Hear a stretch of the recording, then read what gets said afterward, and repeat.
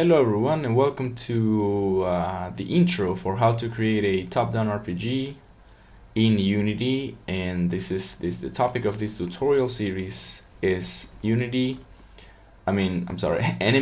AI and generation. So basically I'm gonna go through, this is an intro for the whole thing, so I'm gonna go through the step-by-step of what's gonna happen in this tutorial series, the possibilities and the what we want to be doing, our main objective. So basically, let me start with who I am. I am Ramon Lopez, also called Ramon Dev. I am the founder of Natural Power Games, and I have been working on game development for about 3 or 4 years. I mean, I'm almost there, 4 years.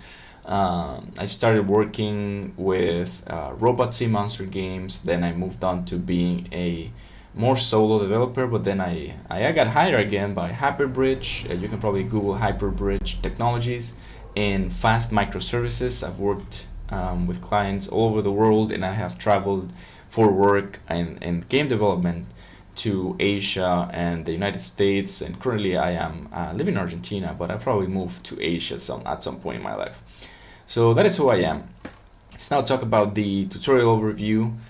This tutorial is going to be helping anyone who wants to create a top-down RPG in Unity, but only with a part of the enemies, of course. We're going to be analyzing different types of patterns of enemies. We're going to be analyzing different franchises and how they treat enemies. Especially, we can talk a lot about Diablo type enemies, where some of them are fleeing enemies, only attack you if there's a pack of them. Some others are very hostile. We can also talk about Monster Hunter type enemies, where there's boss mechanics and all this type of stuff is like normal for the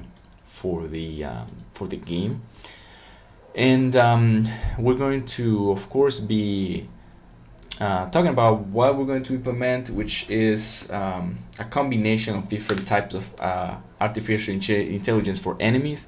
I'm going to be doing a lot of ray casting, a lot of physics with detection just for this type of enemies. This is a way for us to make the enemies have a brain, a small but kind of useful brain. Then we're also going to be creating a player which is gonna like sit there, and we're gonna be moving him manually and seeing how the enemies react and all these kind of things. We're going to be coding different types of enemies, which is a base enemy, which is going to be shared by everyone. Then we're going to have a fleeing enemy that will flee unless certain conditions are met. They're going to be having a enemy who suicides on the player, a patrolling enemy who moves back and forth, and maybe if we get there, we will be checking detection, like visual detection basically. And then a range attack enemy who will only approach the player until certain range and then fire a shot at the player to hurt them. And after that, we're also going to be adding special enemies. So basically we're going to have enemies who have random characteristics or are faster, maybe like more HP or faster attack speed, stuff like that. That is very important to have special types of enemies, again similar to Diablo.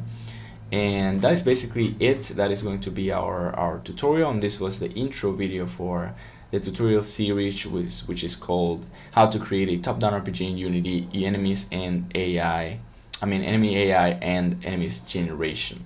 So thank you for watching, and I'll be back soon for session 1, AI and Generation. So this tutorial series is gonna start with a kick, I guess. We're gonna be starting this tutorial series right now, and this tutorial series is basically going to be pretty interesting to anyone who wants to build a top-down RPG, of course, because we're going to be talking about the enemy part. So I've already created, if you can check my profile here in Live.edu, I've already created the parts for the character controller and the inventory for the character.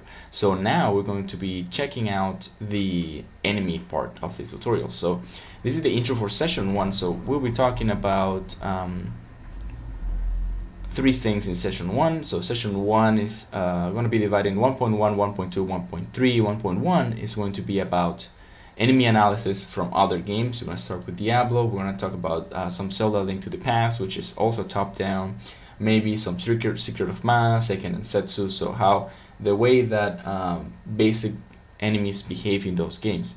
Then we're going to be talking about what we're going to implement, a little more in-depth explanation of the curriculum right now before everything happens, so that you guys have a fairly good idea of the way we're going to approach all these issues about enemy AI. Then we're going to be checking that you guys have the right version of Unity and Visual Studio installed, because those are the tools that we're going to use. I'm really excited to start with this tutorial series today, and I hope that you guys are also excited and we can join in together for a good session, a good stream of sessions in which we create some exciting enemies, and that way you can just grab the code and all your learning and implement them in your own game that you want to make, of course. So yeah, thank you for watching this intro. I will come back soon for session 1.1, enemy analysis from other games.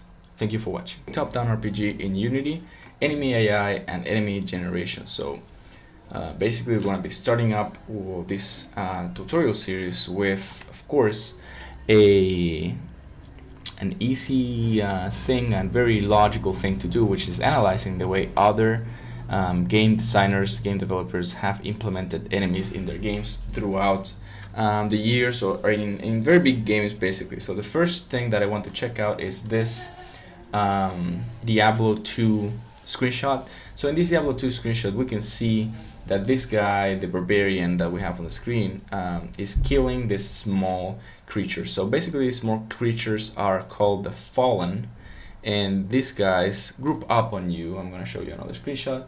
These guys group up on you and attack you. I think it's the same player, but yeah, they attack you on groups, but if you kill one of them, they just start running randomly, and it's very frustrating.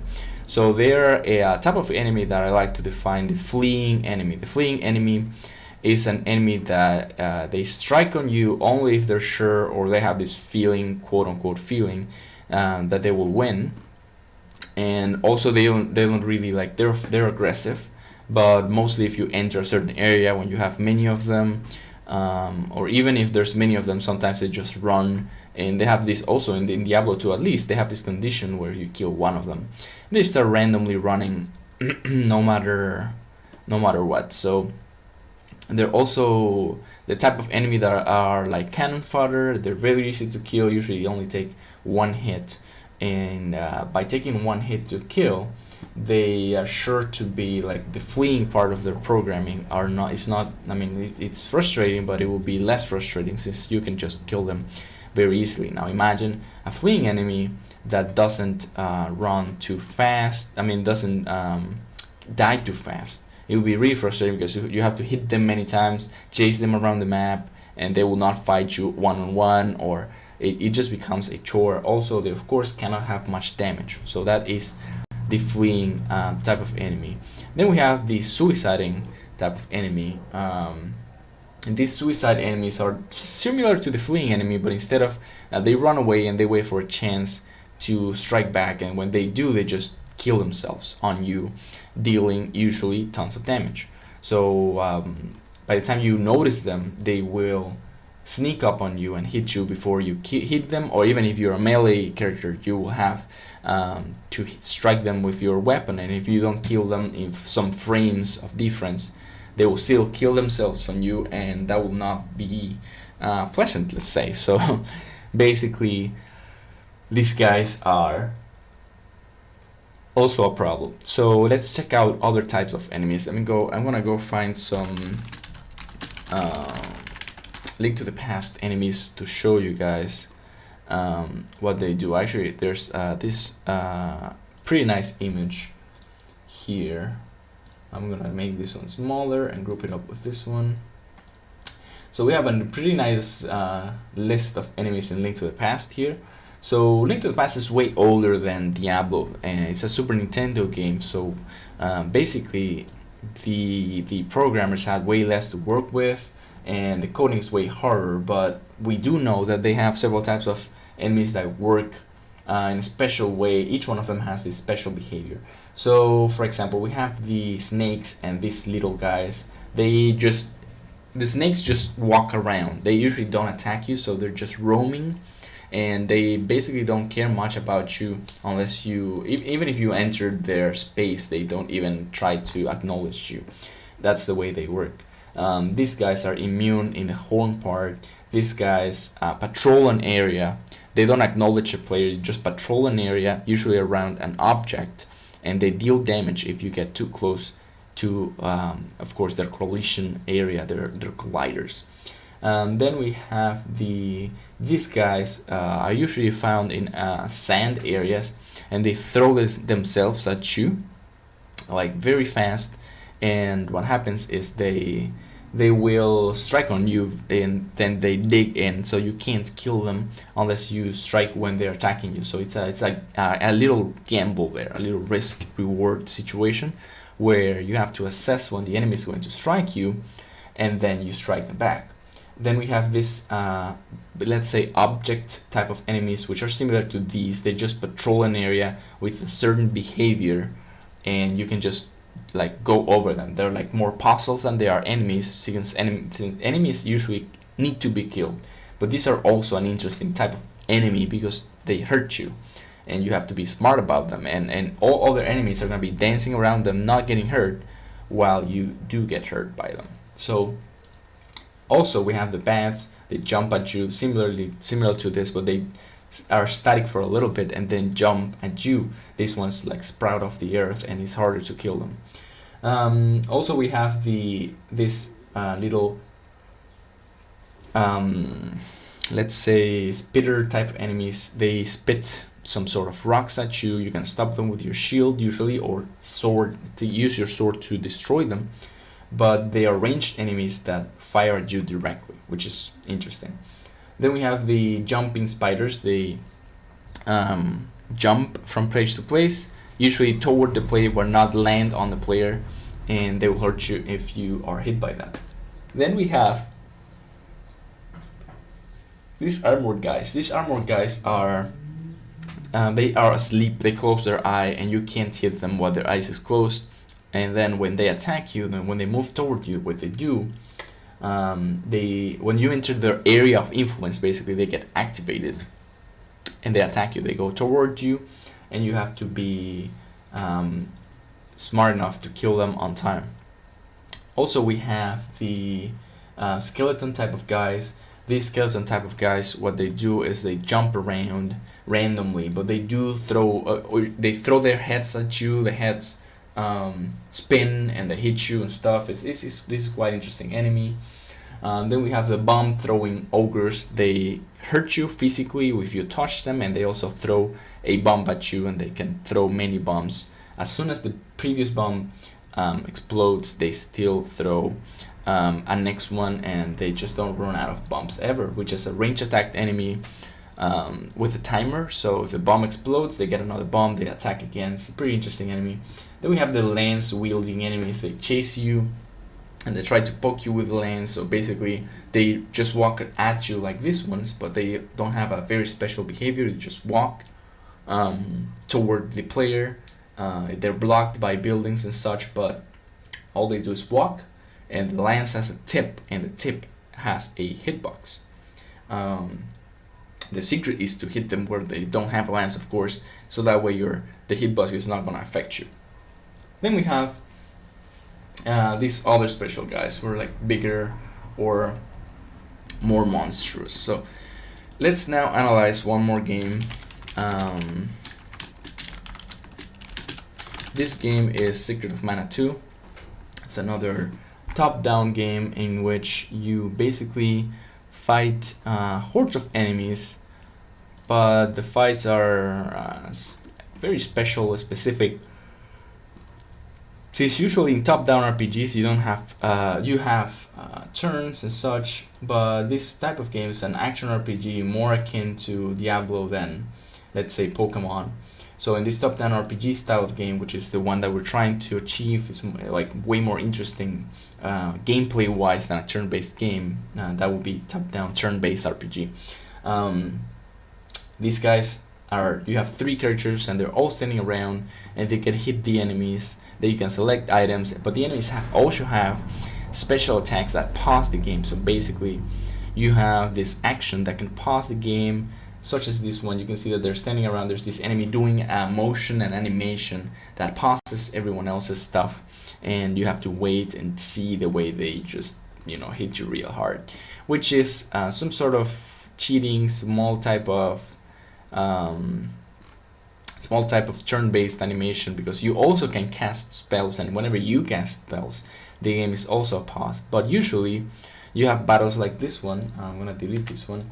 You have battle like this one where you have your characters. Here's 1, 2 characters, 3 characters. If you notice, it's the same enemy as the previous screenshot. So in this fight, you can see that these guys are like active. We are aiming at them with our weapons. There's some shurikens flying. Enemies threw shuriken at us, so we have to kill them in a real-time battle.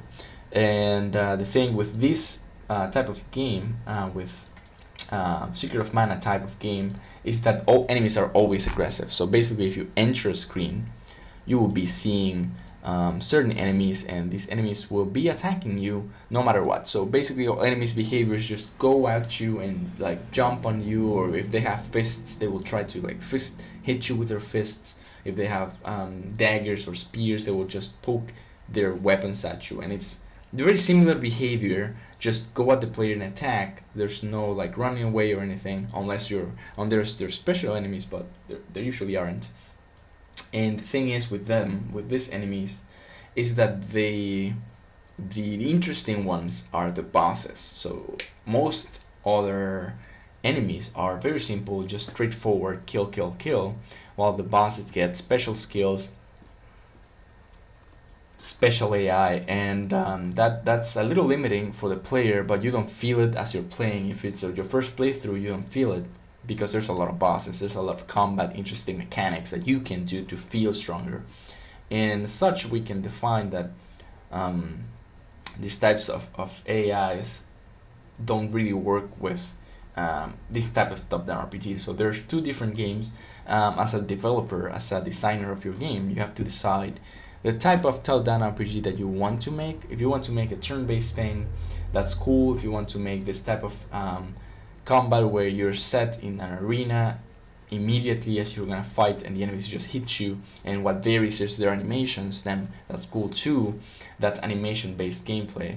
But then we have the more complicated, again, this is Super Nintendo, so I get why they did it, but then we have the more complicated, more complex AI, where not all enemies just run at you and try to attack you. Although Diablo gets a little less creative as you level up, because if you level up, the enemy gets stronger, and so it's more common that most things just see you and you're in the territory and they just want to kill you, just with different and more interesting spells and skills and this type of thing. So basically that's our analysis of some enemies in other games. I'm gonna stop this session right now. That was session 1.1. If you guys have any questions, it's a good time to ask. I'm gonna do a quick rundown of what we analyzed, and then I'll go back to stopping the stream and gonna hit session 1.2 in a little bit. What are we going to implement in this tutorial series? So basically we analyzed the enemies, the kamikaze enemies, fleeing enemies, ranged enemies, roaming enemies, patrolling enemies, hiding and striking enemies, ranged enemies, weird enemies, jumping enemies, all of these contained within Diablo, Secret of Mana 2, and Link to the Past. So yeah, thank you for watching, guys, and I'll be back in a few minutes with session 1.2, what we are going to implement. Thank you for watching. Alright, hello everyone, welcome back to how to create a top-down RPG in Unity, enemy, AI, and generation. So last session we described different types of enemies from different game franchises, and then now we're going to talk about what are we going to implement in this tutorial series, which of course you could say that it's self-explanatory from the curriculum, but at the same time, I haven't explained it in depth, and so it's good to explain it right now so you guys know if you need or don't need this tutorial series for your game. So basically in session 2 we're going to be implementing the player, and our player is not going to be able to move, or maybe he will, I'm not sure, but my aim at the start, at least right now, is not to let him move. So we're going to just go to Spriter's resource or the Unity asset store for some free assets, and then we're going to be creating a simple player. And the simple player is only going to be standing there with a tag player and a collider so that other objects can find him. And they're going to be setting up the game world, and the game world is going to be composed of just some boxes and stuff, and a background, basically, just to not be like flying around Unity. It's better to have some game world set up. Then in session 3 we're going to be setting up the enemies and the artificial intelligence for the base behavior. So it's going to be simple behavior, but in general it's going to give you an idea of how to make stuff like this one, especially like Link to the Past, like this one we have here. So in 3.1 we're going to be making the base enemy data scripting. So the base enemy data scripting could be two things. It could be an abstract object, an abstract script, which would contain only data, but I want to make it mono behavior, which means this base enemy can be shared by all enemies instead of only having one. And also it will allow us to have a set of values like the name, the speed, the damage, the detection range, all these things that are needed for a game. Also we're gonna like basically allow them enemies to move, and that's very important. And after that we're gonna be doing the fleeing enemy AI, which is gonna be similar to this and this, in which they will move toward the player only if there's enough of them around the player, and if there's not, they might just run away. I'm not sure, but that's mainly like my aim in that session. Then we're gonna be doing kamikaze enemy AI, which is they're just gonna detect the player, and if they find an opening, which for our AI is not gonna be complicated to find an opening, they will go ahead and suicide on the player. Mostly I'll try to make them so that they only suicide, or they try to suicide when the player is looking away from them, maybe. But we'll see if that's possible in the short time that we'll have. So then we're gonna have the patrolling enemy AI. The patrolling enemy AI is very simple. It's something like this enemy in Zelda, or this type of object that patrols from left to right, up to down, or some direction. We're gonna be setting waypoints for our patrol, and it is just gonna move from one point to the other. That's one mode of the patrolling enemy AI. And if we reach a good point, if I feel like we reach a good point, we will get to detection. So the patrolling enemy, if they see the player, they will go and hunt them. But mostly I like this behavior for a self-patrolling enemy AI. Then we're gonna be doing range attack, but it's gonna be range attack not in the fashion of a bomb. It's gonna be someone that throws something at the player, like a fireball or a stone, I'm not sure yet, but some object that will fly at the player depending on the range. And the range attack enemy also needs to be some sort of fleeing enemy AI. As you know, air archers don't like being hit in melee combat, so we will basically try to avoid that. And then in 3.6 we're gonna be doing fixes, which are probably gonna be quite something. It's gonna be some bugs here and there. Then with session 4, we're gonna have the special enemies generation. So special enemies generation could take very short or very long, depending on how much time we have and how the project has been moving. If the project has been moving well, we can add special names like randomly generated names. We're gonna be adding random characteristics like hyper defense, hyper health, but that's very easy because you just change a number, so that shouldn't take too long, I hope.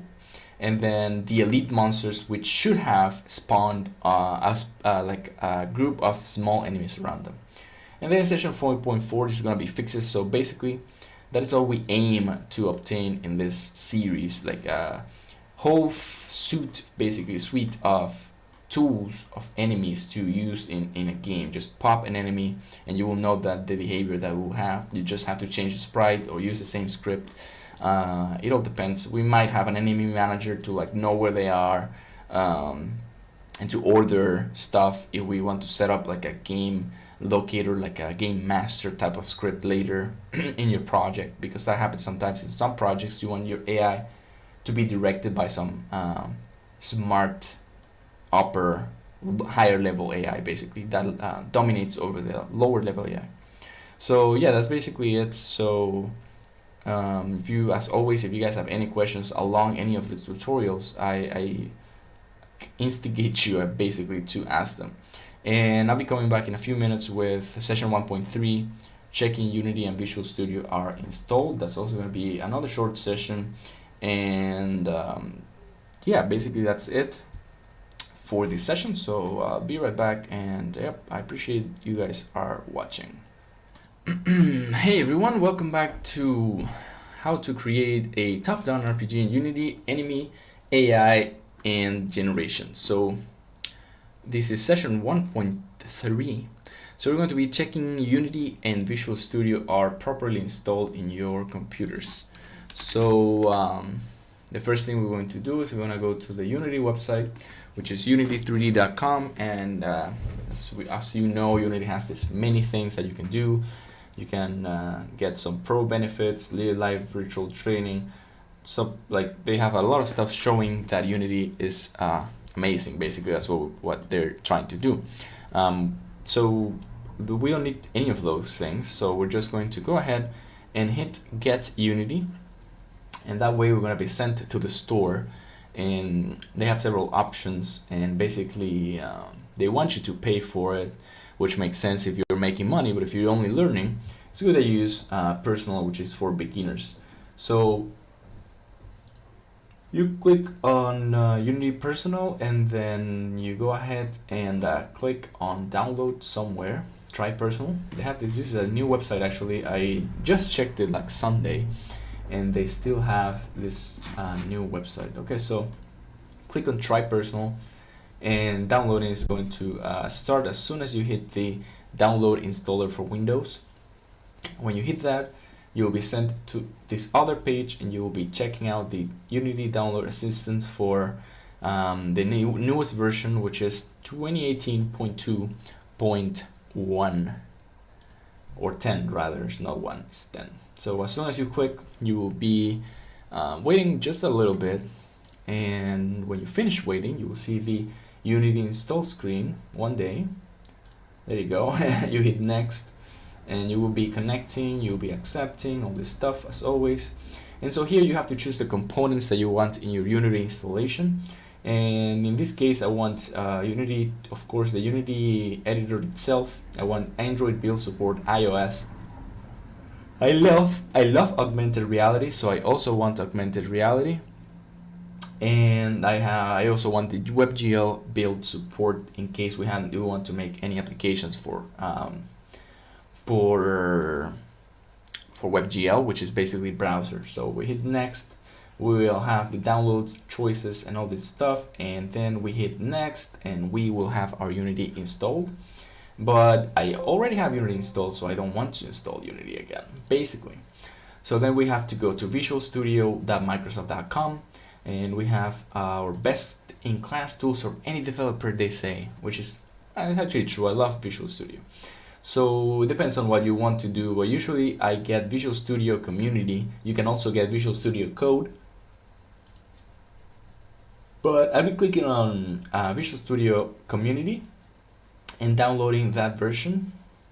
I will click on the installer so that we can start the installation process. Then we hit run, and it will be, of course, unpacking, and then it will download some stuff and install and get ready for installation. And well, after this is done installing and checking their files, we're going to be presented with a screen. And this next screen that we'll see is going to be different from the one that you get when you're first installing, because this installer is going to be, of course, reacting to the fact that I already have it installed. It's going to say that I have an update, blah, blah, blah, and I don't want to update at the moment. Of course, we're in this live session. Why would I update? So then I will hit more and then modify, which sends me to the actual first installation screen. So in this first installation screen, you can choose what you want to build in your Visual Studio, and you can build whatever you want. I would recommend that you at least get .NET desktop development, and that's basically it, because you're probably not like a ASP.NET developer, I don't know. But importantly, we have to go ahead and not choose this. You have to go to individual components, and you will search for the games and graphics part of these. It's over here in the G part. Yep, they're G. And you can choose Cocos, graphics, image, and this and that. But the thing is, if you choose the Unity stuff in this part here, you will not be able to. That's okay. So you will get this 2018.1 editor, and we are at 2018.2.10. So we have a lot of versions ahead of this. Like we have a lot of revisions, maybe like half a year, 6 months probably of development of Unity that we will not get the benefits from, like the bug fixes and the new bugs and all that stuff. So basically I will get Visual Studio tools for Unity, and that's it. That's basically what I will get. This is chosen by default, and I let it happen. So that's cool. Also try it. You could get Git for Windows. You could get the Android SDK. All these things that you could get, but you know, it's all in your choices. Then after that, you will hit next and go through a normal installation process. But this first part is the one that's you know, kind of special, kind of different. And that's basically it for both installations. I would recommend that you have these things installed before starting to watch this tutorial series, because we will be using Unity and Visual Studio heavily. But if you just want to learn the logic and the way that I proceed and the way that I fix bugs as a developer, then this works just fine without Unity or Visual Studio. So that's basically it for this session. I will be stopping the stream right now, and we'll go ahead and continue with the intro for session 2 in the next, that's the next session, which will be the intro for creating player and environment. So yeah, thank you for watching, guys, and I'll be right with you. Enemy AI and generation. So basically we're going to be doing the intro for session 2 right now. So what we're going to be doing in this session is going to be quite simple, but it's necessary to start with our game. We have here, this is our graphic of the example enemies, and I think this is like a very good summary of different types of enemy that we have. But what we're gonna be doing is we're gonna be in session 2.1 finding some art. We're gonna go and ahead and go to the Unity Asset Store, search for some art, or go to open source, any open licensed art available. Since we're not gonna use it in any commercial featuring, we will just be able to use any type of art, any type of old game art, so we're fine. And then after that, we're gonna be creating a very simple player that will probably just like stand up in the world, and that's basically what he's gonna do. And then we will be setting up the game world with some spriting, a little box here and there, or a little path here and there. We'll see what we will do, but everything's gonna be quite simple. And the best part is that we're also going to be creating in session 2.1, we're going to be creating the Unity project, the name, and some folder structure, stuff that is very necessary to start with the actual programming and the actual, like this is session 2 is the groundwork for session 3, because session 3 is where we're going to be coding all the enemies and the artificial intelligence. And importantly, the art that we find, I want it to be compatible, of course, with this type of game. So top-down RPGs, it could be Link to the Past for our player and also our enemies. As you can see here, Link to the Past has a lot of enemies that we could use. I also have some free art, I mean not free, I bought it basically from Kenny. Kenny is a guy who makes a lot of art for very cheap. He's a New Zealand guy who is always being very open, very good with the game developer community, especially with indies. He's an indie himself. So we'll be finding some art very soon. So yeah, I'll be back in a few minutes with session 2.1, which is going to be about finding art. So thank you for watching, and be right back. Enemy AI and generation. So basically this session is going to be about creating the project and finding art for our simple project. So let's go ahead, and I'm gonna open Unity and create the project. Be opening Unity, and we have to wait until Unity reacts, but after it does, as you can see, I have Unity 2018.2.8, and that means whenever if you're gonna import this project to your Unity, whatever version is gonna be warning you about whether it will work or not, but it will work, it will be fine. Unity doesn't change that much between versions, and also I'm not gonna be doing anything critical, so this could work with all the Unity versions from Unity 5 to the current version. So basically I'm gonna be creating the new project, and I'm gonna be naming it, of course, top-down RPG, enemy AI, and this is fun. So we'll not be adding any asset packages or enabling Unity Analytics, and I'm gonna create the project. I'm gonna wait a little bit until the project is created.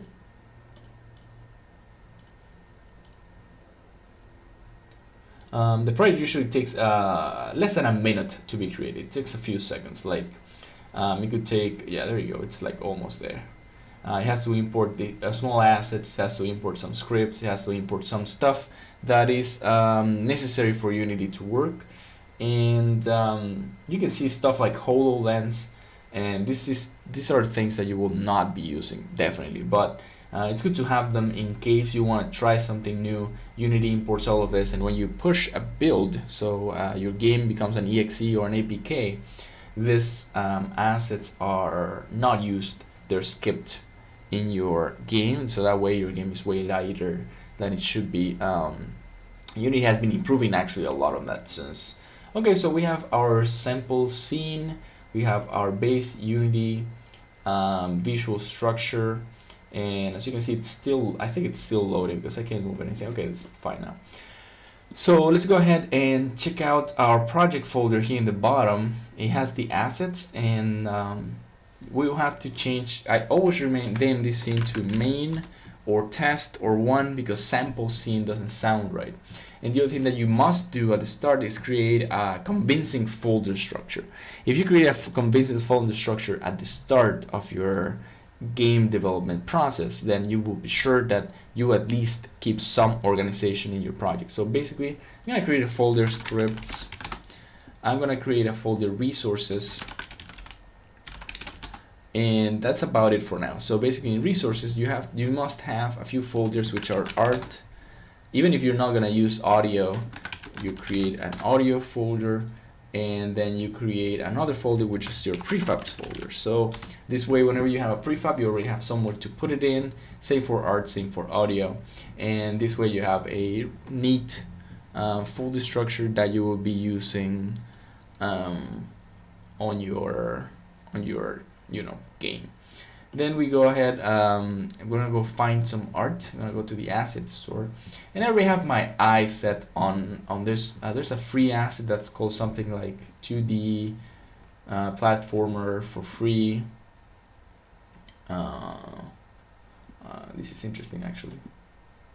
Let's check this out. So IBM Watson SDK, powerful AI. So this is probably. Oh, okay, so this is like an Alexa for Unity. That's interesting. Okay, so let's go back to the main screen actually because I got distracted there.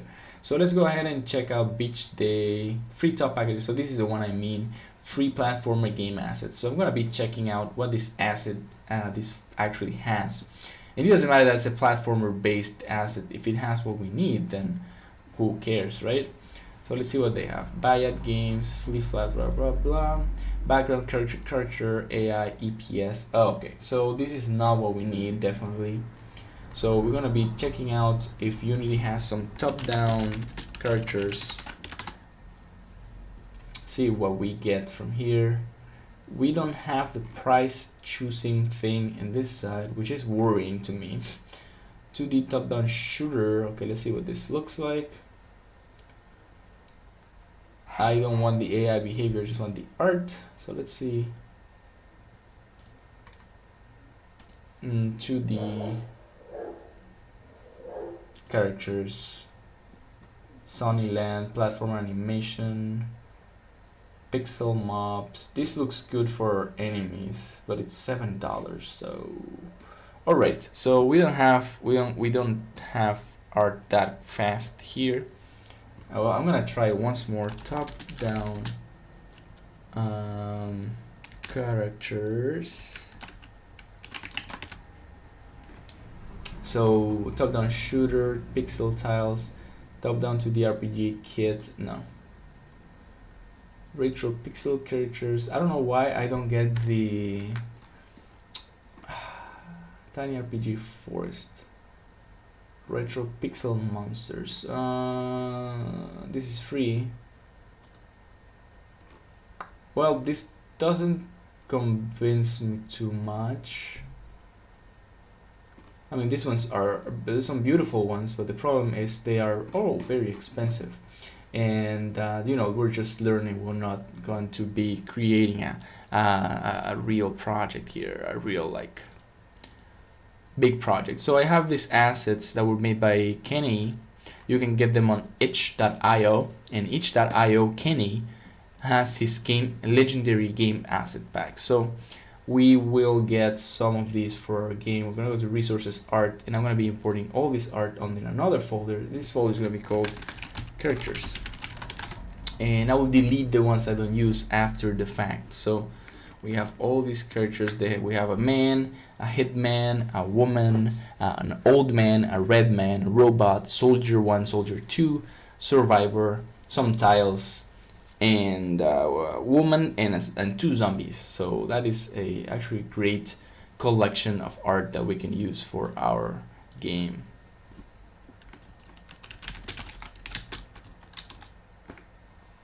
Let's wait until Unity finishes up. And as soon as Unity is done, we will see all our assets are imported. And the problem here is none of them has the right import settings. So we have these crazy import settings that will definitely not work for us, because we have to change our settings. Like this is a 35 by 43 and the max size is set to this, and it's imported with compression. And I'm just gonna go ahead and click here and find a sprite. There you go. That way, with this filter, you can filter all your sprites and you have them all in the same collection. And you can just select them all with Ctrl+A, and you see all of this stuff. As you can see, I'm not getting the prompt for the settings. That is because some asset has opened itself up to to showcase their qualities, and it's being a problem. But for now, I'm gonna stop this. I'm gonna delete. Remove the styles folder, bring it over to the art folder, just because the tiles are part of the world, not part of the characters. And that way, maybe we'll be able to see. Oh, actually, this is why. So Hitman Reload is a PNG, but it's not showing me the settings, the import settings. Oh, that's why. So it's not sprite, I think it's texture, what I have to search for. Yep.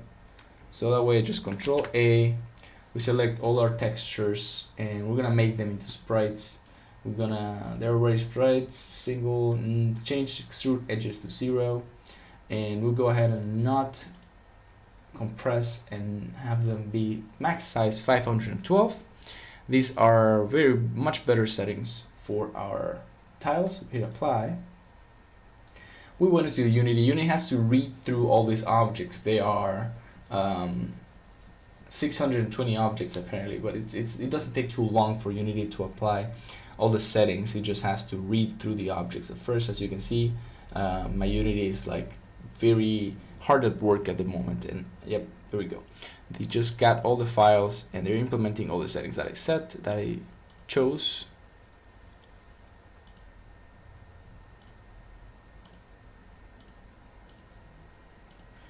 We wait a little bit.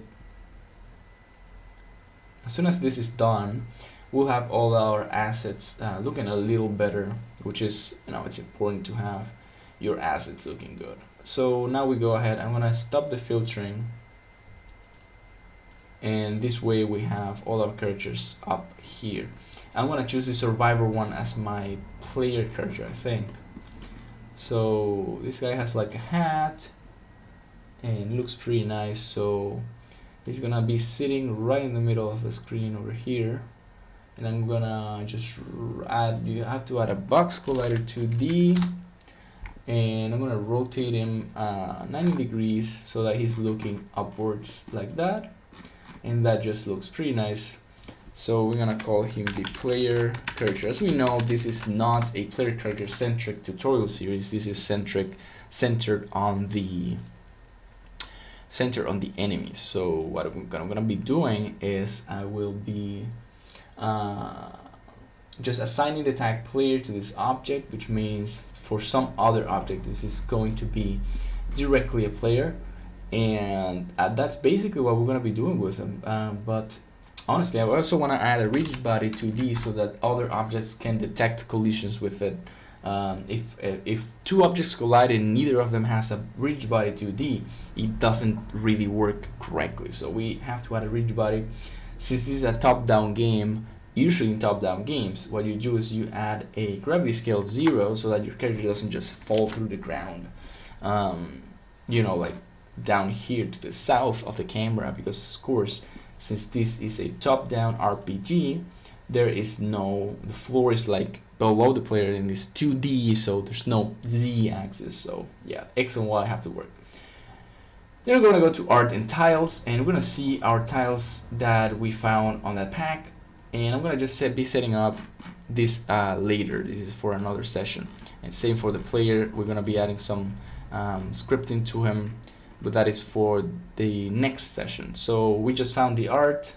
That is exactly what we need to do. I actually added the player just to illustrate what this gonna be looking like. So for now, thank you for watching. This was a very simple session, just finding art. What we found was this art by Kenny. His art is on his website, kenny.nl, or on itch.io.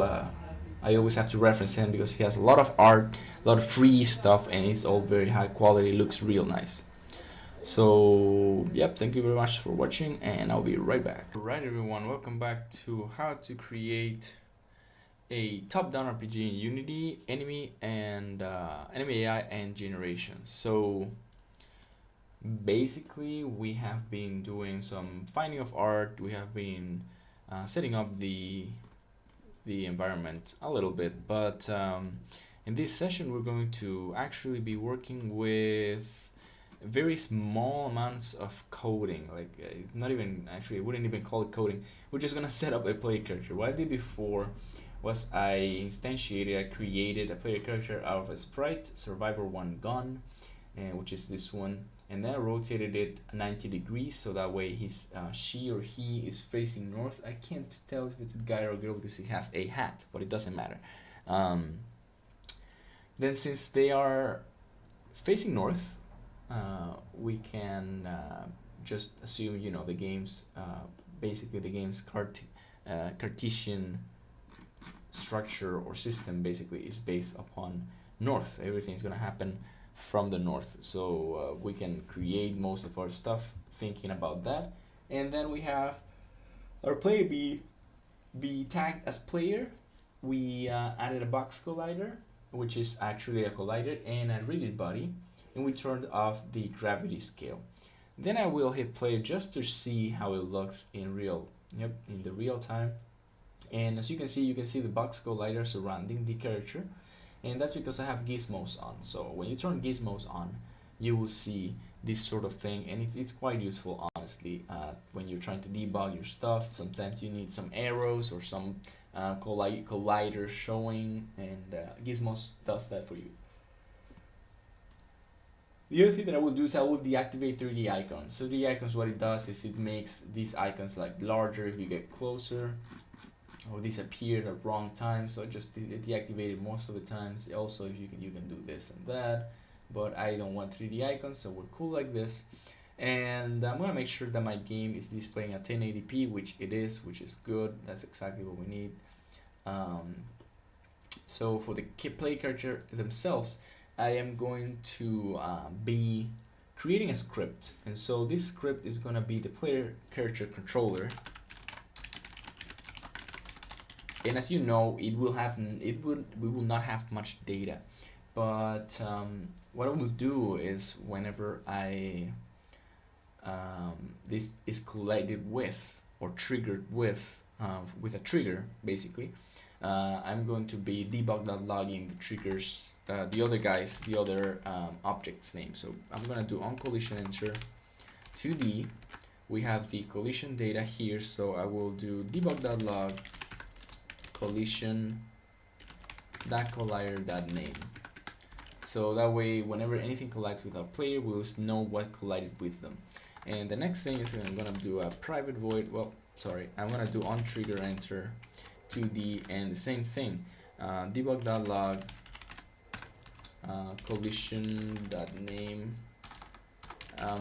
This is different because when you're using on collision enter, you get a collision 2D data, which includes the collider, but also includes a lot of other stuff. But when you enter the trigger, you have a collider directly, so you can just call the name of the collider. The other thing that I want the player character to have is public int health. We want the character to have health at the start of the game, and like with our enemies, subtract health. We will also have a public int. No, I would say I want an update function, or rather no, I want to have a public void damage, and it's gonna pass in an int damage. And basically what we want to do with this void is to allow other scripts to damage the player. And maybe we'll not do it like this, but this is like the main idea behind the simplified player. So let's go with this will be health minus equals damage. And of course, this is not separated. And the thing here is, if our health is lower than 0, or 0 of course, then we die. So basically I'm gonna do if health is lower or equals 0, then we'll do a little void called die that doesn't exist yet, but I will be creating it right now. Let's see if this obeys my commands. Yep. So die, we will say, let's say destroy game object. So if we call the death method, basically we will be destroying the game object, so the player will be gone from the game. And I also want another one of these is going to be public void heal, and it's going to be hint heal health amount, basically. And this could be damage amount, I suppose. And then we're going to do health plus equals health amount. So what that means is our character is going to get healed for whatever amount there is here. And what would be the usefulness of this? Well, basically I could, I'm not sure whether I will, but I could create enemies that don't hurt the player but heal them, which would be not enemies, it would be allies. So it's just a way to basically change expectations. We have an enemy who's a special color who's actually an ally, someone who maybe converts from the enemy ranks into the player's ranks. So that is basically a good way to do it. And we have our player character controller with all these very small amounts of data, because our player is not our protagonist in this story. Basically, the protagonist is the enemies, because we are here to learn about enemy AI and enemy generation. So I'm gonna go ahead and add this over here, and I'm gonna set the health to be 10, and when we hit play you'll see that there's no change, literally no change. So yep, that's it. We have a player with 10 health. So after this, there's many things that we could be doing, but this is the very basic player character controller setup. So I could also do some movement on the character, but I'm worried that we'll not use it and it will be a waste of time, honestly, because we don't need to move the character. But I'm actually gonna be doing the movement, a very basic movement with WASD, so that we can test movement stuff with our players. So I'm gonna go ahead and create an update method, and in our I also need a public float speed. So basically what we're going to be doing is, depending on the key that the user pressed, we add force to our rigid body. So we have to add a rigid body 2D and call it R2D. We cannot call it rigid body since the rigid body word is a reserved word by Unity. So basically we can't. So we go ahead and call R2D equals get component rigid body 2D, and this way, since we have a rigid body component attached to our player, we will know which what our R2D is basically. So we will do an little int, float x speed, and then we'll have a float. I'm sorry to do this, float y speed.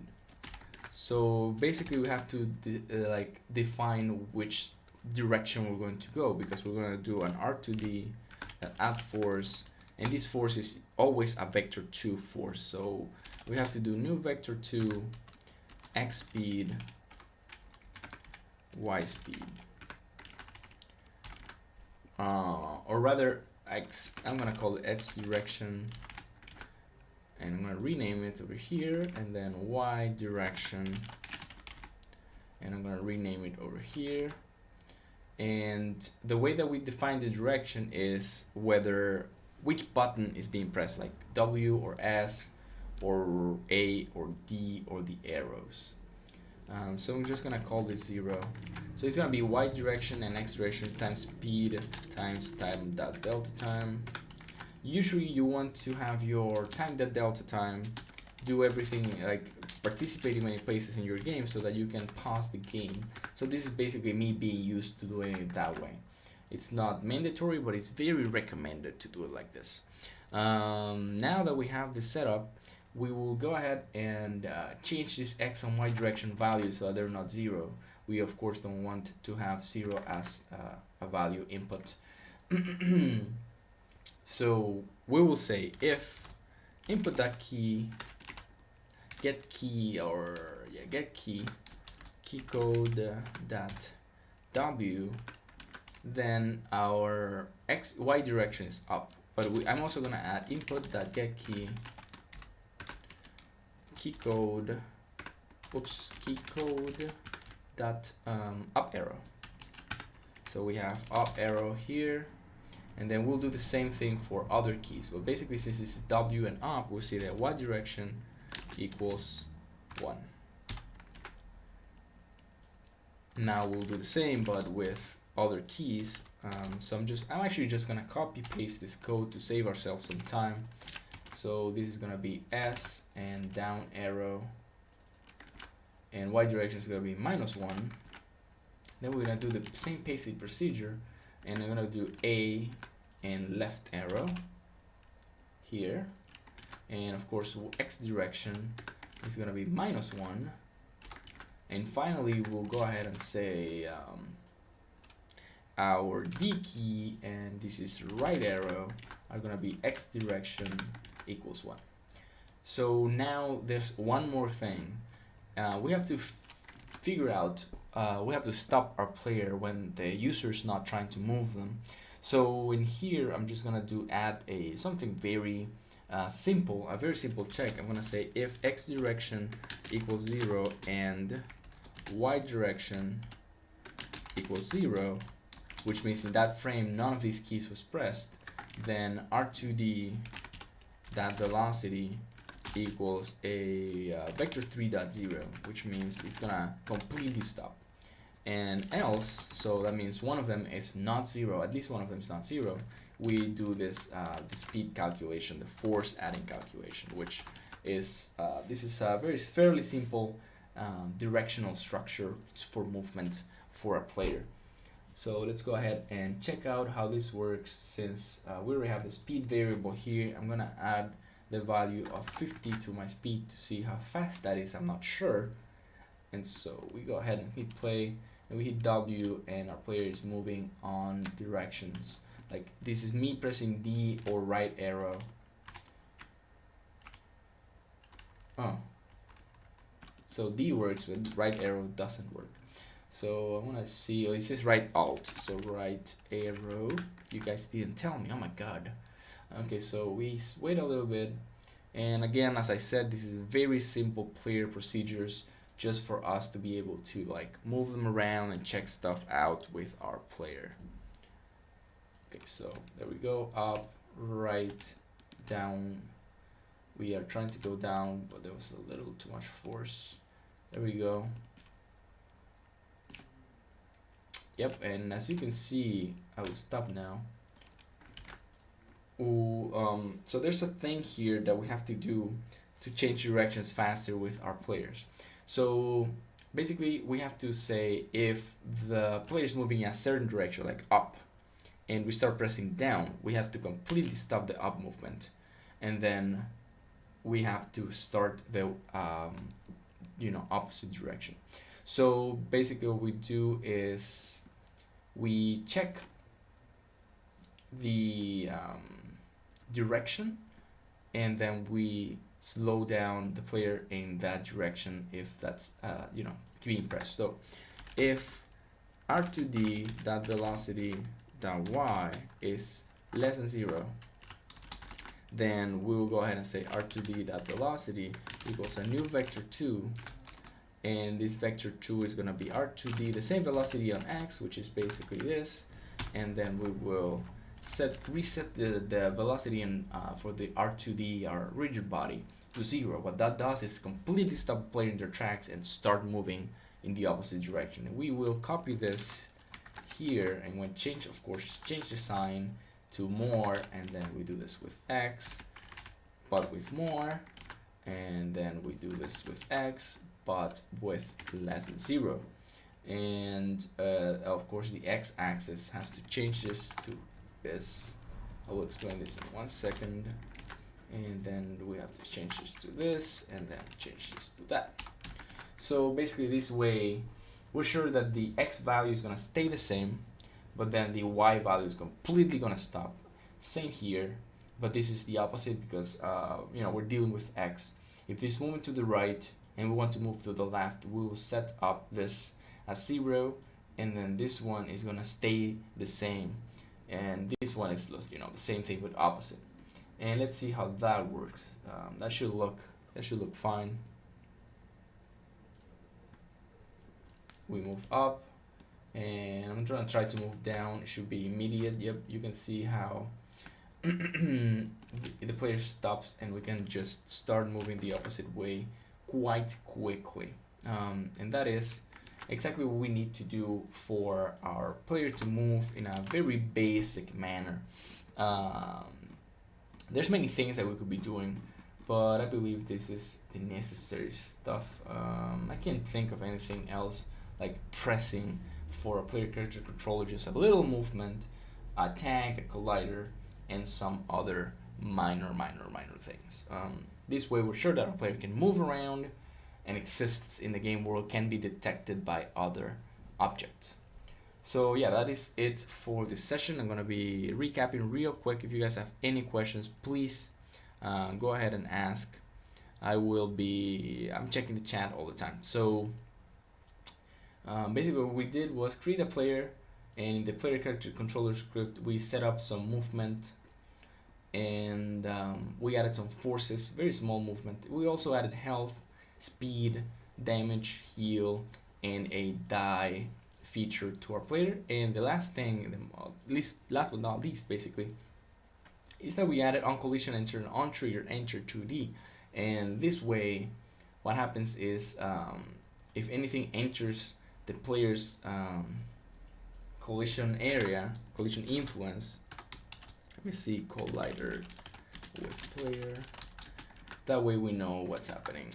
That way we have some feedback in the future for what is hitting the player, and of course the effects may be changed later, or we'll see. Sometimes damage can be applied directly to the player, within the player instead of calling it from somewhere else.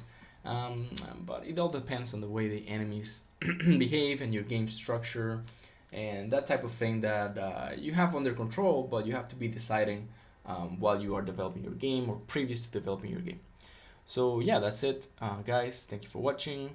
I will be back in a few minutes with session 2.3, which is gonna be a very short, very small setup of the game world. So I'll be right with you.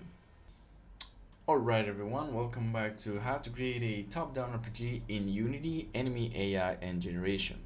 This is session 2.3, sorry. This is 2.3, setting up the game world. So basically what we did in the last session was we found art, and then we created a very simple player. This guy, as you can see, he can move, this player can move up and left and down and right, and if we switch directions he immediately stops moving in the previous direction, which is a very common and cool behavior that we established. It's quite nice. So basically we will now be doing a very small amount of world setup, and the way we're going to do that is I'm going to set my player to be in Origin Layer 1, and I'm going to create an empty game object called world, so that our player can be, active in this world. So I'm gonna go to resources, art, tiles, and we have this huge collection of tiles that I got from Kenny. And the way I will be playing with these tiles is I will set up a small amount of floor tiles. I'm gonna be duplicating this tile and moving it around, just so that I can, get a nice square of floor. Just like this. I'm gonna go real close and check out that they snap real nice together. And this way, I'm gonna delete this one. I'm gonna be joining them up by the sides, and as you can see, they look pretty convincing, and they look like they were made to be together. Like basically they are very well tiled, so that works pretty beautifully. That is one way to do it. I could be building the world like this, or the other way. Let me see if this works. It should. Can build a quad, and you can add a material to this quad. Basically I'm gonna go ahead and to assets, resources. I'm gonna create a new folder called materials, and I will be adding this a new material, create new material. I'm gonna call it tiled orange floor material to this quad. I'm gonna make the quad larger. It's just way larger, like this. And then I'm gonna push it back a little bit so that it's behind our players. Then we will add to this quad this material over here, and it will change immediately. And then we will add the map, which is our tile, to this. You can see that it's wrong, so basically I will be adding tiling to this by doing some adjustments over here, or rather here. Oh, it doesn't work. Yeah, I thought it worked better, but it didn't. So I will remove this quad. I know there's a way to do it, I just can't think of it quickly ever.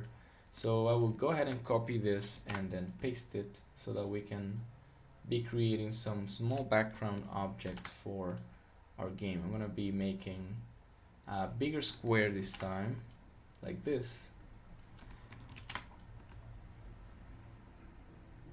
And then I will grabbing the 4 original ones, putting them under here, duplicating them so I can move them here, like so, maybe. Yep, that looks fine. And then we'll be duplicating this again and again and again. Can do that, and then I can choose all of them, and then I can do this, and that way you can build a simple yet effective background world floor for your player to stand in. It doesn't look like your player is just standing on a blue thing, Z thing.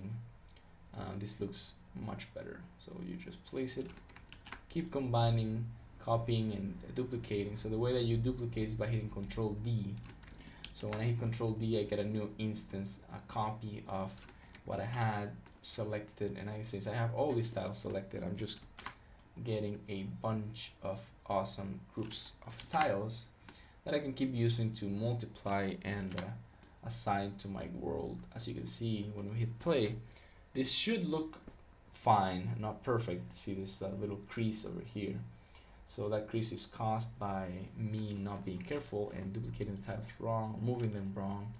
So I would just duplicate a few tiles, maybe just vertical tiles like this, like maybe select a few of them, whatever, and then I duplicate them and add them on top of this.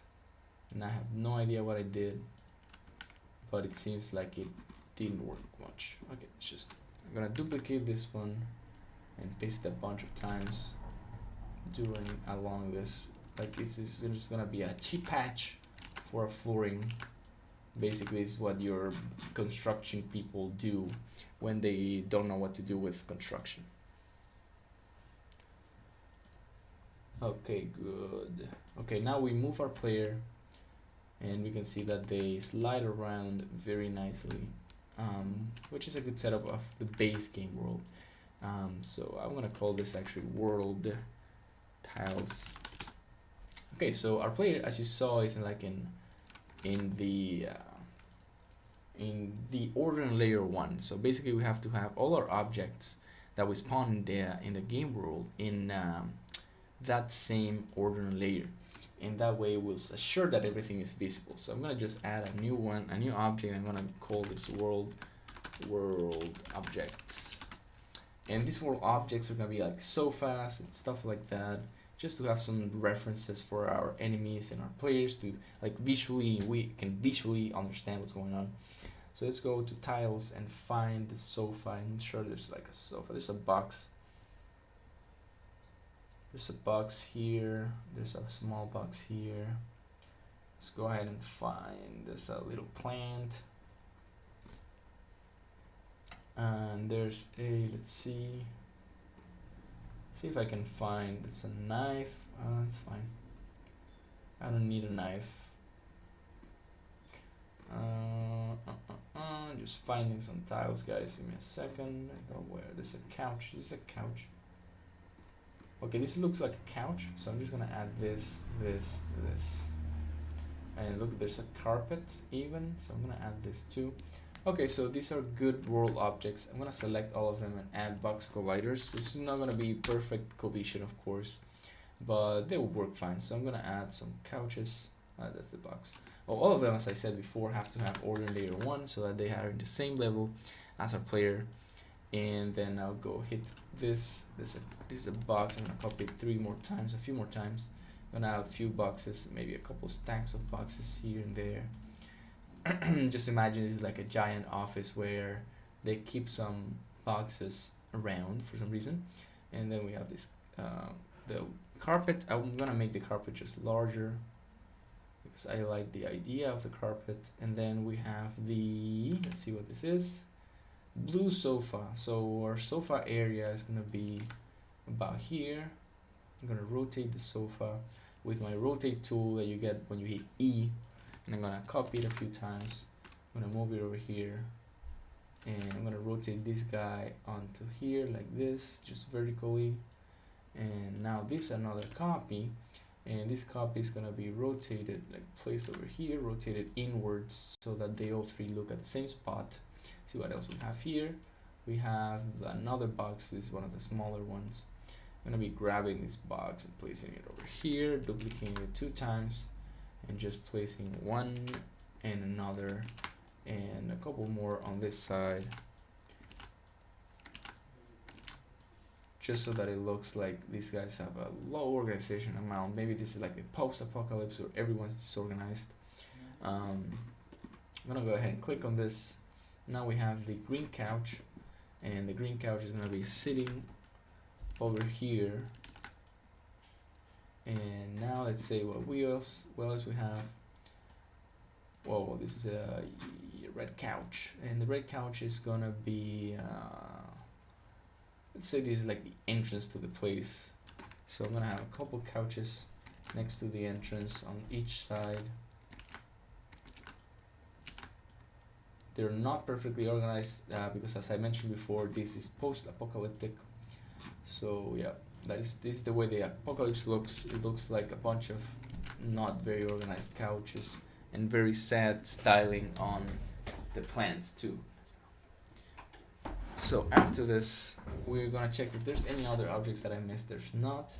So I'm gonna grab this carpet and I'm gonna duplicate it because I want it as my symbolic entrance basically. And there we go. See, like the entrance to the place is right here. I'm gonna place it like this. I don't know why it looks crooked since, okay, 90. And this is the entrance. I'm gonna set these things to be triggers because the carpets, you can step on them, it's no problem. And I hit Control D and assign this as the exit to the place, the northern exit. This is southern exit. So just do this. No, this is better. This way. Sorry. This looks correct. Looks just fine. This is our main game world setup, and now we're gonna walk around in our game world with our player. As you can see, we're getting the message over here that the sofas are colliding with the player. So we click, and then we have this thing collided with the player. Yeah, also even the carpets colliding with the player right there. Yep, we get collision with all our objects, which is gonna be pretty nice for later. As you can see, our player is like rotating everywhere, and that is because the rigid body has the rotation thing activated, and you can deactivate it via constraints, and it's very funny. It's very funny actually. So I'm gonna leave it on because I think it's very funny. So yeah, that's the thing. Now our player can like rotate randomly.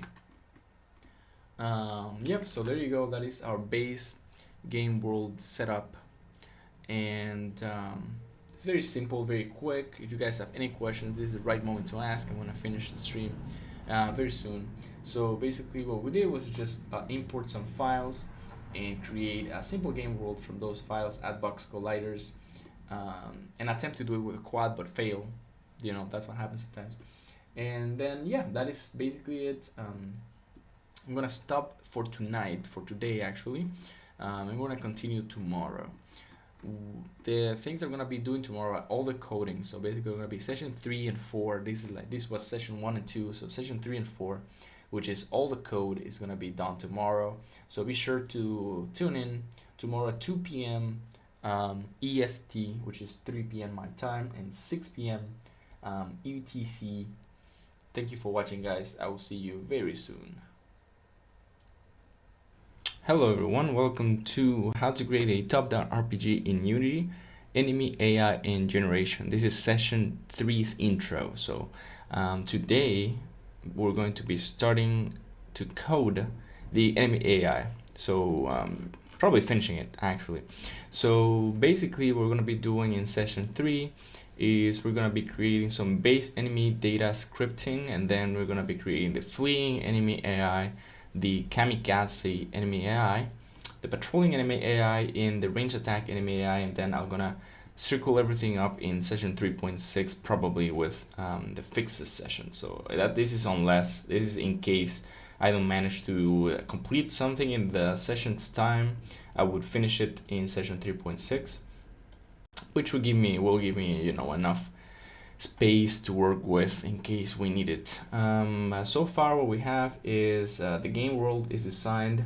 We have the setup with a player, and we can move the player around, and this guy can touch this couches. He apparently goes under the carpets. I will fix that later. And they also a bunch of couches over here, and we have him spinning around, and I actually left that in because it looks pretty cool.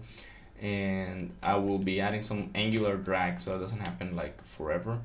And we also have some plants over here, and this is like gonna be our game scenario where the player is going to be playing around, moving around, and we have the enemies come from like probably the north side or the east side. Maybe we have the player sitting down like in the middle. The enemies can also come from the south, and there's not gonna be fighting the enemies. This is about setting the enemies up for an imaginary, let's say, game situation, but we're not gonna be fighting the games. That's part of the tutorial about character and saving, where our player that we set up in that tutorial has contact and can kill enemies just by touching them. So that means that in this one, if you combine them both, then you will get a working structure for enemies and the player to kill those enemies and to gain experience and all that stuff, that important stuff, and also about leveling up. And yeah, those are the important things that we'll be dealing with.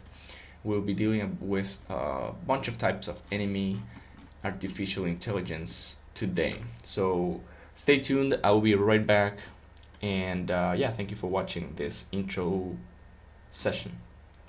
Alright everyone, welcome back to how to create a top-down RPG in Unity, Enemy AI and Generation. This is session 3.1, and we're going to be doing some base enemy data scripting. So the way we will do this is we're going to go to our scripts, and I'm going to create a C# script called the enemy manager. And also I'm gonna be creating I'm sorry, this happens sometimes with Visual Studio, and I'm gonna creating another script, and I'm going to call this the base enemy controller.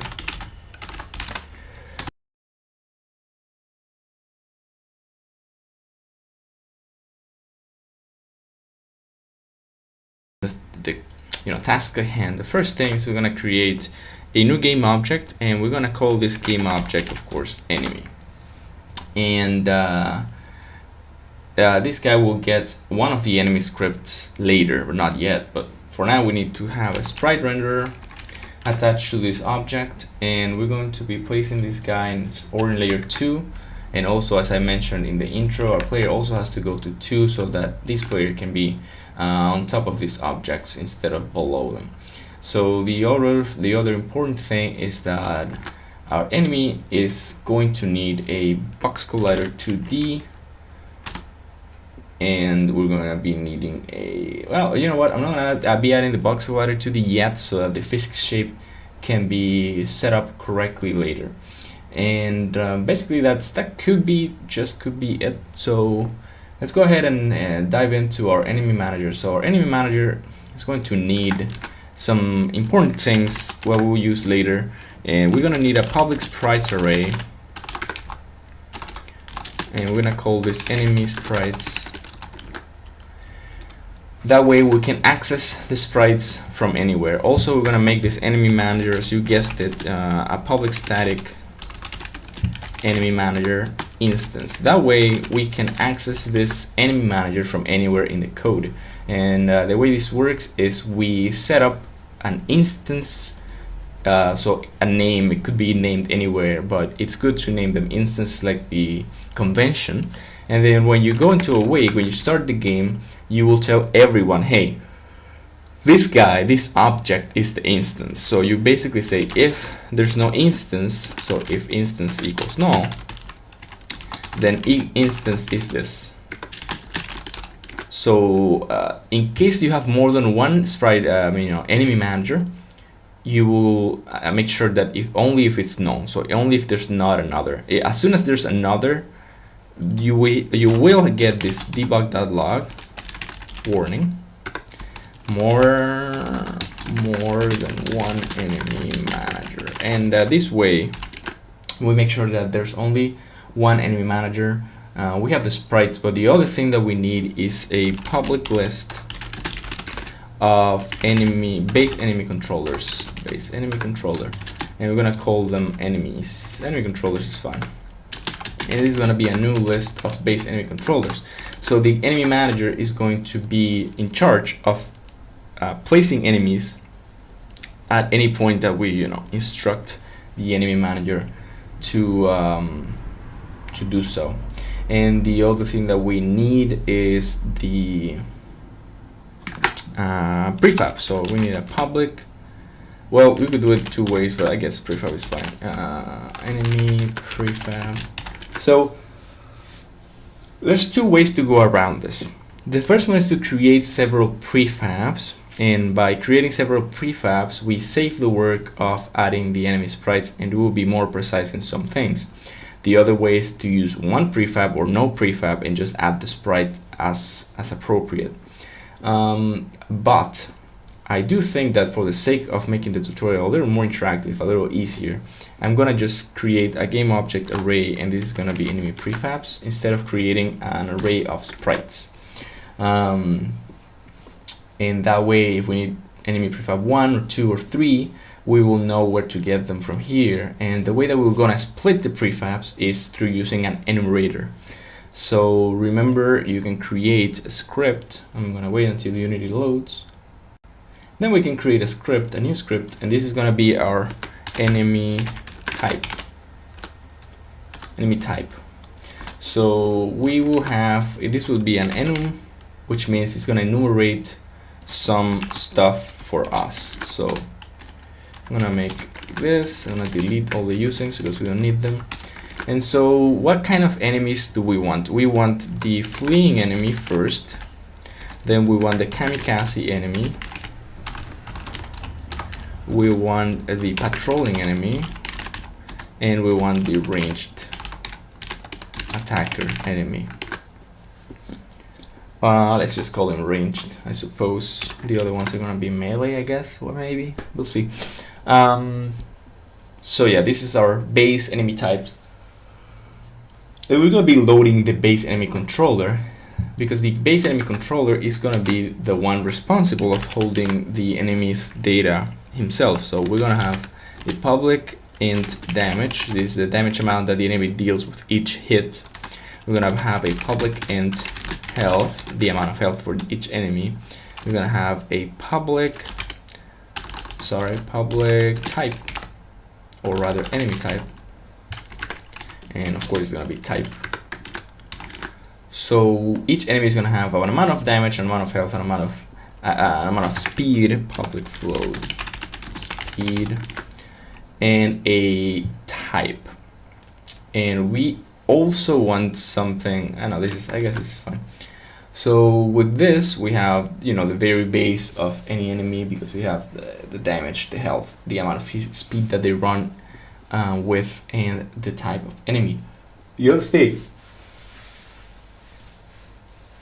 I'm gonna close this, and the other thing that we need to have is a function to generate enemies. So basically, I'm gonna go ahead and create a public void in our energy manager called generate enemy,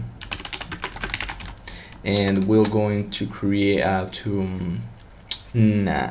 pass in of course the type of enemy that we want. So we need enemy type, and depending on the type, we will generate the enemy. And so as you see, we have the enemy prefabs as a game object array, and we have the enemy type. So if we go to the type again, you will see that depending on each type, we have it has like an index. So fleeing is 0, kamikaze is 1, patrolling is 2, and ranged is 3. So basically, we go again to enemy manager. We know that we have our type, so we can say game object enemy is instantiate, and we have the enemy prefab array, enemy prefabs over here, and we can add the type. So basically, we say int type, and we will get the let me see if this is fine. Yeah, we will get the prefab depending on the index that our type is giving us at this time. So after that, you want to usually I like setting up spawn points. So basically, I'm going to set up some spawn points around the area, and we are going to be able to ask the enemy manager for to place this enemy at a spawn point. So basically, I'm going to say int spawn point and we're gonna have a public transform array spawn points, which is gonna be similar to the enemy prefabs. We're just gonna do enemy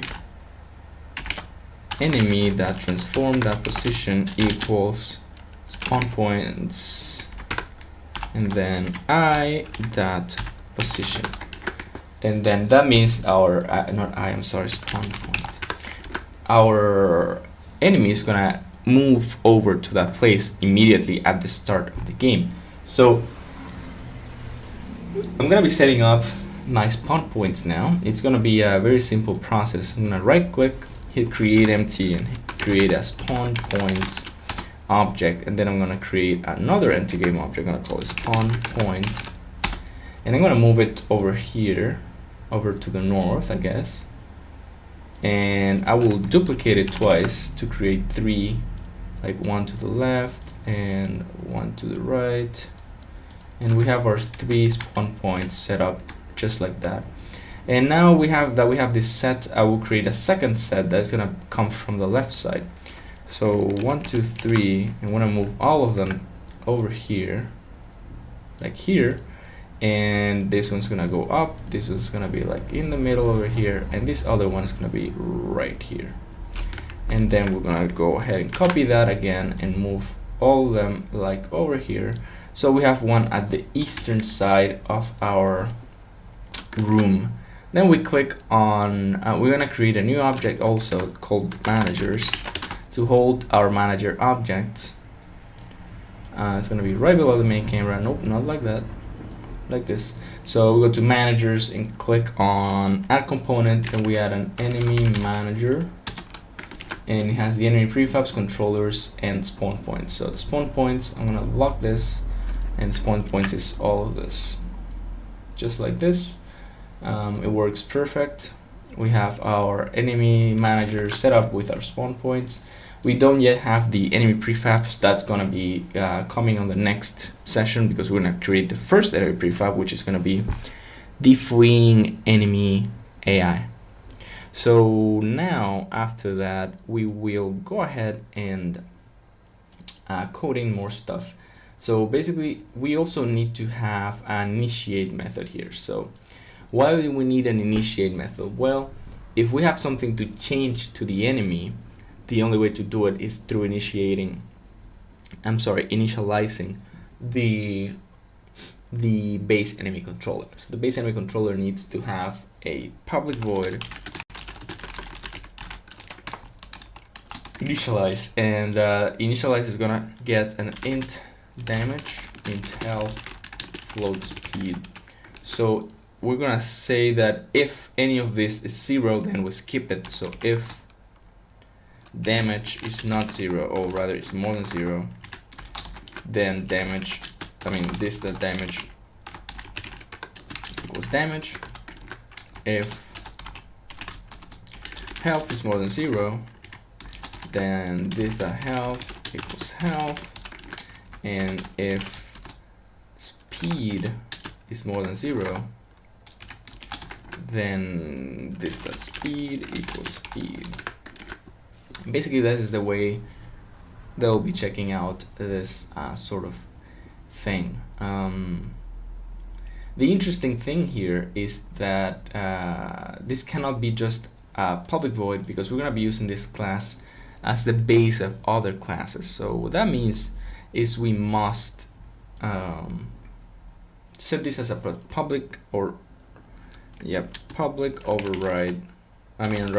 virtual void. What that means is the script on top of this, the one that's based on this, can use this this void as a base and then modify it. Just this is the first part, and then we can like modify it with something else if we need to, but it's good to have the option. So in any manager, when we instantiate this, well, actually this will not be used yet, because we have everything with our enemies. Our enemies know who they are. Our enemies know the way they will act. And basically that's when the place where we're gonna use this actually is when we are at the part of the special enemy generation. So we'll have public void generate special enemy, and this generation of a special enemy is gonna take in an int health, int what's the other thing? Damage first, right? Yeah, damage, health, and float speed. And we also of course need an enemy type and the spawn point, and spawn point, and we're gonna do the same code as here. So that's fine. So same code, and then we do enemy the get component base enemy controller, and then we initialize it with this value. So we have the damage, health, speed values that we'll use to initialize our object. There we go. So now we have our special enemy generation for a future tutorial, and this is also, of course, this is just like the groundwork for future tutorials.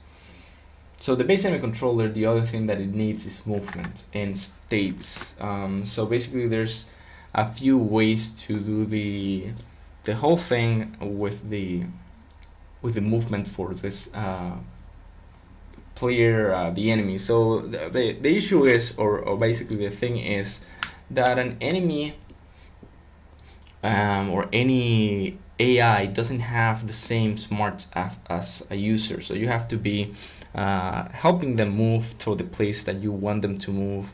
You want to check more things. Like, you can't just, like with the player, let's just show you.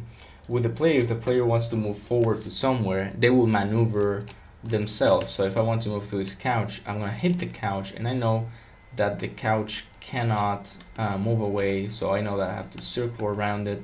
And of course your enemy, if your enemy doesn't see the couch, or they will just like be stuck on the couch. So what you want to do is like move them and rotate them yourself toward where they're moving. So if you want to move back, you basically rotate them 180 and then move them in that direction. If they hit one of these couches with the front of their body, so they will have to like step back and move around and continue. Those behaviors are complicated behaviors, of course, that we'll be examining in a very low level way. Like, we're gonna just be touching them barely from the top. We're not gonna be, getting pathfinding or anything like that, because this is not the objective of the tutorial. We're gonna talk about the AI itself. So I'm gonna go ahead and we have to add states. So basically we're gonna have a public enumerator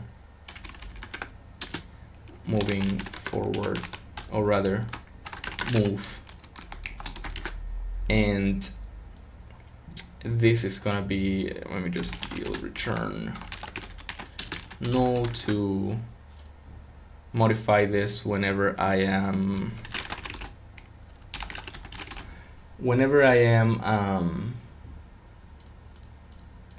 on my other virtual enumerator move. So basically what you do is change this in each of the scripts. And yeah, basically this is a good point to stop in for now. I'm gonna go ahead and stop this session right now, just so that we can continue on the next one. And on the next one, we're gonna be checking out the move substitution of the enumerator for the fleeing enemy AI. I'm gonna be checking that out. I'm gonna be checking detection for, maybe I'll try to do detection for groups, front face detection. Like the fleeing enemy AI is gonna also help the base enemy data. Each one of them is gonna construct over this base enemy data scripting. But basically this session was for building these things that we built: the enemy manager, the very base enemy controller, and talk about how we're gonna do this part of the prefabs and all that stuff. So I will be right back. Thank you for watching, guys. Give me like 5 minutes. Alright everyone, welcome back to how to create a top-down RPG in Unity, Anime AI, and Generation. Basically, we're going to be continuing on the coding, and this session is going to be for fleeing enemies, fleeing enemy coding. So fleeing enemies are an interesting type of enemy. So basically, we're going to go to the assets. I'm going to go to scripts and create a new. We have to create a script, of course, which is the fleeing enemy controller. So I'm going to create a C# script and call it fleeing enemy controller. And in the this guy, the enemy that we still don't have set up completely, I am going to be adding this enemy over here. And then the sprite, I'll have to choose a sprite for the fleeing enemy. I will choose something that doesn't have a gun necessarily.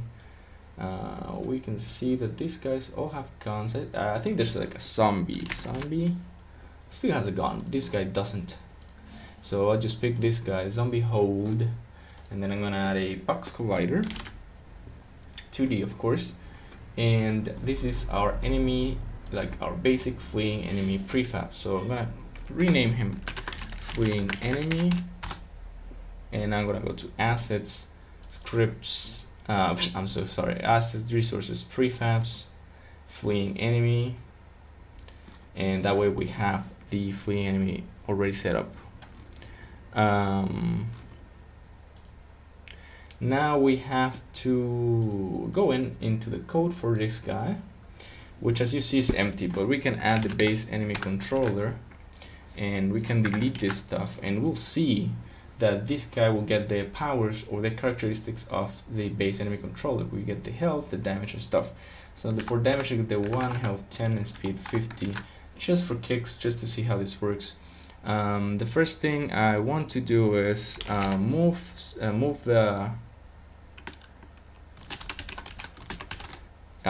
this player slowly into this character slowly into position. So basically what I want to do is I want to set up the stuff, set up this guy to move whatever I want them to move. And basically the way that this will happen is we have to set up a position for them to move, and then in update we'll move them. So basically I'm gonna create a public and override. I don't know if we have update in our base code, which we don't. So I'm gonna create a public void update, and we're gonna be doing a very simple movement. So I also will create a vector2, private vector2, which is gonna be target, and this is gonna be a new vector2 of course, or rather I'm going to do vector2.0, just to be sure that there's some data there. And so in update we will say we also need to have in the base enemy controller bool moving, and depending on this bool, if we are moving, we will move toward that specific point. So basically we'll do a public bool, maybe protected bool moving. So fleeing enemy controller, if moving, then we'll say that the transform position equals vector2 that move towards, and we're going to be moving toward it says vector2 current, it's transform position of course. Then we say vector2 target, we have target already, and the max distance delta is the speed. So basically we have our speed times time dot delta time. And the tricky thing is we're using a fleeing enemy. So what we want to do is we want to keep our distance from the player like large, right? That's basically what moving towards means. I mean, not what moving towards means. It's what fleeing means. You're trying to get away from your objective. So move towards is used to move to a target position, but we have to assign the target position. So the way we assign target position is by checking out the distance to the player every frame, and if we are too close, then we will move away from the player, and the way we move away from the player is moving literally in the angle that we are looking at the player to an angle basically, and we just move away from them. But we're going to use the angle backwards. So what that means is that we look at the player forward, of course, and if the player is in our line of sight, then we move backward. So the way we find out if the player is in front is by using raycast. So the way raycast works, let me just show you in my trusty whiteboard. Let me just create a new whiteboard.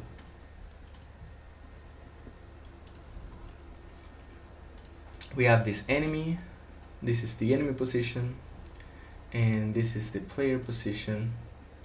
With the raycast, we fire a ray toward like in the front, and if the player is in the spot in front of the ray, then we will back off. Basically, we will back off until the player is far away enough. We're gonna make it straightforward. We're going to make it so that the enemy character can only look in front, basically. We could also do it so like turning around and running this way, or we could have an overlap circle, and if the player is in this circle, then we move away from that point, point of contact with the player.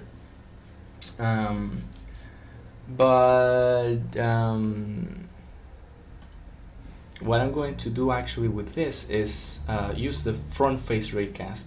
But to use the front face raycast, I'm going to go to the enemy controller base one, and I'm going to go ahead and create a public protected public virtual void, or rather probably Victor void or a Victor collider 2D maybe, or a box collider 2D player.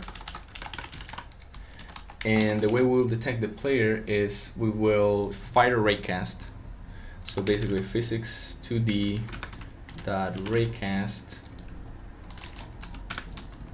and the origin of the raycast is of course transform that position, and the direction is transform that forward, and the max distance is gonna be 1 for now. We'll test with 1. So what this does is actually a raycast hit 2D. So we need to save this data somewhere. So we need raycast hit 2D, and we're gonna call it, of course, raycast hit 2D is null, and we're gonna say that our raycast hit 2D is equals to this raycast. It's a non-null type, so no raycast hit 2D, I guess. So yeah, basically we have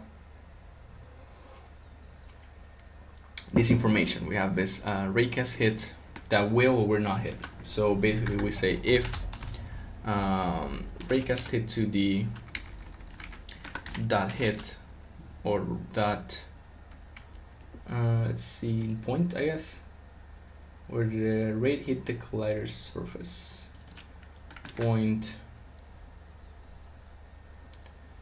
or transform maybe. Let's see, I think this is the one.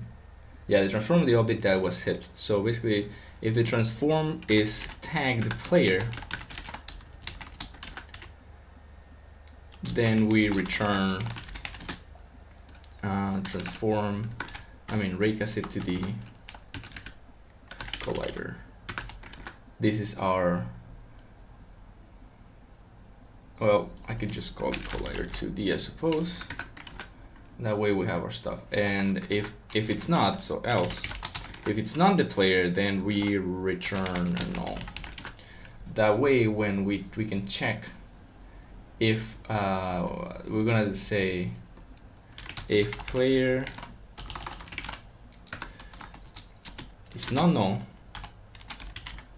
we're gonna debug.log looking at player. Now we're constantly fighting array to see if the player is in front of us, of this character, basically. So let's see how that works. I'm gonna rotate this guy over here. I'm sorry, like this. There you go. Then W, and I'm gonna place him right here. and I'm gonna remove, well, there's no moving, so moving is always false. I'm gonna make sure that moving is false by creating the protected void awake, protected virtual void awake, and then we're gonna say moving equals false. So let's go and check.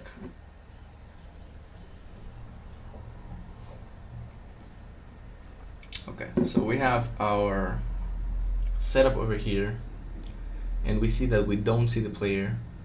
I'm gonna draw gizmos, and I can't draw gizmos, whatever. So we see that our guy actually doesn't really see the player. Oh, there you go. Fleeing enemy. Oh no, this is because I collided with the player.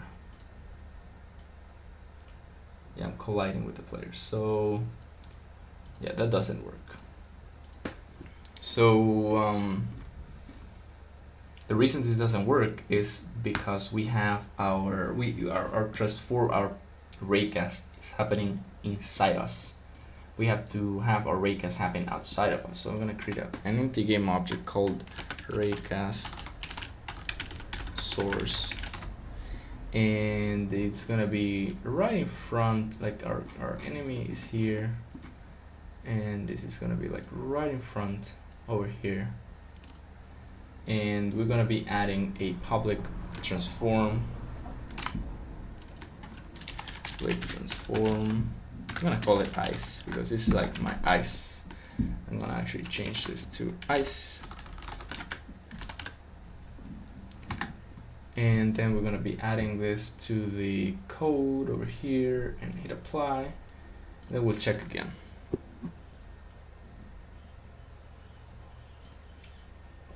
Having raycasts is interesting, but sometimes it's a little messy. You have to find out the right balance before it starts working. So let's see. Let's make sure that the player has the tag player. It does. Okay, so we're gonna be doing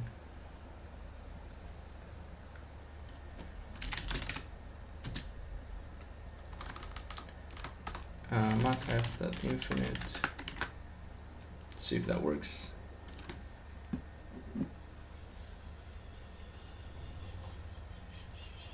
So like we're sure that we can't see the ray.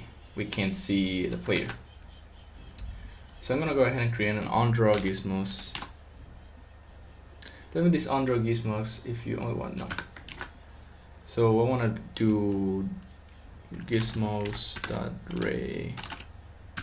draw ray, and I'm gonna be drawing the player ray, this thing. So ray 2D equals, oops, ray equals new ray, and this ray needs to have the origin, which is the eyes, which I actually never,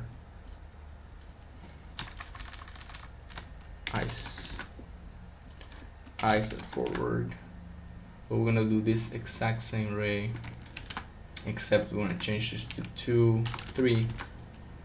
I'm gonna be adding this info here, changes to that, hit comma, does not take a constructor, it doesn't need the constructor apparently. Vector to origin and direction, so we're gonna be drawing this ray. Oh, so I have to forcibly use, okay, that's fine. I hit that forward. Do we have distance? Nope. Okay, so only this, I guess that's fine. All right.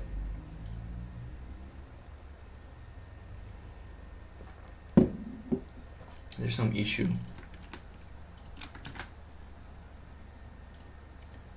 Base enemy control that player.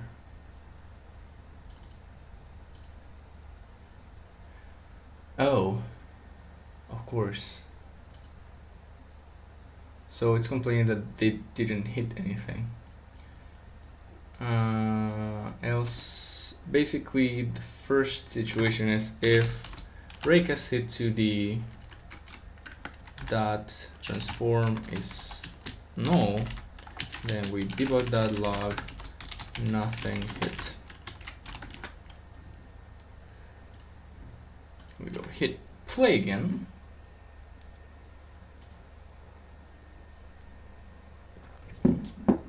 And as you can see, nothing is hit, which is fine, but the thing is our code thinks that's like the end of the world, but basically when nothing is hit, you just return. I'm gonna hit return there just to make sure that, return null, sorry.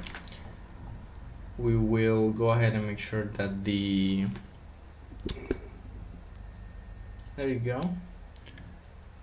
Whole thing doesn't blow up on existence.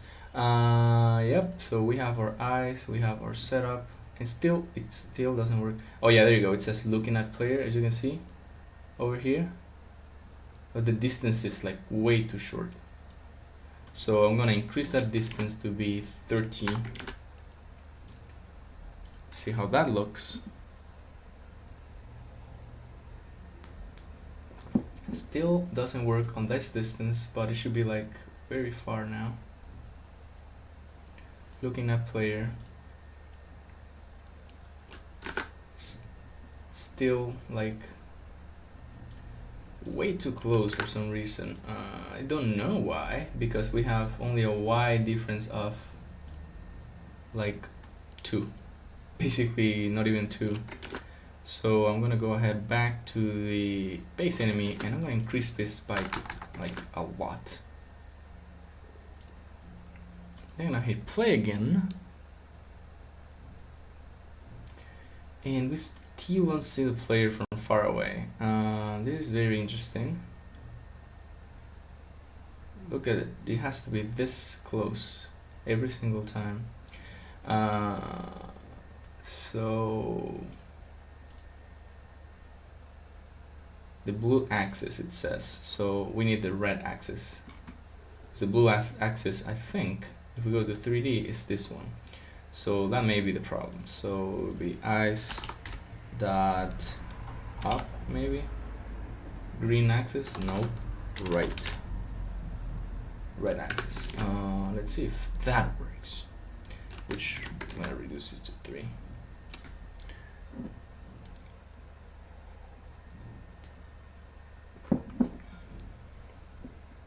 Yep, as you can see now, this time it does look at the player. I was just using the wrong axis. So basically when you're gonna do that kind of thing, as you saw, I just had to check. I need the red one. So this is the red one, so that I know which direction the thing's gonna be supposed to be looking. If I get in far away, and now you can see that these numbers stopped going up. If I get him a little closer, then it starts going out, and the distance should be around 3. And then the issue here is I'm seeing the player and I want to flee from the player. So what I want to do is like move in this direction, little by little in this direction. So the thing is, the player can be moving at some point, and so my ray will stop hitting them, and so of course I will have to stop fleeing. Basically what I'm gonna do is, if the player is hit even once, I will start running away. Where am I gonna run away to? I'm gonna do transform that position, and the target, it will change depending on where the player is. And the way that this will be done is by doing move towards the transformed position. Target's gonna be changed, of course. So if moving target dot x equals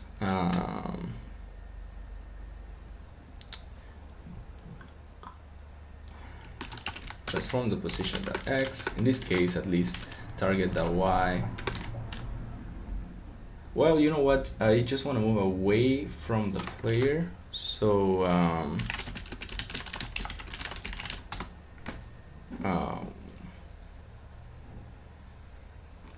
what we need to do is figure out a way to move away from the player. So basically, if we're moving, we will move away from the player only while we're looking at him, and we will just use the position of the player as the target position, basically. So we will say that target equals player at position. Oops, I transform the position, and then we will move the opposite way by using -1 multiplied by the speed. So instead of moving toward the player, we're moving away from the player, actively moving away from the player. So we're gonna hit play now, and you can see that he's looking at the player and he's not doing anything for some reason, but he should be doing something, but it's because I never set this to be the moving factor. So if player is not null, then moving is true. And then what we do here is, well, actually it could be like this, else moving is false. Let's go ahead and save this and check out how it works.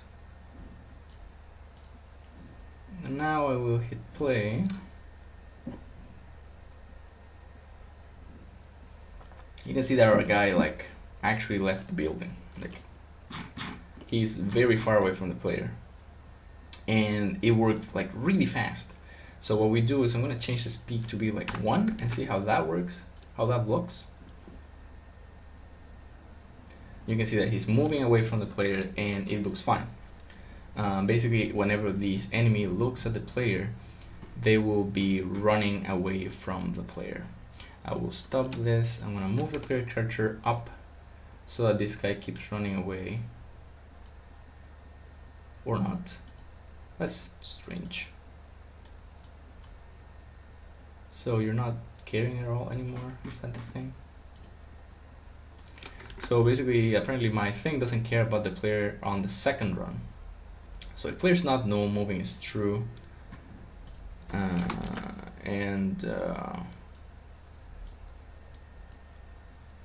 I'm gonna remove this. This never worked for some reason.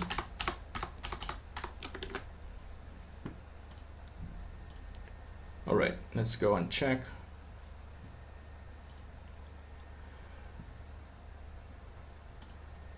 Let's go and check what happened. So our enemy, yeah, it doesn't care. Target equals player that transformed that position.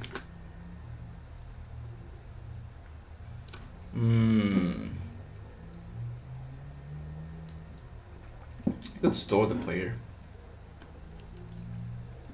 Okay, the other way to do it, I mean, I like trying several ways, because all this AI stuff is so delicate to balance and to think about that I'm just gonna use overlap circle. So the way overlap circle works is you use a physics to the overlap circle, and basically you get one collider, or you can get many colliders. What I want to get is many colliders. So I'm gonna do overlap circle all, and it will return a collider to the array. So I'm gonna do collider to the,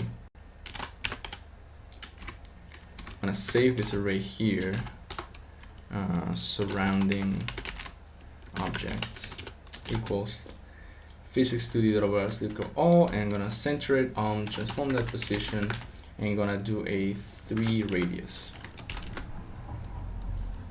And then I will be I'm gonna be muting all of this code that I wrote before. That way, that's the way to like figure it out in front of the object. We're gonna have to figure out, you figure out if you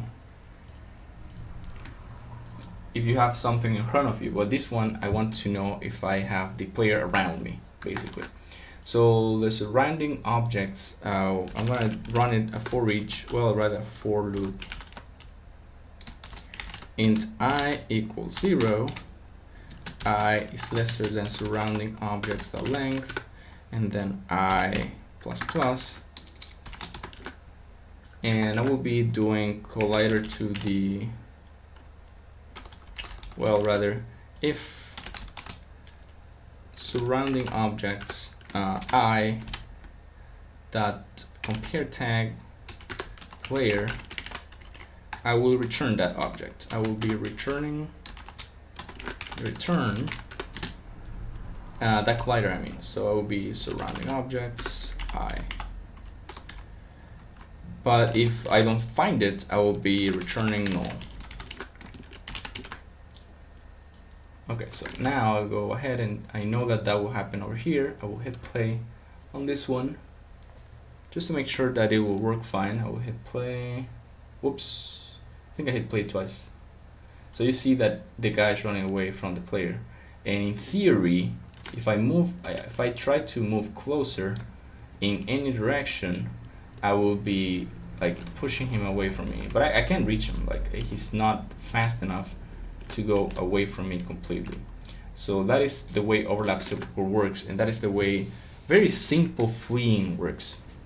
But the other thing that I want to do right now is I want to find I'm gonna do detect objects around. We're gonna rename it. So, or rather detect player. No, it has to be detect objects. So the other thing that I want to do is I want to have a list of allies around I want my zombie to know if it's backed up by allies or he's alone, because that's another way to understand the position of the AI.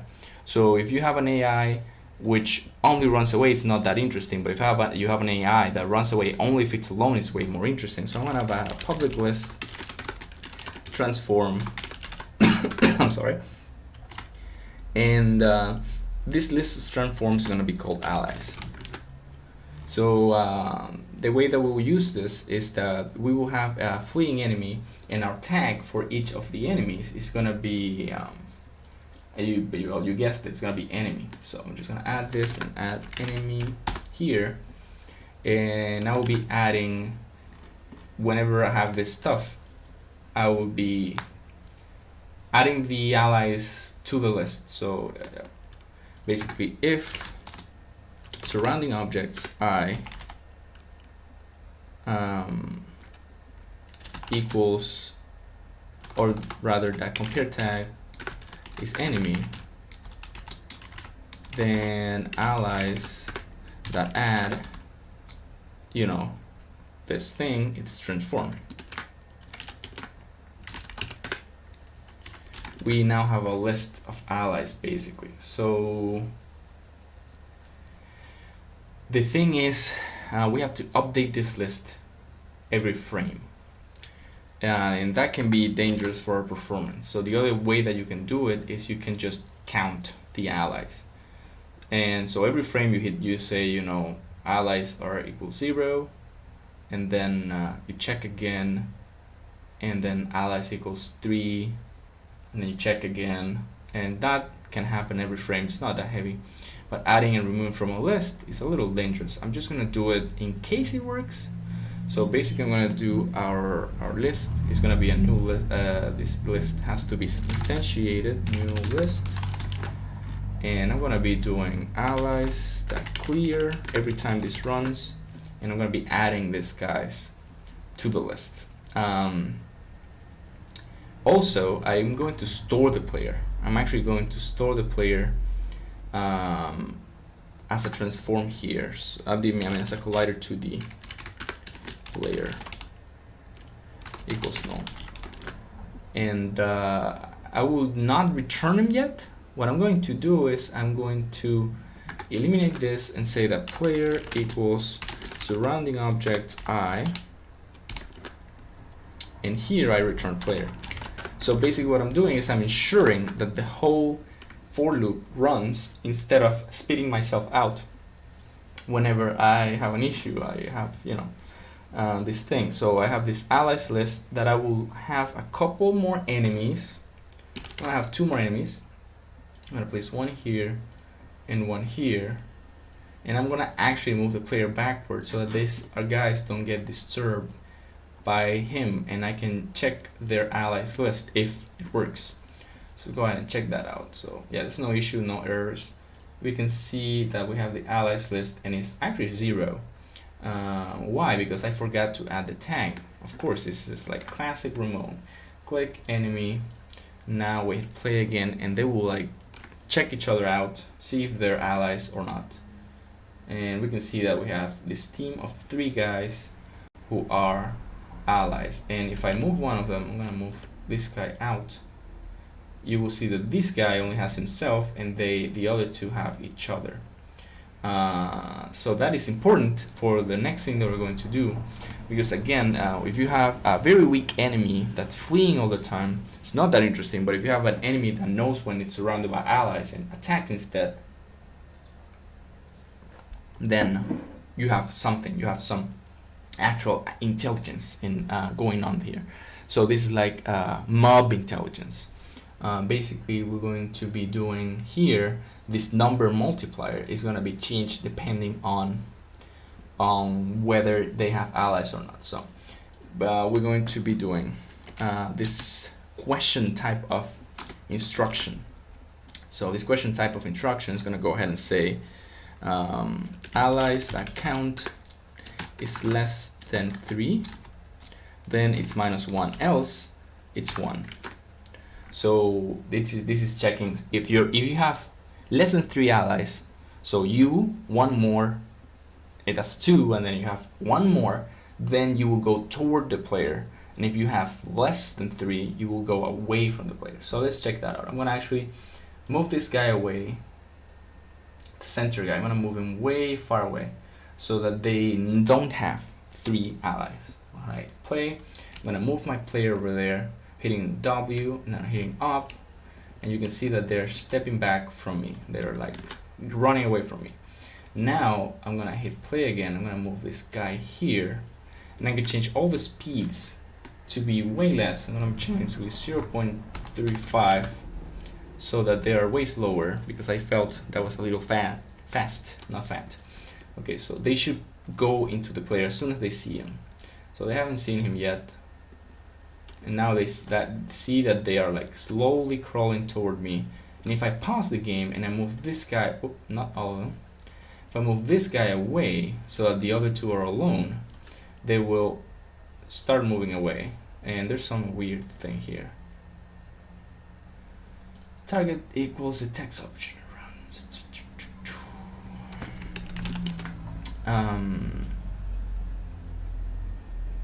That's weird.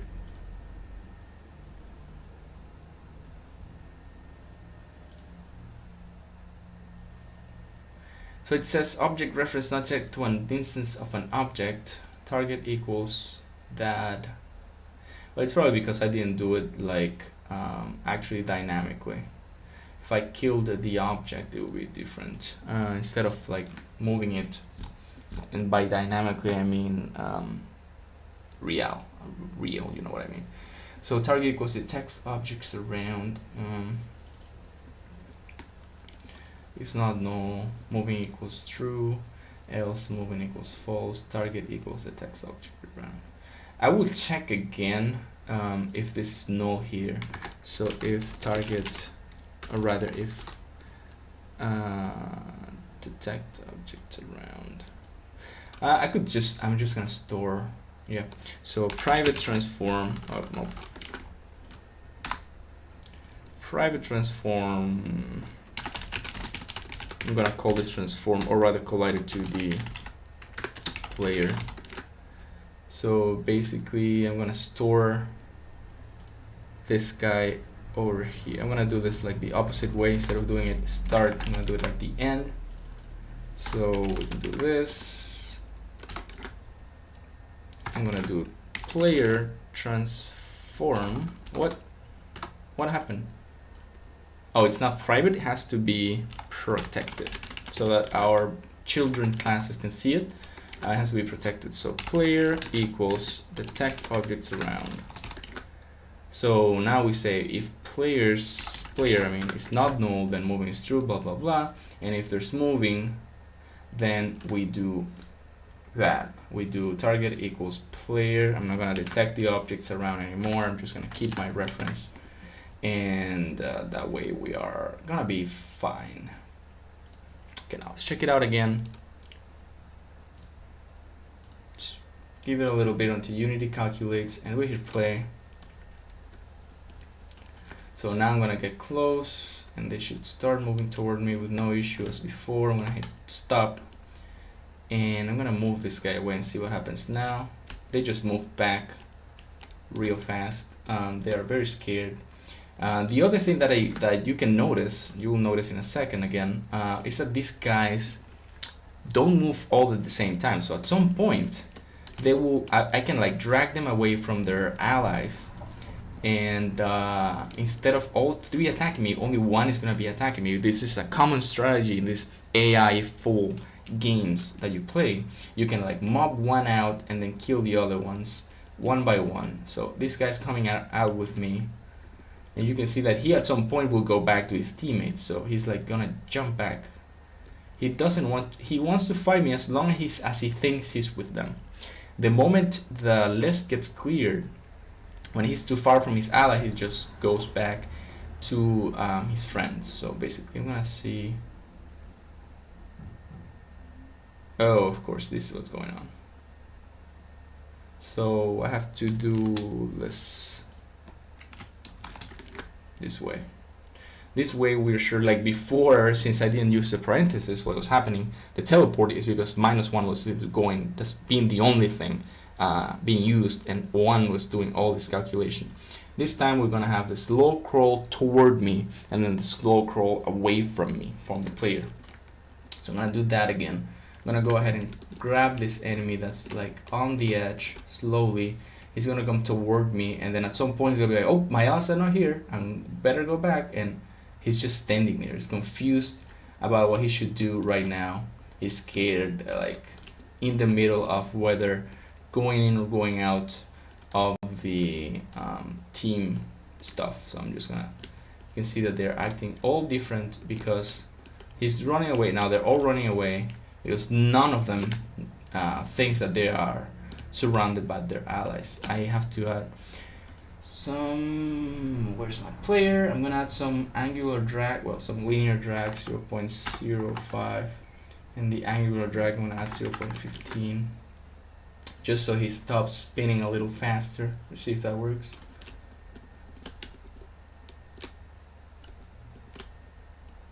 Will he stop spinning? I mean, I think our guy just loves spinning. Is he spinning too fast?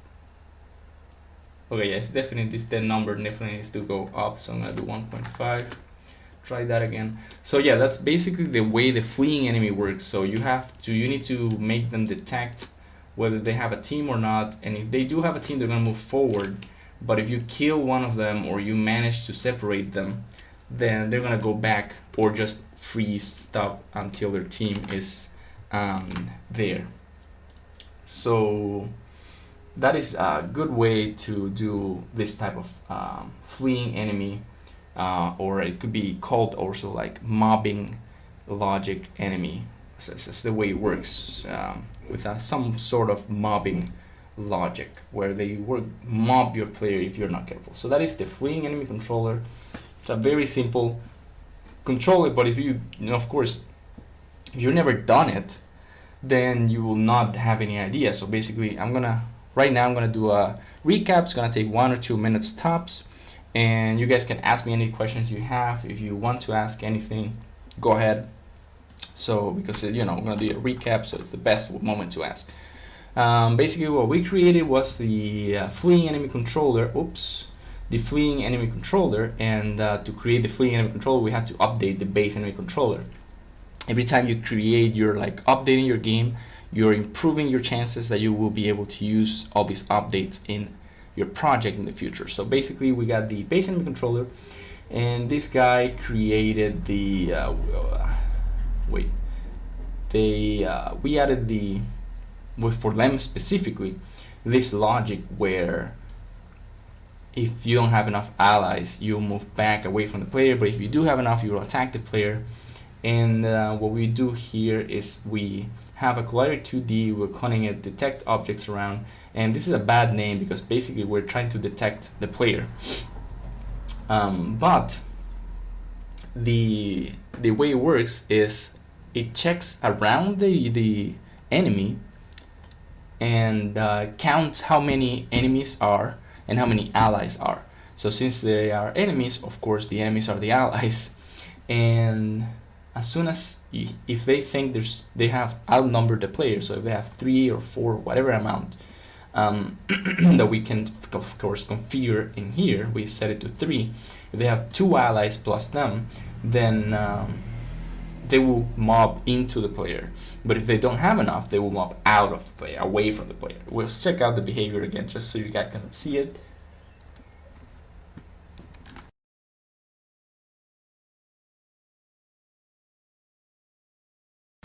Okay, sorry about that, I was sneezing.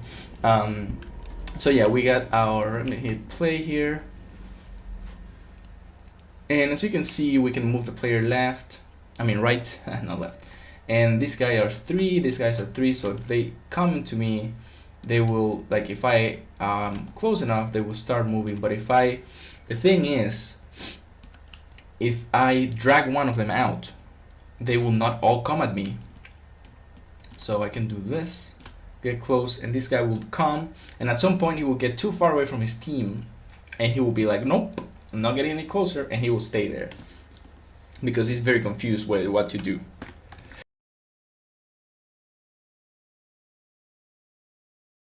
Ones don't agree because they know that they haven't.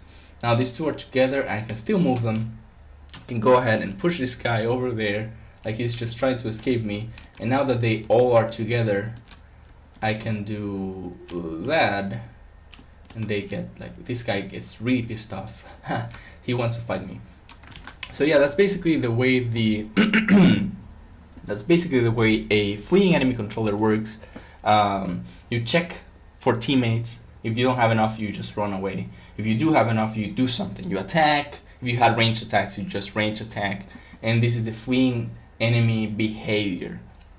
You could arguably have all the behaviors in only one controller, but I want to separate everything for everyone to understand. This is fleeing, this is chasing, this is patrolling. I want everyone to understand this types of movement and these types of stuff. So yeah, that was session 3.1, I think. Let me check. 3.2, which is fleeing enemy AI. Now we're going to go ahead and continue on with kamikaze enemy AI, which is basically the opposite from fleeing. But we'll talk about that in a second. Give me 5 minutes and I will be right with you for session 3.3, kamikaze enemy AI. See you soon. Alright, welcome back everyone to how to create a top-down RPG in Unity, enemy AI, and generation. So the last session we created our fleeing enemy AI. So basically I'm gonna go ahead. The first thing that I'm actually going to do is I'm gonna remove this collided with player stuff because we know that it works already. So it's just being a bother in the eye and not letting us actually debug other stuff. So now that I removed that, I will show you the fleeing enemy AI. We have this awesome, very simple to create AI, which has these zombies moving towards the player whenever they find out that they are in a team of at least 3. And if I go away from them and I only grab the farmost one, you see that he thinks that his teammates are following, but they're not. And he will stop as soon as he notices that the teammates are not following. So now we're gonna do the kamikaze AI, and the kamikaze AI is just gonna be follow. It's gonna be very similar to this, but it will not check for the teammates. So it's just gonna go ahead, move toward the player, and as soon as they collide with the player, they will blow themselves up. So I'm gonna create a new script. Our new C# script is going to be called kamikaze enemy controller. And as I mentioned before, you probably could group up all this behavior in only one script, but for the sake of the tutorial and for the sake of organization, we're going to be having it like this. So I'm gonna create a copy of this fleeing enemy actually, and also the fleeing enemy prefab has to do something really special right now, which is change the enemy type. Oh, it's already fleeing, good. But these guys over here need to have the same speed, 0.35, and this guy here has 50, so it's kind of different speed, I would say. So this new prefab is gonna be called the kamikaze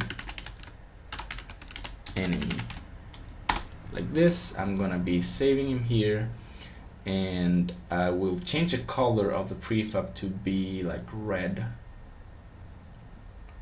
On the prefab, yep, I'm gonna save to so that it updates. There you go. So the kamikaze enemy is a red enemy. I'm gonna move him over here, and this guy, change the type to kamikaze, and we also should add both of them to our enemy manager that doesn't have any prefabs yet, so I'm just gonna add them to the enemy manager prefab. And now we'll be adding something else. I will go ahead and change the fleeing enemy controller. I'm going to remove that component, and I'm going to add the kamikaze enemy controller. I'm going to double click, and I'm going to change this to be base enemy.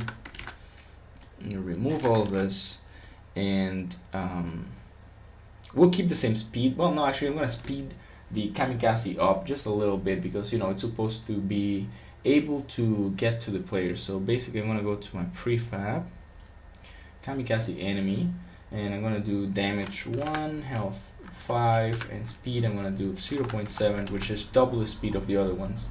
And as you know, this should be kamikaze, and this way we're sure that our enemy is going to be reaching the player and they're going to be blowing up. So we can use basically the same code as here, but we're going to change some stuff. So we're going to copy all this code into the kamikaze. This is a way for you to like recycle your code basically. So you can see that in both scripts we are using the target, so maybe in the future we can move the target to the base enemy controller. This will help you. This would help you definitely take your code to the next level, because you have a superior code organization. Here we can see that we will move to the player, away from the player. There's some allies and stuff, but we don't care about allies in the fleeing enemy controller.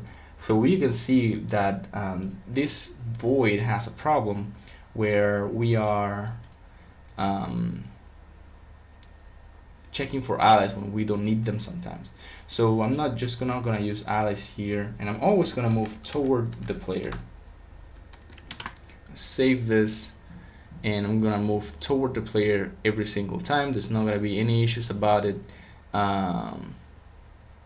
We will, yep, that should work fine. I'm gonna save, and this is our kamikaze enemy controller, but there's a change that we have to make. If the kamikaze enemy hits the player, then this enemy should die.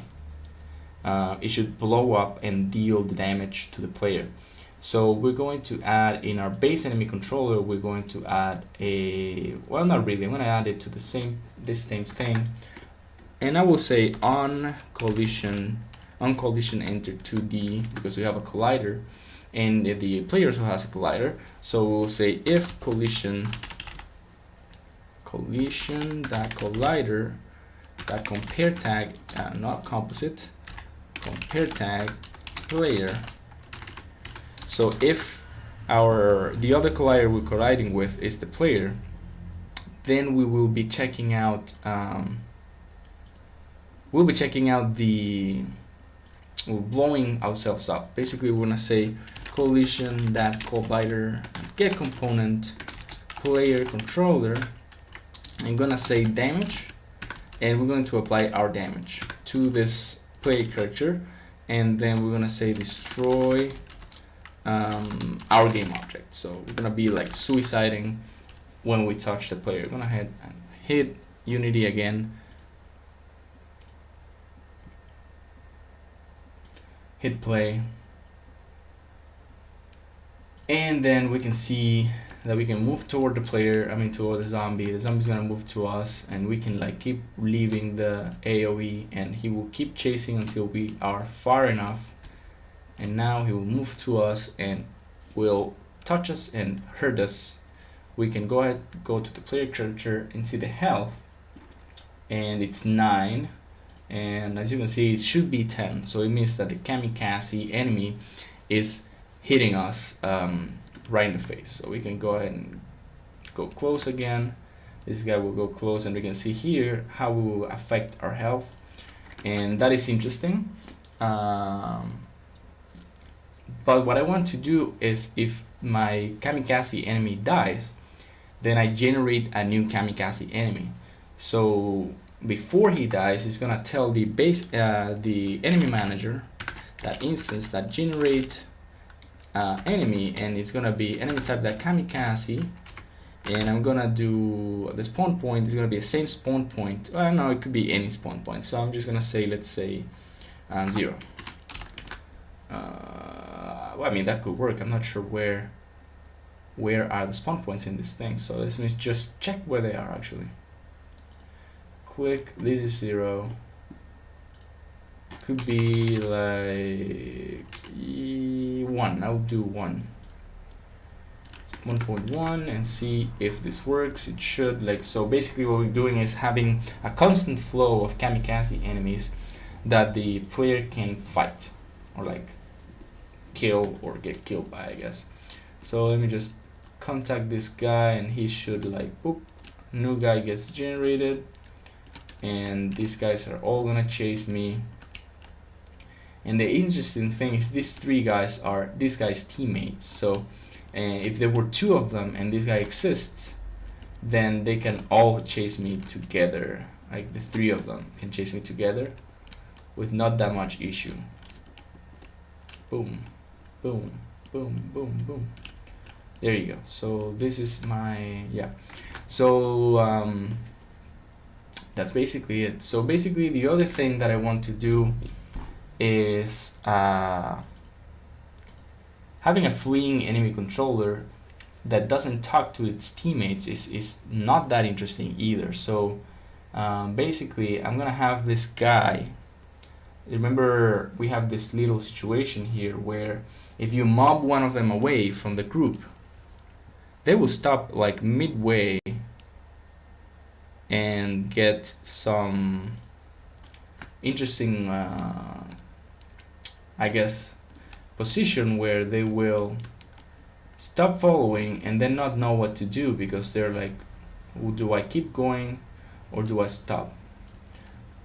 So what I'm gonna do is I will tell all my teammates to start moving. So I'm gonna call that a public void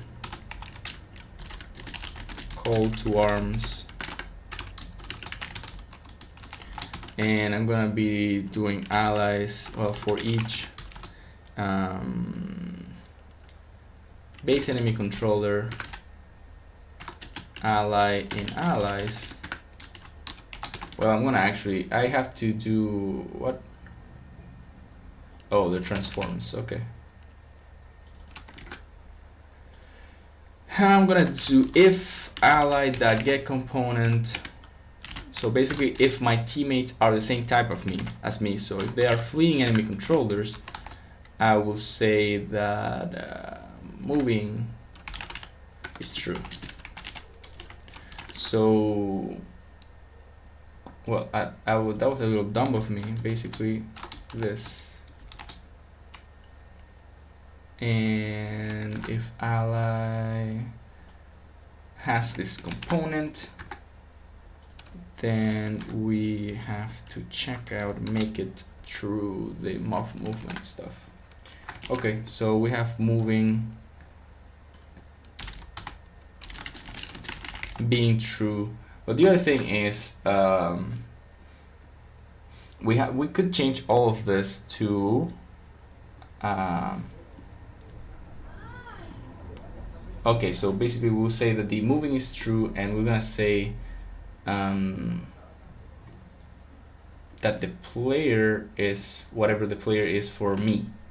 So I would do this ally.get component player, or rather fleeing enemy controller player equals my player. So this could work. I think it should work, but you never know. With this sort of thing, you never know. I'm gonna go ahead and check it out. I will hit play and check out how this works. Maybe it will complain, maybe it will not. So let's see. Okay, so we move. I'm gonna try and mob just the right one to see if he can call to arms his teammates. No, he can't. Definitely can't.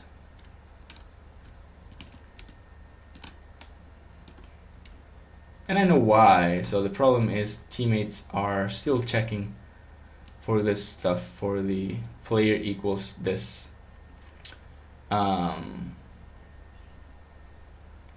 So basically what I could do is place the player detects objects around. Oh, I know why. So the problem is I'm never calling call to arms. So call to arms. Let's see if, it could blow up on us or it could work correctly. Let's see. Okay, let's go ahead and move over to this right guy again. See if he calls his allies. No. He doesn't call his allies. The allies are getting all this behavior, overriding my question, my call to arms thing. So what I can do is I can eliminate this if they are being called to arms, but I don't want to mess up too much with this logic, so I'm gonna leave this to the fixes part of the tutorials to try to well, I could try it now. So basically the way that you could do this is you could, or I could create a bool, and it would be something like ignore detection or something like that, and just obey the teammates. So I'm just gonna try this protected bool ignore follow team. So basically what I'm gonna do is not do this. If follow team, or rather if not follow team, I will be doing all this stuff. And basically when I do call to arms, I will say follow team is true. Follow team equals true. So that way they try to chase, help their teammate. So let's see.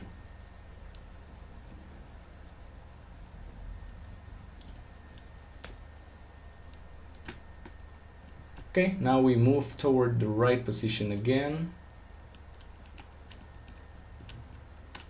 And they now all follow me, and if I stop, they will keep chasing me. So that's the thing. If I get too far from all three of them, they will keep chasing me because I said ignore detection and just come toward where I am whenever I am. So I have to fix that. I have to check. This guy was the one who called to arms, and since he was the one who called to arms, he needs to have a special bool, a special protected bool leader. So since he's the leader, he will be the one who to update this follow team stuff. So if leader, player, so if he's the leader, he will do the follow team stuff. He will not ignore this, and not leader. So if he doesn't follow the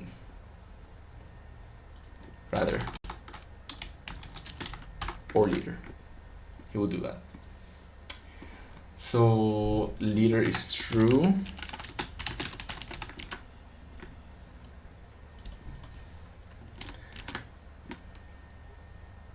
So if not follow team or the leader, this will be done. So the first guy who finds out who does call to arms will be the leader of the group, right? So the way to do that is to figure out a way to communicate or to understand who the first the founder of the group is. So the one who said, hey guys, come with me, the guy who does call to arms. So when should we call to arms? How do we avoid having all these guys being the leaders? The way to do that is to, I guess I'm gonna call to arms here. So if we see that the players not know, we'll call to arms. So the first guy who detects the player will tell the other guys, hey, come with me. So let's see if that works. That way, we will have something, we need another void, which will be something like stop chasing. And the leader is gonna be the one who says, let's stop chasing. Okay, so I go away, and the leader stopped, but the other ones didn't. So now the leader will stop chasing. We're just going to public void stop chasing, and we're gonna say leader is false because he doesn't exist. The leader doesn't chase anymore, and these guys are gonna go ahead and say moving is false, this is null, and follow team is false. So, and the way we'll do this is by saying here stop chasing. So basically my logic is whoever finds the player first will detect around. If there's a team to move with them, he will tell them, hey, let's move together, and he will move together with them, and they will follow him as the leader. They will stop, the teammates will blindly believe in the leader. As soon as they get far away from the player, they will stop chasing the player altogether, but because the team leader will tell them, hey guys, stop, he's too far, he's just not worth it. So let's hit play. Let's check it out. So I'm gonna go ahead and try to mob the right one again. They should all come to me, and when I get too far, they should all stop at the same time. But when I come back up, they will still chase me correctly. So I'm gonna go far away, actually to the left now, so that they stop chasing me from that side. So I'm gonna try again on this side. Again, they move correctly and they will stop correctly as a group. They're thinking as a group instead of thinking as one. The leader is gonna change every time. So I'm gonna click. Actually, can I see the leader? No, I can't, so it's fine. I'm gonna click on this. I'm gonna try to get the middle one. That's probably the middle one being the leader, and this always going to be one that's gonna find me first. There's no way they all find me at the same time, and you can see that this is true. They always follow me until I am too far away, and this works the way I intended it to. It's good. That is a way to group up your enemies in some sort of small team that will chase you, or well, rather chase the player in a way that you expect it to be, like in this type of game where you have mobs of enemies chasing the player, and they all stop more or less at the same time. You have the leader of the team, and you assign this leader by noticing who's the first one to see the player, call to arms, and then this same enemy will tell everyone to stop chasing. There's a few edge cases that could happen, but since I haven't run into them, honestly, I am not sure how to, attack the problem that I can see. So basically, this is my void call to arms and my void stop chasing, and that way we avoid, or we increase the intelligence, make it harder for the player to deal with these zombies, because if you are able to just mob one out, the whole experience of, oh, they're in a team makes no sense, since a team could be able to communicate, will be able to talk to each other. And as you know, this whole tutorial's point was to showcase the kamikaze enemy but the kamikaze enemy is very simple, so I just extended it a little with the fleeing enemy improvements for group chasing instead of single teammate chasing. Basically, that is what we did. So I think that's the session. That's basically this session. So I'm gonna go ahead and stop now and come back in a few minutes with the next session. Basically, if you have any questions, you can ask me now. But basically what we did in this session was create the kamikaze enemy AI. The kamikaze enemy AI is quite simple, way simpler than the fleeing enemy AI, because it's just gonna be chasing the player real quick, and they're gonna try to hit the player, and as soon as they hit the player, they explode, they give the player some damage, and then they respawn on another spot. That's the way that I chose that the kamikaze works. Let me check it out again. They will blow up and keep respawning on that spot. And then what we did later was formulate a way for these guys to move with each other, so be acting like an actual group instead of just acting as individual intelligences, some sort of leadership going on, so that the first one who sees the player communicates to the other enemies, hey guys, I can see the player, let's just go and do our job, which is just eating his brains or something. They're zombies, so who knows. So yeah, thank you for watching, guys. I will be back soon with session 3.4, patrolling enemy AI. Thank you for watching. Alright everyone, welcome back to how to create a top-down RPG in Unity, enemy AI and generation.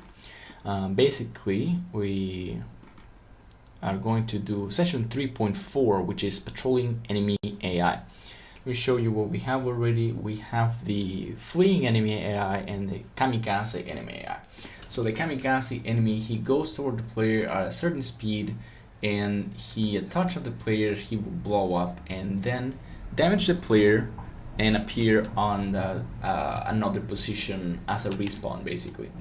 And we have this fleeing enemies, so they don't look as fleeing enemies if they are in a team of 3, because they move as a group, and they're like enemies that are grouped together, and as such they look like they're not gonna flee. But if we have our setup like this, we move one of them away from the group, then naturally they will move away, because the way it's set up is that if there's less than 3 of them in the same team, they will not be brave and they will just flee from the player.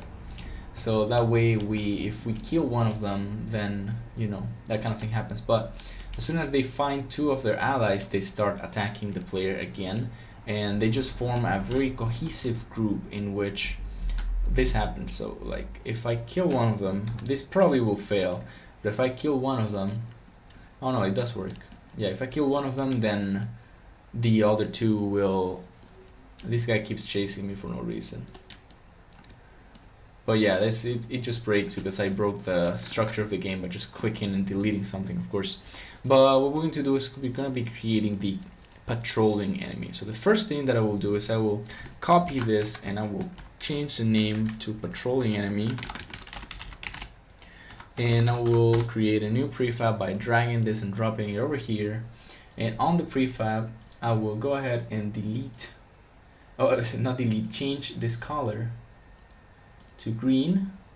So this guy, patrolling enemy, is gonna be way greener than usual. And the way the patrolling enemy will work is, that's refreshed, is we have to remove the kamikaze enemy controller, and we'll create a new script called patrolling enemy controller, and our patrolling enemy will of course inherit or have that as his brains. A zombie with brains. Hahaha, I'm so funny. Okay, so let's go ahead and the first thing is that we're going to have to make it a child basically of the base enemy controller, so that we have the speed and all these types of setups. But the patrolling enemy has something special on him, which is going to be the waypoints. So I'm gonna do a public transform array called waypoints. That is fine.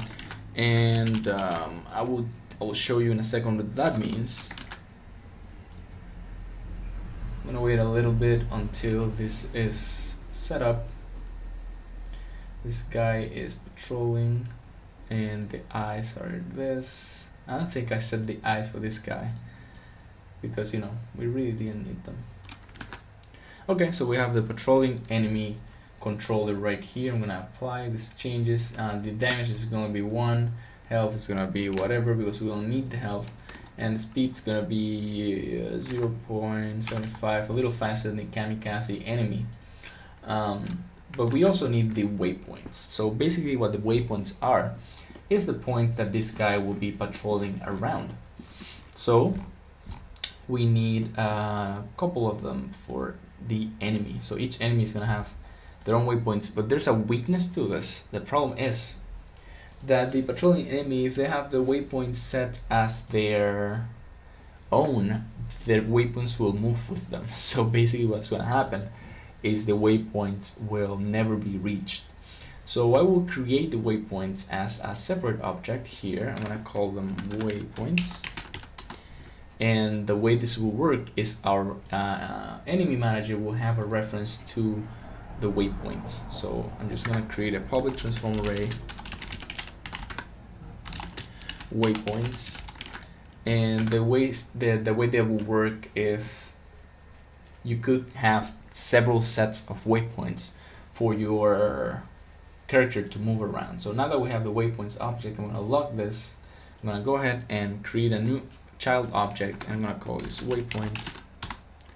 I'm going to set it up. I'm going to set it as first waypoint is here, the second waypoint is here on the right, and the third waypoint is over here, and the fourth waypoint is over here.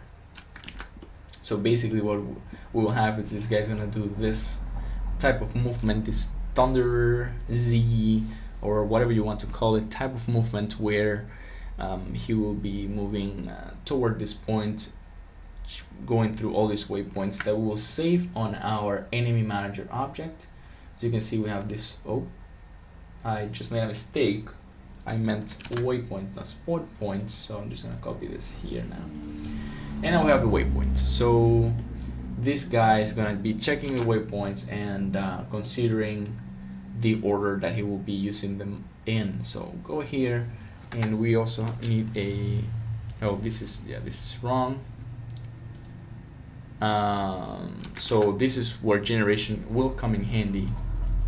But basically, since we don't have generation yet, I'm just gonna assign the waypoints from here, from the inspector.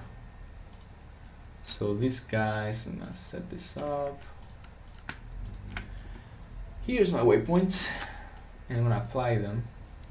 So when we generate objects, we want to pass in the waypoints. So the base enemy controller has the initialized virtual void. So now we need an override for that virtual void initialize, or I think we actually need to have an override with a special type of method, which is the waypoints.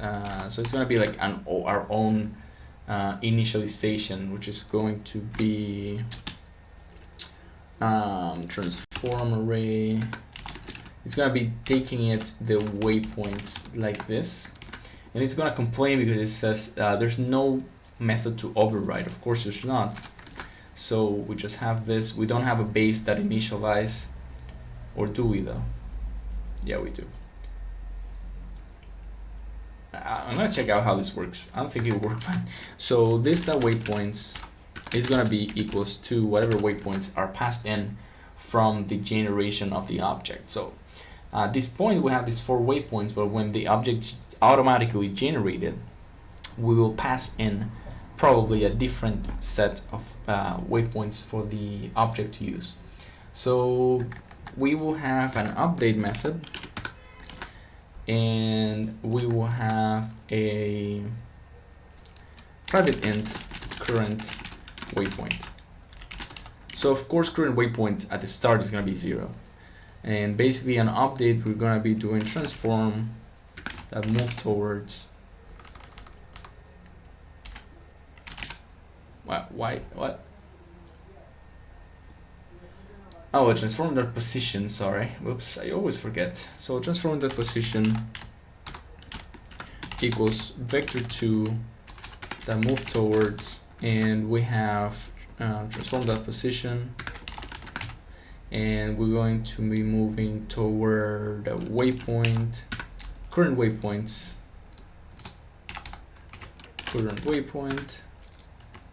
that position, and finally the distance delta is going to be our speed. And I think, do we multiply it by time the delta time? Because I think we should, yeah. Times time that delta time, like that.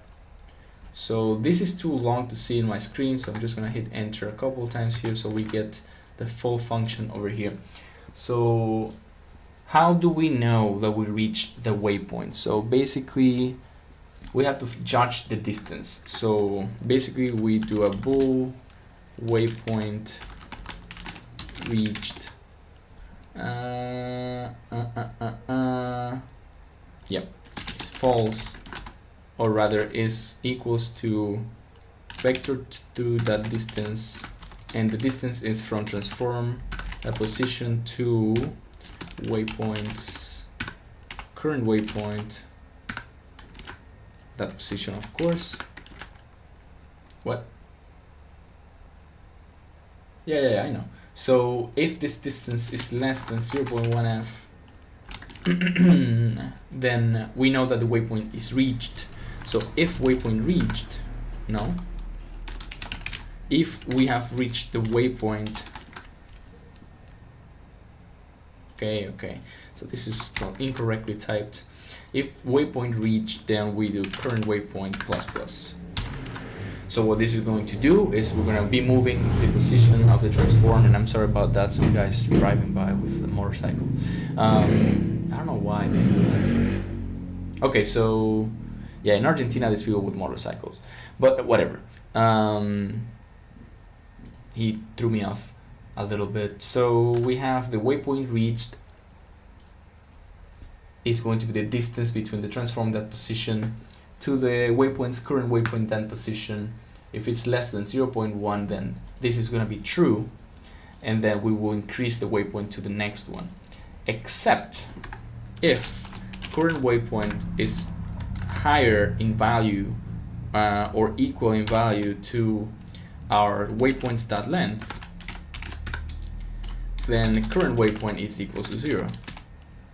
That way we cycle, like we go back to the first one, and then we like go and do the intended movement basically. So let's go and check it out. I'm gonna go ahead and actually save this. We can't, when you have this prefab system, when you use the prefabs in Unity, you have to understand that you cannot save positions or objects which are not prefabs on your prefab, because they will change, and Unity does not like that. So let's check it out. This guy's gonna move on this side, and then he should move to the left, and then he should move down. Yeah, so as you can see, and well, now he should move back up. He's gonna be moving in this way in a loop, so he's basically like guarding this area or watching over this area type of deal, this sort of guard style of movement in games. So you can set your waypoints to follow really complicated paths. You can say your waypoints to circle an area, like circle around these couches and deal damage if the user touches them, deal knockback, stuff like that. Currently, this guy only cycles that. So what happens if the player goes close to this guy? So I'm gonna go ahead and check that out. We'll go close to this guy, and you see that he will do nothing. He's like not reacting to the player at all. So basically what we want to do is, if he sees the player, he will go ahead and hunt the player, and if the player goes away from him far enough, then he will try to go back to his cycle. So let's do that. So all of this is really pretty, it looks fine, and what we need to do is, if player, objects, detect objects around, which is going to return only the player. is null, then we do that, right? We do all of this. If we detect objects around and our player is not there, then we continue our patrolling. But if the player is there, so this is not null, then we need to do something similar to what the kamikaze does, because I'm assuming this is a melee enemy. So we do this. We're gonna copy and paste this code. We know that the target is gonna be the thing target does not exist. So this is where I said before. So basically this target is being used by both the fleeing enemy and the kamikaze enemy, and now I need it again for the enemy patrol. So I'm just gonna copy this thing. I'm gonna delete it from here actually, and I'm gonna cut it from here. I'm gonna paste it on the base enemy, so that way we have it available everywhere. We can just use it. I'm gonna set it to protected, so that way all our scripts can use the vector to target. So we have the target, it's gonna be the player that transformed the position, and transform the position. We're gonna be moving toward the player. I'm gonna remove this one because we'll never be running away from the player. I also should remove it here, so that way it's more clear our intent with the code. It's very important that all your code has very clear intentions that are not ambiguous.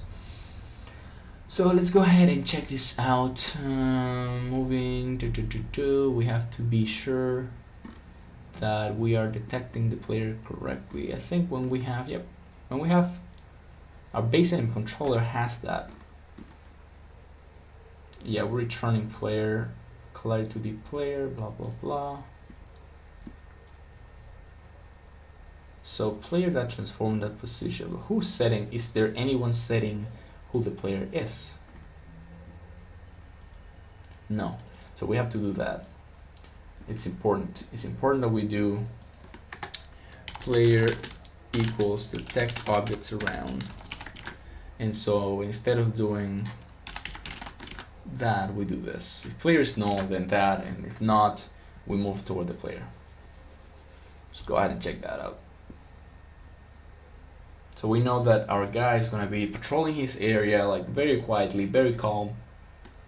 He's a chill guard, one of those mall guards basically. And so we're gonna go ahead and get close to him, and he will try to chase the player, but I'm gonna go get real far away, and he's gonna just go back to his structured movement. I'm gonna like come again, and then I'm gonna go far, and he's gonna go back to his waypoint, touch it, and then go up. And I'll confuse him again, I'll grab him, and he's gonna go back to his waypoint. And you see that these guys are grouped up and all confident and stuff. So yep, that is working fine. And this guy again, I can just drag him out of his patrol. He sees the player, he goes for the hunt, and whenever the player is too far now again from him, then he just goes back to his work as a patrol of whatever, like a chest. You can have that creature be, look at these guys, they really want to get me. You can have him be a patrol of anything you want, like a chest or whatever. So let's check this out, the combination of these guys. Like, look at all this. We have like the Walking Dead situation going on in here, where all these zombies really want to get me, and again I can drag him as far as I want from his patrolling spot, and if I stop like being close enough, he will go back to his duty of patrolling. So that way we're sure that this patrolling enemy is reacting correctly to you know our intent. Our intent with this is that he guards a certain area of waypoints, and the interesting thing is that we can make him guard any area by using the waypoints. So we can set up a few waypoint places system basically, and we can send, hey, patrol from this point 1 to point 4 to point 3, and he will still do it. Like if I add more, if I change the waypoints here, he should still follow them correctly. Like let's do that and this, and I'm gonna move the waypoints like here and here, and this is dynamic. So basically you can in game even in game, the game itself could generate new waypoints randomly to make the movement system like not be stale. Maybe that you want to have this auto updating system that moves your patrolling enemies to other places like this. As you can see, it works just fine.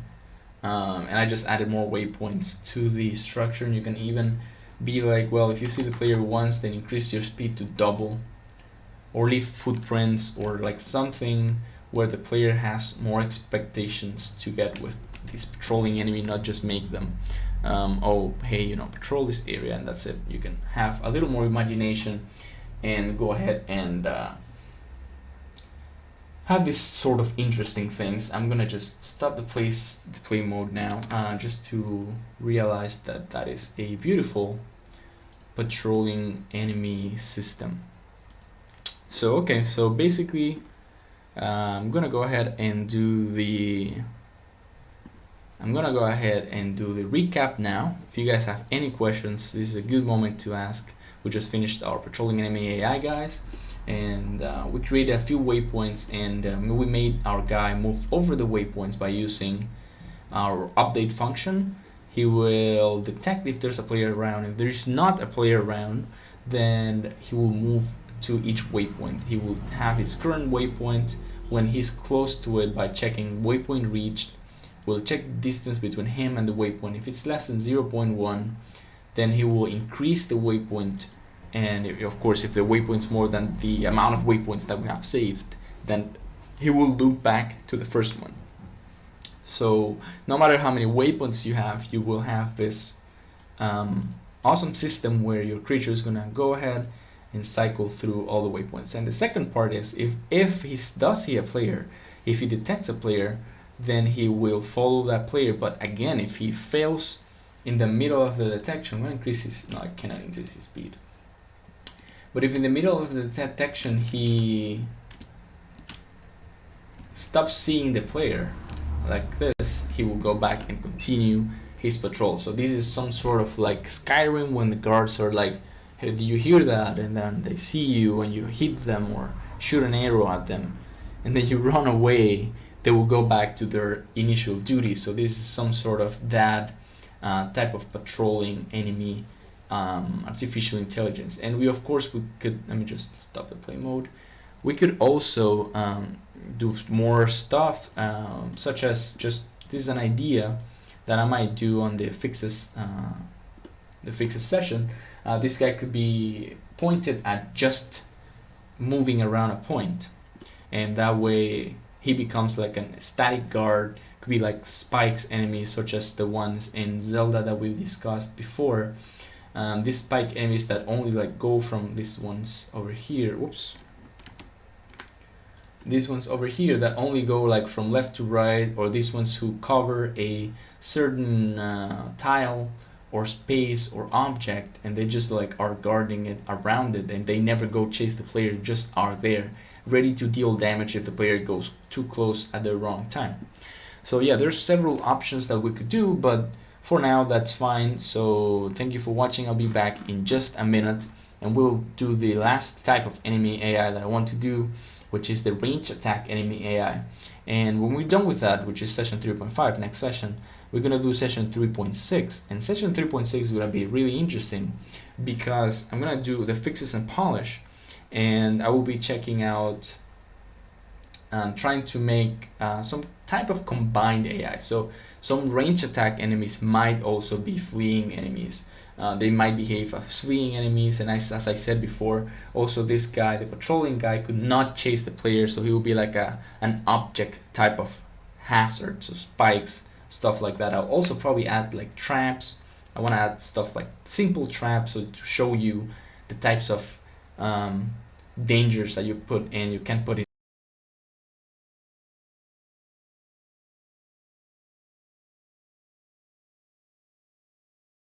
of good gameplay, basically. So yeah, I'll be right back like in 5 minutes, and so thank you for watching. This was session 3.4, patrolling enemy AI. Be right back. Alright everyone, welcome back to how to create a top-down RPG in Unity, enemy AI and generation. So the last session, we created the patrolling enemy AI. Let me show you everything we have so far. Oh, this is session 3.5, range attack enemy AI. So basically we have a few simple types of enemy AI created already. So we have the fleeing enemy AI, the kamikaze enemy AI, the patrolling enemy AI. So the last one we created was the patrolling one, which is this guy we have on this side, on the right side of the screen. He's moving through a few waypoints that we set up previously. And I'm going to speed him up a little bit so that you can see the waypoints, how they work.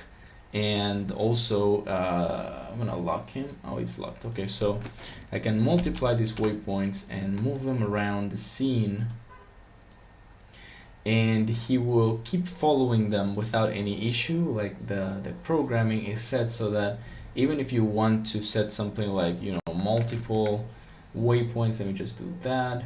You want to set new waypoints during gameplay, you can definitely do that. There's no issue. The players, the characters will follow them, and you know, any patrolling enemy or any enemy that has this sort of code for patrolling will be following the waypoints. I have no idea where he's going, but he's going somewhere.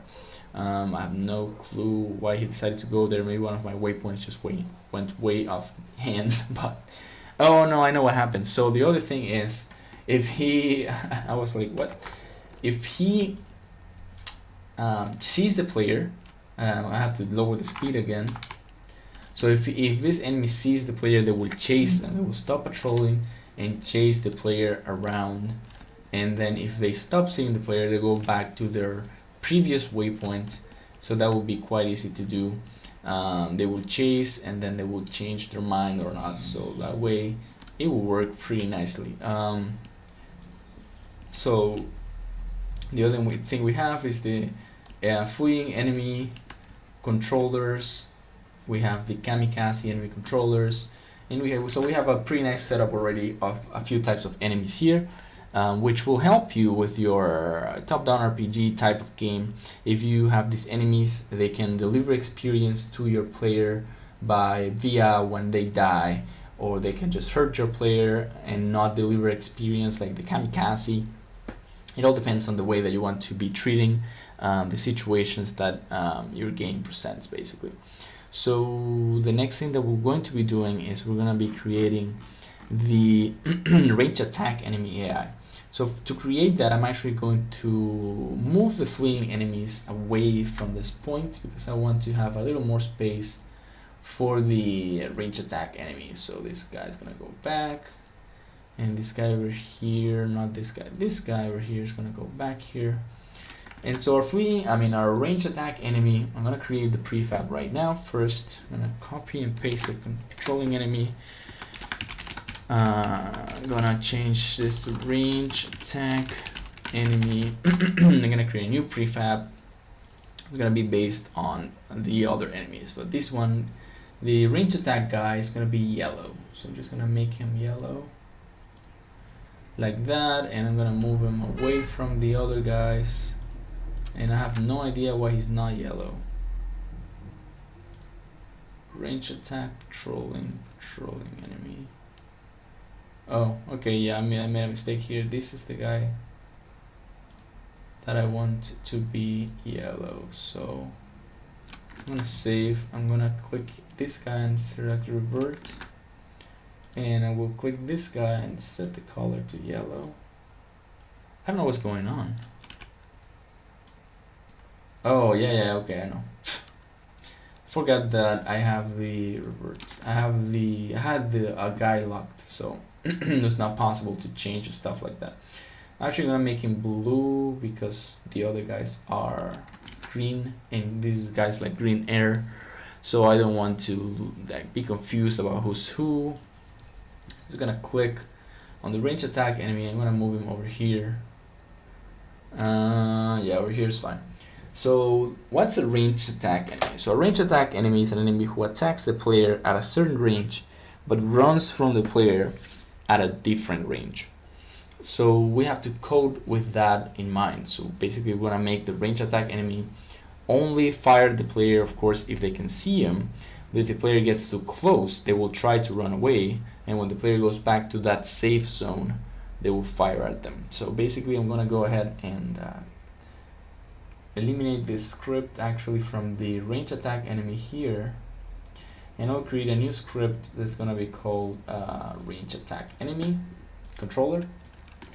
Ranged attack enemy controller. I'm gonna go ahead and wait a little bit for it to, the whole Unity processing stuff to happen. I'm gonna go ahead and add my range attack enemy script here. I'm gonna apply the changes, and I'm gonna double click on this guy. When I double click, the first thing that I have to do is delete all that stuff and go ahead and do a base enemy controller here, so that my range attack enemy controller is released, or rather does inherit from the base enemy controller.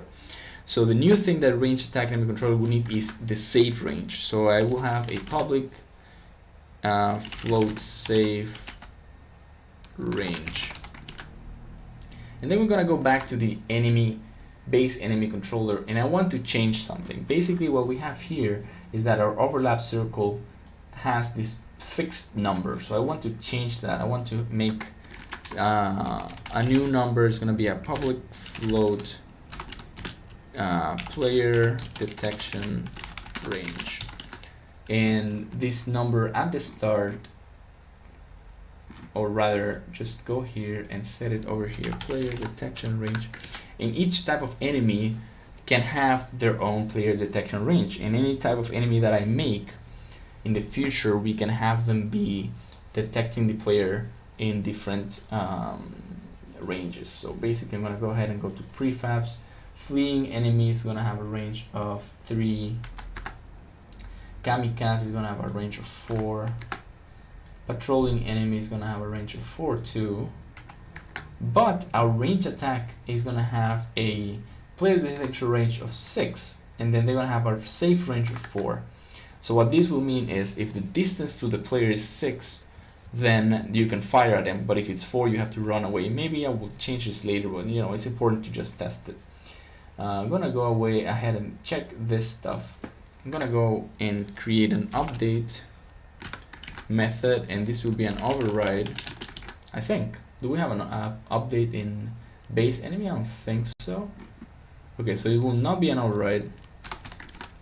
We'll only use a basic update. Also guys, if you need to ask me, if you have any questions or anything, you can go ahead and ask, and I will definitely help you with anything. I'm just setting up our enemy AI, so that we can build a good top-down RPG that has different types of enemies, that your players will not get bored, where you can just use this stuff in conjunction with your code. It's like very self-contained. I'm not using any AI, any UI. I mean AI I am using, but just my code is all in itself. You can just copy all these scripts and use them in your game almost directly, and there will be no problem. So yeah, let's go ahead and see that we have a safe range now. So the first thing that we need to do is we need to say that player equals detection range, this detection objects around thing. So we're detecting the player. So we say if player is null, then nothing happens. So basically, rather, if player is not null. If player is not null, then we will do this whatever we'll write in here. And what we'll write is this important thing, that is the range detection. So we will say bool player too close equals vector2 dot distance, and we'll say transform that position and player dot transform that position. Although I think this guy okay, yeah, that's a complaint right now, and yeah, of course. So the player is too close only if the distance is less than our safe range. Basically, we are analyzing the distance from us to the player, and if this distance is too close, then we will do something. And if it's not, well, if player too close, we run away from player. Basically, that's it.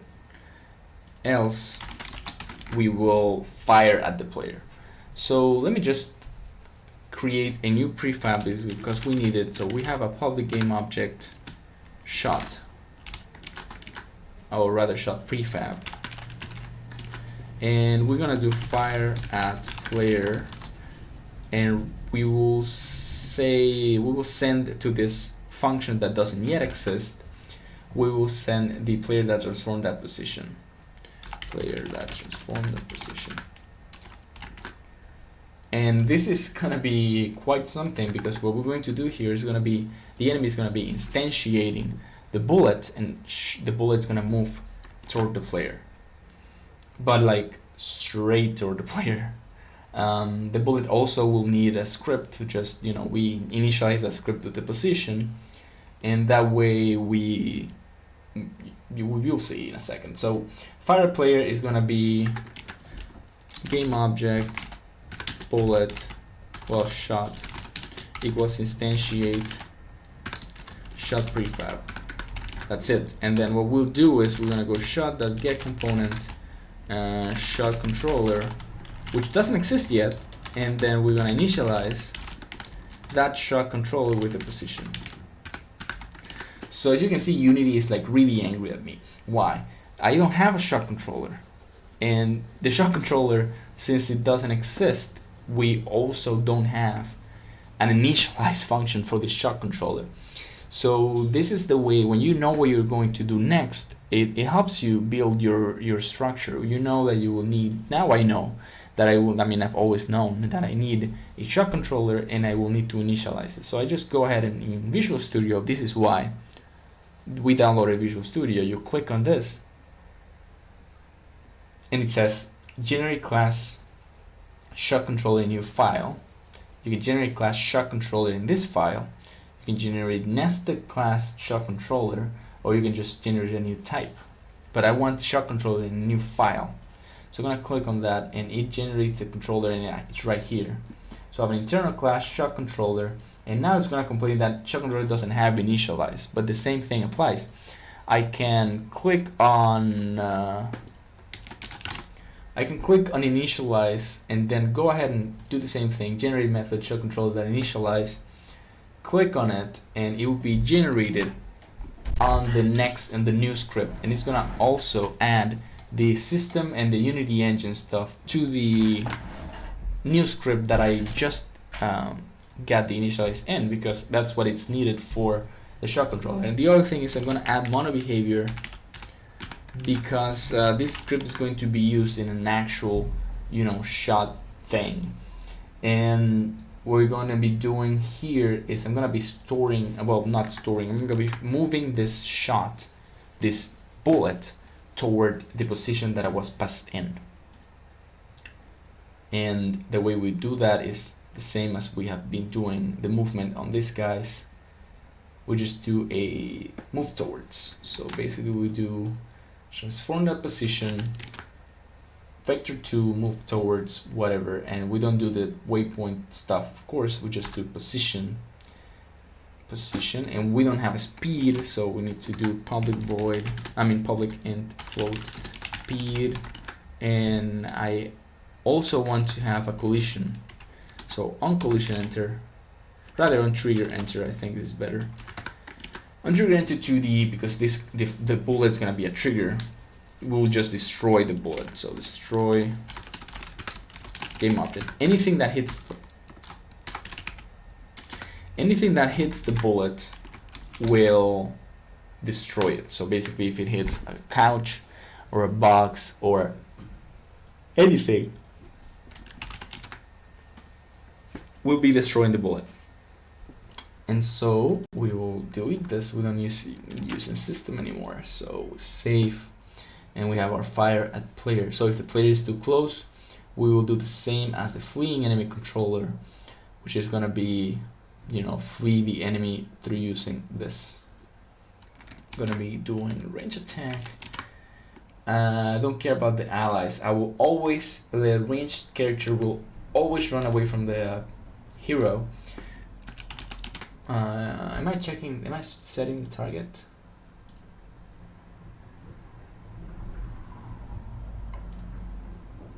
Am I setting the target? I don't think so. Yeah, target equals to player that transform that position, basically. So this way we're setting up a structure where a ranged character will shoot at the player when there's a safe distance, but when the player gets too close, we walk back just enough to fire again. This is some sort of attempt at kiting the player. So this way the player has to do something smart to catch up if the enemy is too fast, or something related to that sort of behavior that you have when you're like playing League of Legends and the enemy starts kiting you. You have to like jump on them or something like this. So I have to create,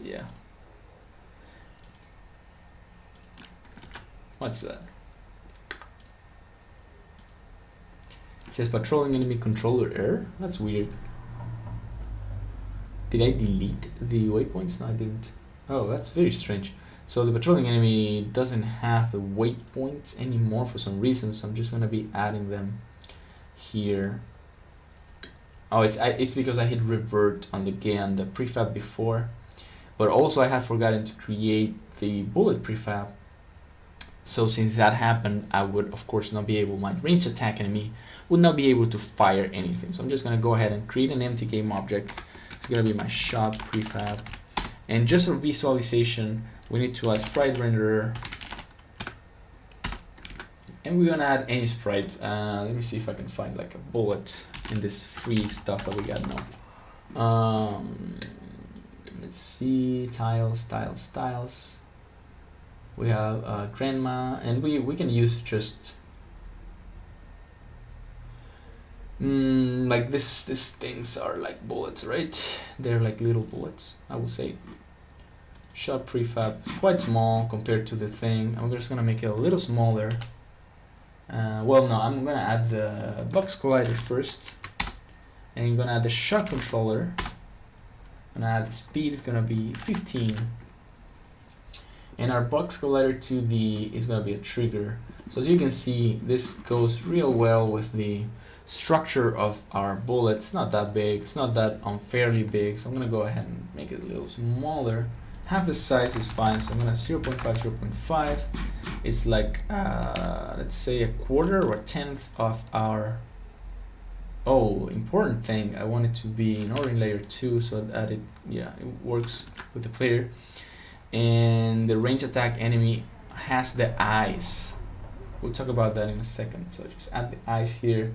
Damage is gonna be 1, health is gonna be 5, speed is gonna be 1. It's gonna be type ranged, and then we have, that's it, that's basically it for now. And we will go ahead and add another prefab here, shot prefab. As you can see, this guy is already set up pretty fine. I'm gonna make it red actually. No, it's not visible. Yeah, white is fine. So our shot prefab is dandy. We eliminate this. And we will hit play, and this should work fine, but I'll show you about the eyes thing in a second. So the variable shot prefab has not been assigned, so never forget to assign your prefabs. We apply it, and that way a range attack enemy has a reference to the prefab for the shot. So there it was going to start shooting at the player. So I'm gonna go ahead and they're like doing this massive amount of shots, and they're all staying in the same place. Like they're not moving at all. Why? They're colliding with themselves, 1, and they're getting generated way too fast, 2. So what we need to do is not have this be a void, we need to make it an I enumerator.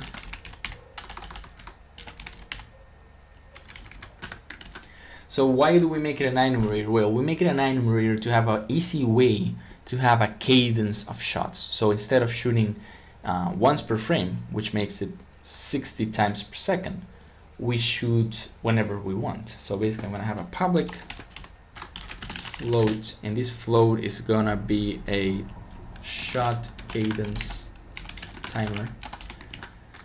And then we have our here, every time a shot gets generated, we do something called the yield return new wait for seconds. And of course, we're gonna use our shot cadence timer. Or rather,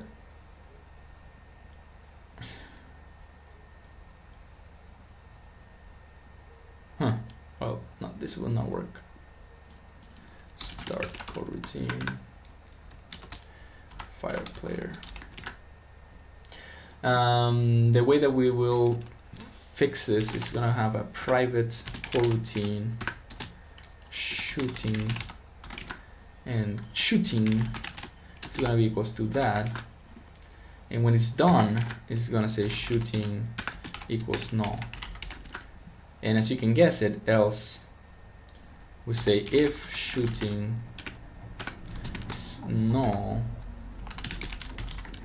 If shooting is null, then we do the shooting. We start the coroutine, but if it will only be null if the shot cadence timer has been waited for, basically. So the first time we do that, we will eliminate the possibility that it will happen.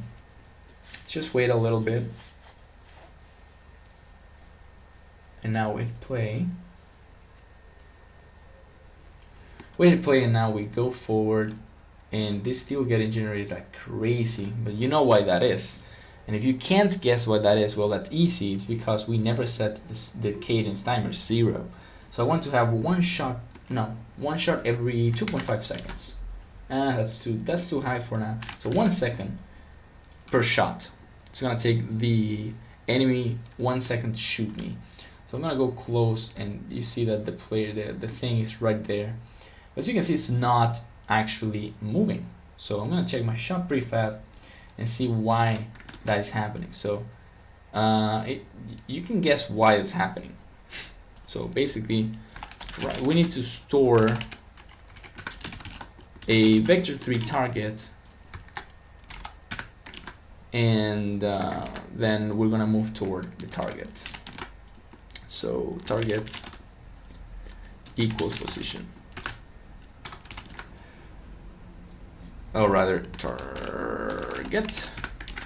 So that way we will be moving toward the player, and with this amount of speed in update. So basically what's happening is I didn't have it in update, I had it initialized, which is wrong. And this update method has to check if target is null. So if target is null, then don't do anything, we just return out. Just that way we're safe. If the update wants to run before the initialize, there will not be a problem. So let's go and try this. Alright, so we hit play, and we'll get closer. You see that things shooting at the player at incredibly fast speeds, but it stops, like the bullet stops, whenever it reaches the player's position, it stops. But what I want to do is, if it stops, then also get destroyed. So basically like have a lifetime, and having a lifetime is fine. Let's go ahead and check the range attack enemy.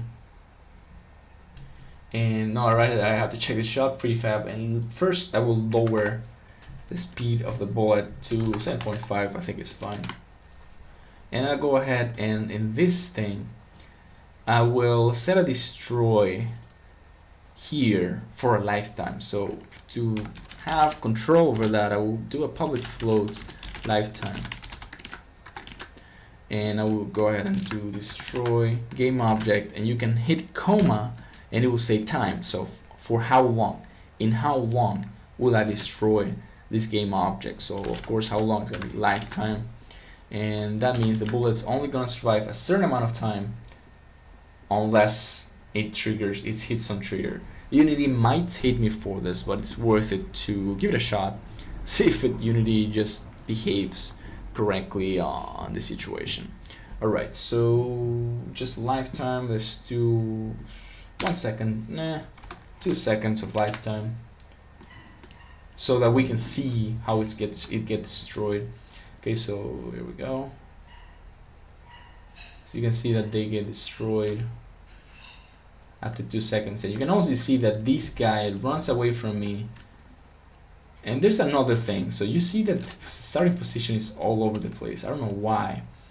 Well, I have an idea why. So basically what's happening is the shot, when it gets instantiated, it just gets instantiated at 0-0 probably. So it doesn't like care that much. So what I'm gonna do is I'm gonna start the shot at the ice position. So shot that transform that position is gonna be equals to ice that position. And that way we know where our player is gonna be shooting from. In this case, I have control over the start of the shot, which is the ice place that I placed over here. I'm gonna make it a little closer. I'm gonna wait until Unity loads, and now I'm gonna get a little closer. I'm gonna hit apply so that this position is saved, and then I'll hit play, and we'll see how this enemy will start firing from the right spot. So you can see that this guy's like firing and forgetting, and if I get too close to his safe space, he will try running away from me, but I can reach him and he will never fire again unless, you know, I get farther away. There's no camera follow there. So that's an interesting thing to take care of. But there, like the object gets shot at you from the right position.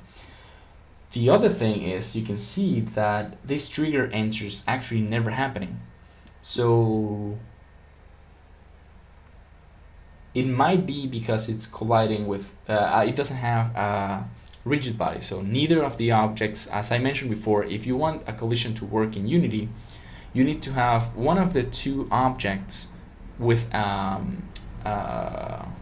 rigid body. So I'm gonna assign a rigid body to this guy, rigid body 2D, and I'm gonna of course make it not obedient to gravity, and that should make it work. So I mean, if it doesn't, just some bug somewhere else. But let's try that. Yeah, you can see that when it hits the couch, it gets destroyed. Before it didn't. And if I'm here, then it doesn't get destroyed unless it hits the player, which is exactly what we want. Oops, no, don't hit me.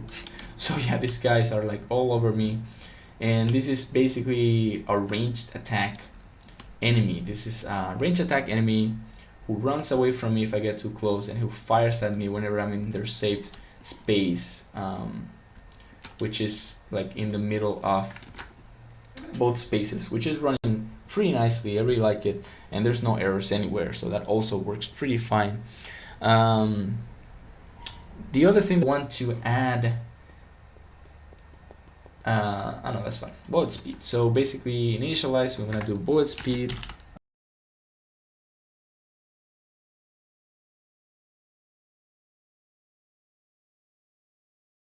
So I need to add float bullet speed here, and bullet speed, and now we have functionality correctly set up.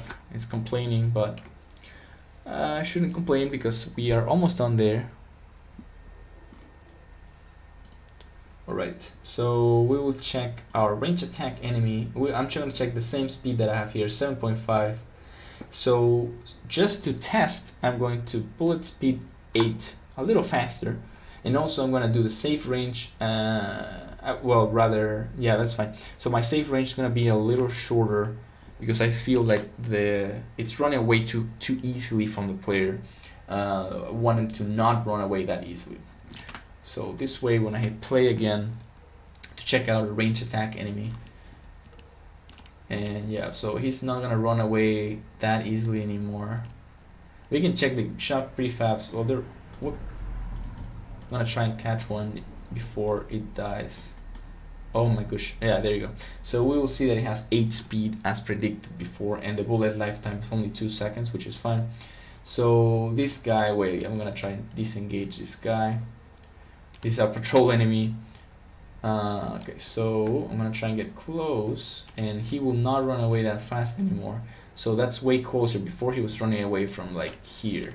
So now he's gonna start running away, and maybe he could fire while running away just slowly. So what I'm gonna do is if player is too close, the enemy can still fire, but they will fire at half the speed because they're walking and running away at the same time. So that way we can make sure that the player doesn't have like easy pass on killing any ranged enemy. But this is also configurable. You can just change it later, but it's a good idea to have. So I'm gonna do I'm going to do it here actually. So shot get component initialize this shot cadence timer. If I'm gonna do player too close. Well, no, this bool player too close is the wrong place. Can't like judge it. So I'm gonna go ahead and save it over here. Private bool player too close, and that way we can use it anywhere else. So here we delete it. So now player too close is equals to distance in the safe range, and here we can judge if player is too close, then the shot cadence timer is going to be multiplied by 2, else shot cadence timer.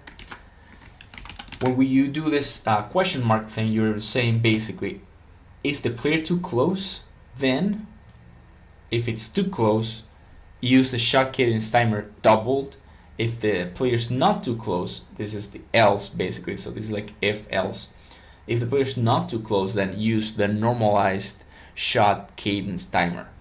And this way we'll be able to, you'll see in a second, we'll be able to see that the shots are still being fired, just way slower. So let's first test the normal speed. So that's the normal speed. You see like 1 every second. So when I get too close, he still doesn't fire the stuff because I didn't start the coroutine, of course. Whoops. So I have to start the coroutine here. Shooting is null, then start coroutine. Fire player, that's a shorter position. Well, actually, I don't need this. I don't need this if and else anymore. And this doesn't go. So why do I not need it? Because the way that I had before was judging if the player is too close, then don't shoot. But now I have it, if the player is too close, then just shoot slowly.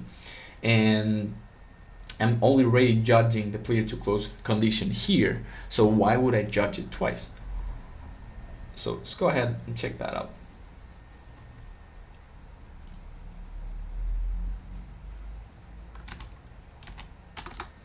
Okay, hit play.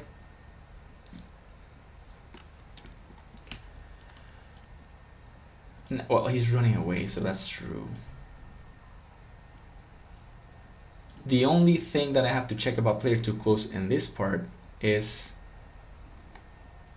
for the movement.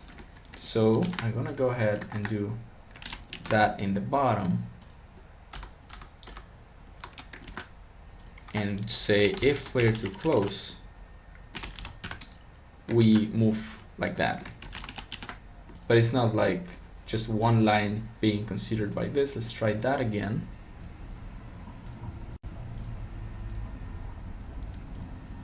Alright, we hit play because Unity just finished doing their stuff. Gonna hit moving right. Okay, this guy can see me from all that way. Let me just try something here.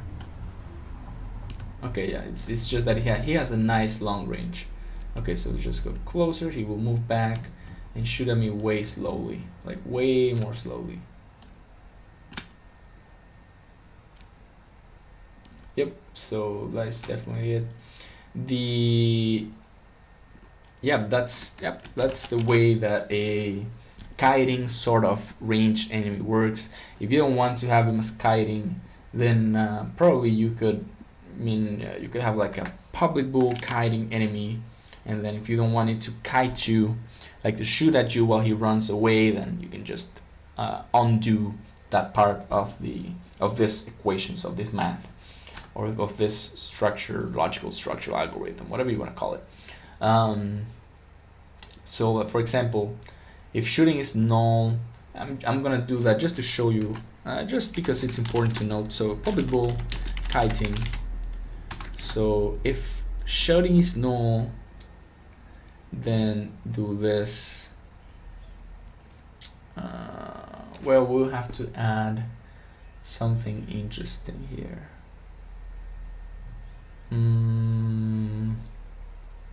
The problem is if player is too close. Okay, I'm gonna move this down. So if player is too close and not kiting, rather if, I mean, we'll always move back to players too close. So here, else if player too close, or well, inside this we say if kiting, then we do that. So the only way that the player will shoot our, well, I could add this. Well, I'm gonna add this here. If kiting and shooting is null, then we shoot the shots. We take the shots at the player. Also, when you see me select everything, what I'm doing is I'm adjusting the text formatting basically. And the way you do that is you hit Control plus A, and then you hit Control plus K, and you will see that in the bottom, without letting Control go, it says Control plus K was pressed, waiting for second key of chord, and you press, without letting go of K, you press F. And when you do that, all your code structure fixes itself. So I'm gonna do, like you see, I'm gonna do this, and I don't know if this will get fixed now. We'll do this and that, and I'm gonna do like this and that, and you Control plus K plus A plus K plus F, everything goes back to normal. It fixes itself the way that it should be, like with indentations and all that stuff. So again, kiting. So when we initialize this range attack enemy, rather the prefab can have it. So let's go to the prefab. If we have kiting here, let me just go ahead and click play. We have this guy over here. We don't have kiting right now. So in theory, he shouldn't fire at me whenever he's moving back. So let's check it out. Oh, I'm an idiot. There's not no players too close. If players too close, then we should else. Now I do need this if. Okay.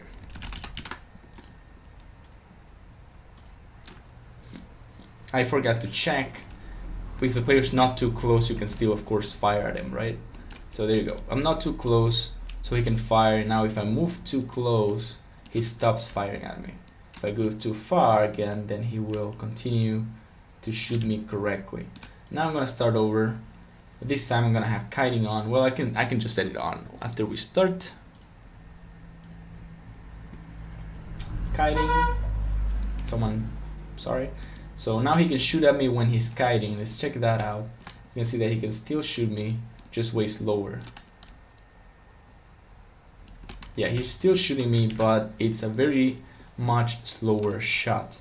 And yeah, so that is exactly what we needed. The other important thing that I want to get is I want to get my my world objects that are not tiles. So I'm guessing all of these. Oh, there's more than that. Oh, all of these guys. But I don't want the carpets. So all of these that are not carpets, I'm gonna tag them as objects. They're not. I'm gonna have to add a tag and click on it, and I'm gonna call it objects. Or rather, I could call it obstacle. Object's fine. So why do I want to call it object? Well, I don't want the bullet to get destroyed by the carpets. It makes no sense that you shoot a carpet from above. So basically I'm going to go ahead and get object here. I'm going to go to my bullet prefab, and I'm going to change the destruction thing. I'm gonna check the tag, so collision that collide that compare tag has to be or cannot be untagged. I don't want it to be untagged, so basically collision that collider.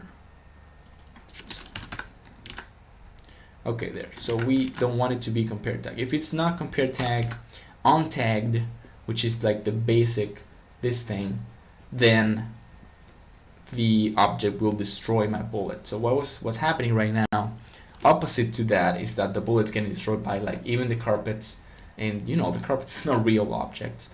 Okay, let's go ahead and do this. Yeah, you can see that they can go over the carpet, but they cannot go over the sofas. They can get destroyed by the sofas, then get destroyed by the player and by their enemies too, by the other enemies. Yep. So basically they collide with everything except the carpets and anything that's not tagged as object. You could tag things like that, like for example, you can tag them as obstacles, you can tag them as couch, you can tag them as furniture, you can tag them as anything you want. Just the whole point is that your bullets don't just vanish in thin air in a way that you don't expect. And if you can tell, this structure that we're doing right now is very similar to Hotline Miami.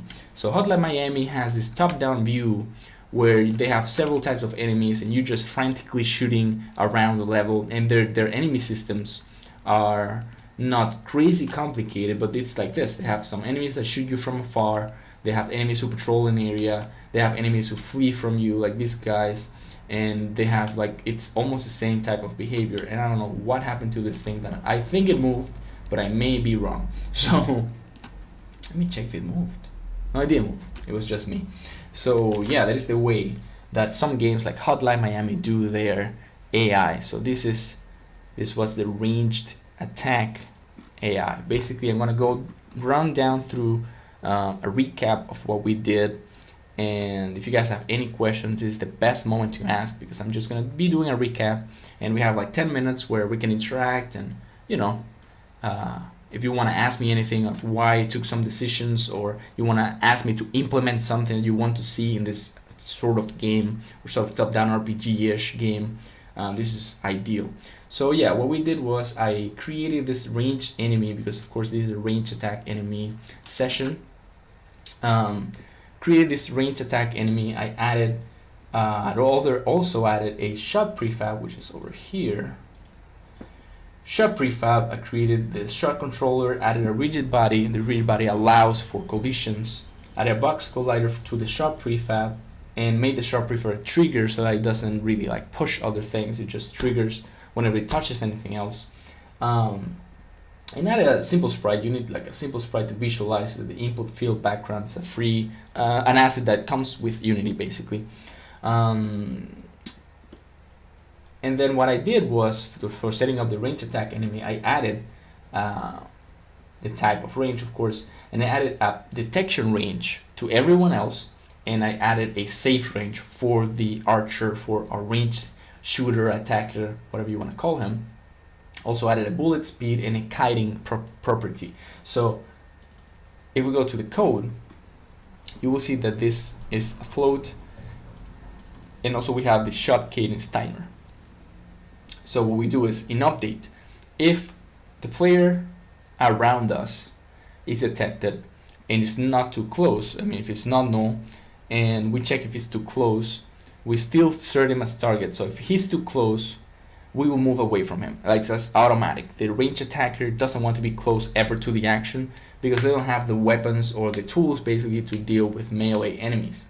But we will allow this guy to shoot if they have the kiting property. So basically when you're playing games like, you know, again, League of Legends, Dota, you can like walk a little back, turn around, fire a shot, and continue on. That's what these guys could do. What this guy could do if they have the kiting property, and of course if they're not shooting already.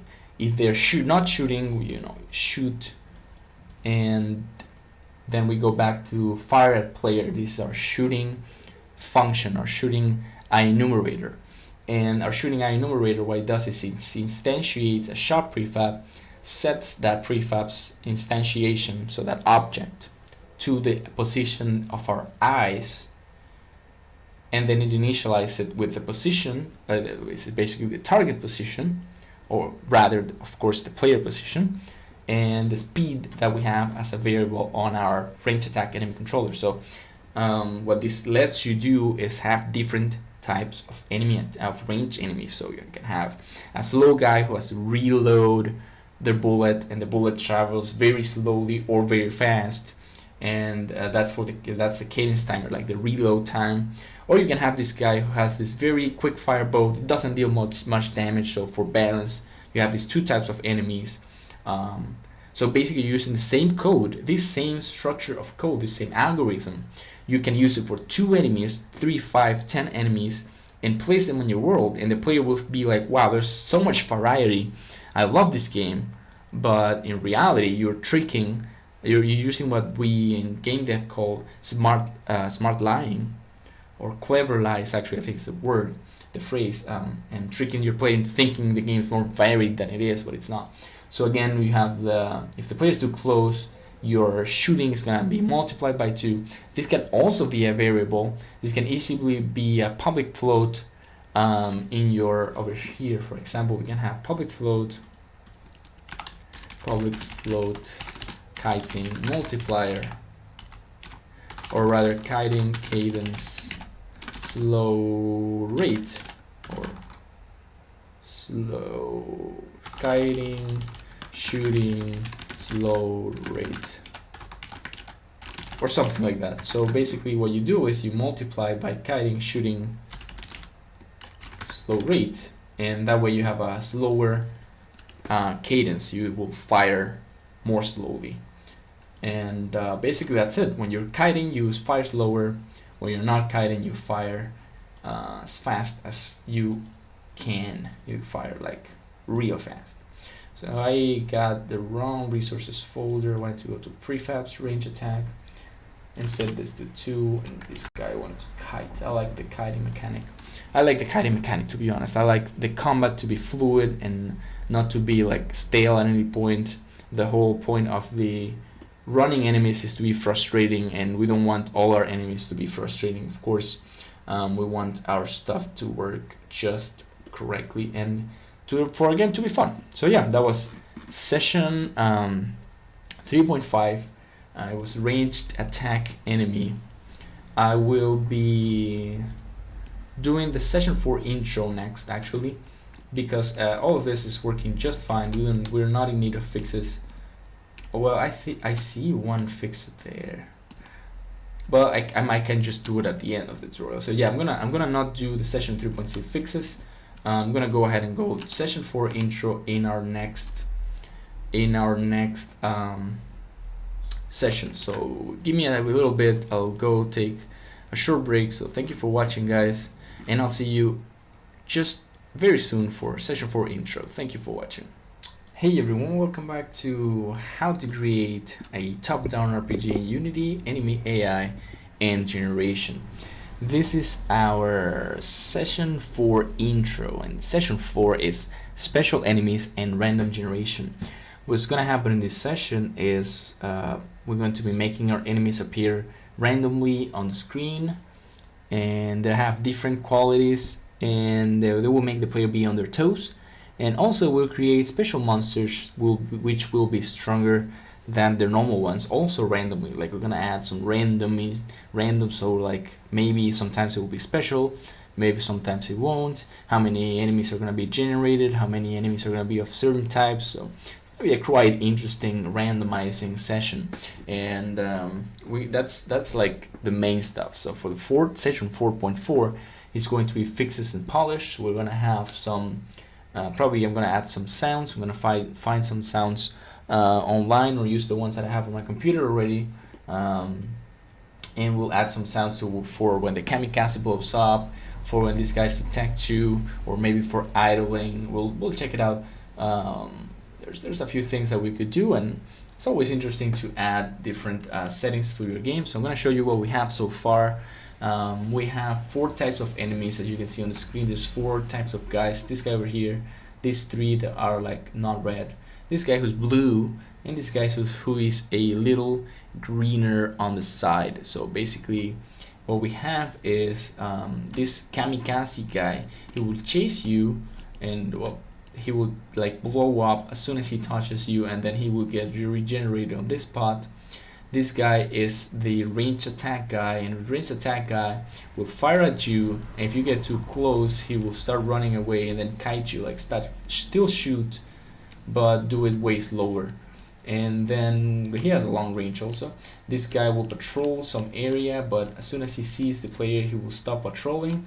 And these 3 guys will only chase the player if the player is at a certain distance of him, and they're the fleeing enemies. So if they are not 3 altogether, then they will actually flee the player. So we can see that by deleting one of them, and then I can go ahead and get close, and well, they also consider this guy their allies or whatever. You get what I mean. Let me just delete this guy too. I'm gonna delete everyone else just to make sure and test that that guy works. Okay, so there we go. Yeah, we can see that they work. If they're not in a pack of at least 3, they will just run away. But if they are in a pack of 3, then they will attack the player mercilessly, basically. So that is our intro for session 4. I expect you guys to follow me around on this last few sessions on the enemy AI and generation tutorial series. Thank you for watching, and I'll be right with you. Alright, welcome back everyone to how to create a top-down RPG in Unity, enemy AI and generation. We are going to start right now with session 4.1, which is called base scripting for our special enemies and random generation.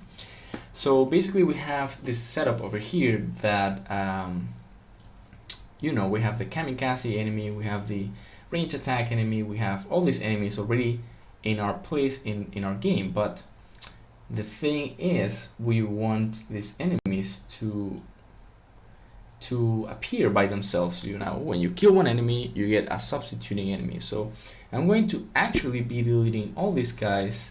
We have all the spawn points already set up all around the place, and so I'm going to be deleting all of these enemies right now, and they are deleted. Basically, we will also we're gonna check our manager and see that they have all the enemies in the right order. So basically the right order is fleeing, kamikaze, patrolling, and then ranged. So I'm gonna go ahead and do patrolling and finally do ranged. We now have all our stuff set up correctly. I'm gonna go ahead to the game manager, the enemy manager, and we start the game. So whenever we start the game, we have to generate enemies on each of these spawn points. Maybe not all of them, but have a random chance to have a spawn point generate an enemy. So we're gonna be creating a void, a private void, and this void is gonna be called something like randomized enemy generation. And we're gonna be introducing we don't need to introduce much, but we will introduce an int chance. So basically this int chance is gonna judge whether we will get the enemies or not. So I'm gonna go ahead and hit and say on start randomized enemy generation, and I will include the chance, not change. I don't know why it writes in change instead of chance, and change doesn't exist, so I'm gonna make it a public int, but it's gonna be like the first thing, not the last one. So public int chance, and that way we will be able to change the chance in the Unity inspector. So basically we're gonna do a little for loop for int I equals 0, and then I has to be less than spawn points on length, then I plus plus. So basically our algorithm, the structure of this will be very straightforward. So for each one of the spawn points, we're gonna do a random chance a random number. If the random number between 1 and 10, or 1 and 11, or 0 and 10, I guess, if this number is less than the chance, we will generate an enemy in the spawn point. And then which enemy we will generate? Well, we will do another random number, and we'll say, you know, from 0 to type plus 1, I guess. Then we will do a random generation, and we'll choose that way which enemy is going to be placed in that position. So, and we're gonna just be doing this easily. We will say random chance, int random chance, or rather bool, we'll say bool generate equals random dot range 0 to 10 is less than chance. That's it. So Unity is going to do a random for us. It's going to generate a random number, and depending on which number is chosen, if the number is less than chance, then we will get this enemy generated, basically. So we'll say if generate is true, which is directly, if you just do if generate, which if generate is true, it's like direct, you don't have to do anything else. So if generate, then we will do generate enemy, and we will pass in a random number enemy type. So I'm gonna do int enemy type equals random.range. I know I have 4 types of enemies, so it's gonna be from 0 to 5, because I know 5 cannot be chosen because the max is exclusive. So it's from 0 to 4 basically, for real. Well, actually it should be 4 because there's 4 types of enemies, so the array goes from 0 to 3, as you can see right here. We go 0, 1, 2, 3. So we're gonna be generating enemy, and it's gonna be converted to enemy type. You can do it. There you go. Enemy type, like this, and the spawn point is gonna be I. Just like that. So we're going to be passing in the enemy type and the spawn point depending on this randomizer. But the enemy is not going to be initialized yet. Or rather, the initialized figures are going to be the same as normal. So we're going to go ahead and wait. We got our chance, and our chance is going to be 5. So there's a 50% chance that we get the number, the monsters generated. So you can see that there's a lot of stuff going on here, and there's an error. Patrolling enemy controller doesn't have the waypoints, and that is why I was saying that we have to pass in some information to these guys. We need to initialize the waypoints, and the way that we will do that is by going to our enemy manager, and we need to judge what we generated in order to be able to initialize it. But that will be, of course, done in this place. So basically we'll say switch type, and depending on the type, something has to happen. So it's special cases, but for now I only think I need to do case enemy type the patrolling. We do the break already, just to omit those red lines. I don't like them. And so we're going to be grabbing our enemy that we generated, and we'll get the component patrolling enemy controller, and we're going to initialize them. And the way we're going to initialize is damage, health, and stuff. Damage does not exist, and you can just pass in any value. So I'm going to do int 5, this is like 0.8f, and then the waypoints are going to be waypoints. We already have a variable waypoint that I set up before when I was building our patrolling enemy controller. So this way we will pass in the needed information to the patrolling enemy controller. And this is exactly the same way that we're going to be dealing with initializing everything else whenever we generate an enemy. So go ahead and hit play, and we'll see that we have our patrolling enemy controller, and this guy's going to go into this area over there, and you will see that I have 2 kamikaze enemies that can follow me around, and everyone's like trying to kill me right now, so that works fine. So I'm going to increase the chance to 8 and see how many enemies get generated. It should be more. Yeah, you can see that I got 3, which is great. 3 of the chasing enemies right here, and they can go ahead.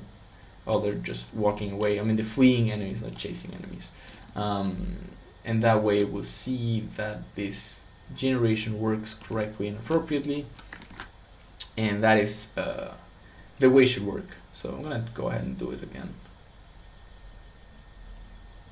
I'm gonna hit pause and see the qualities of everyone. So the fleeing enemies have player detection range of 3, which is like not much.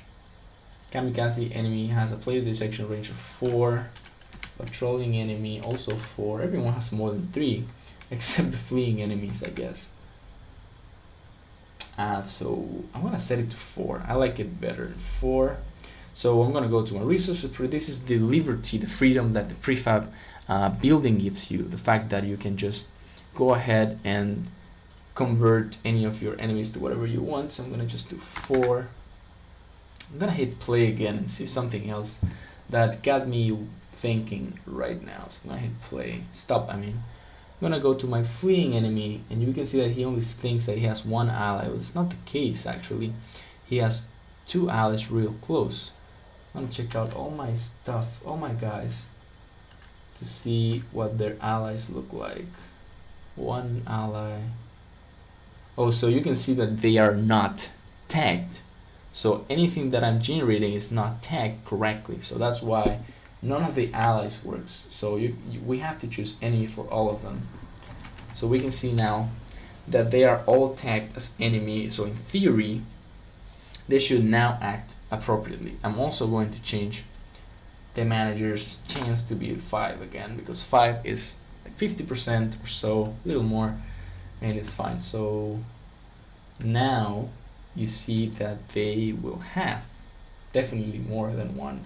See, the patrolling enemy has like this one, and these guys are just gonna be patrolling the same area. Now we have 2 allies here.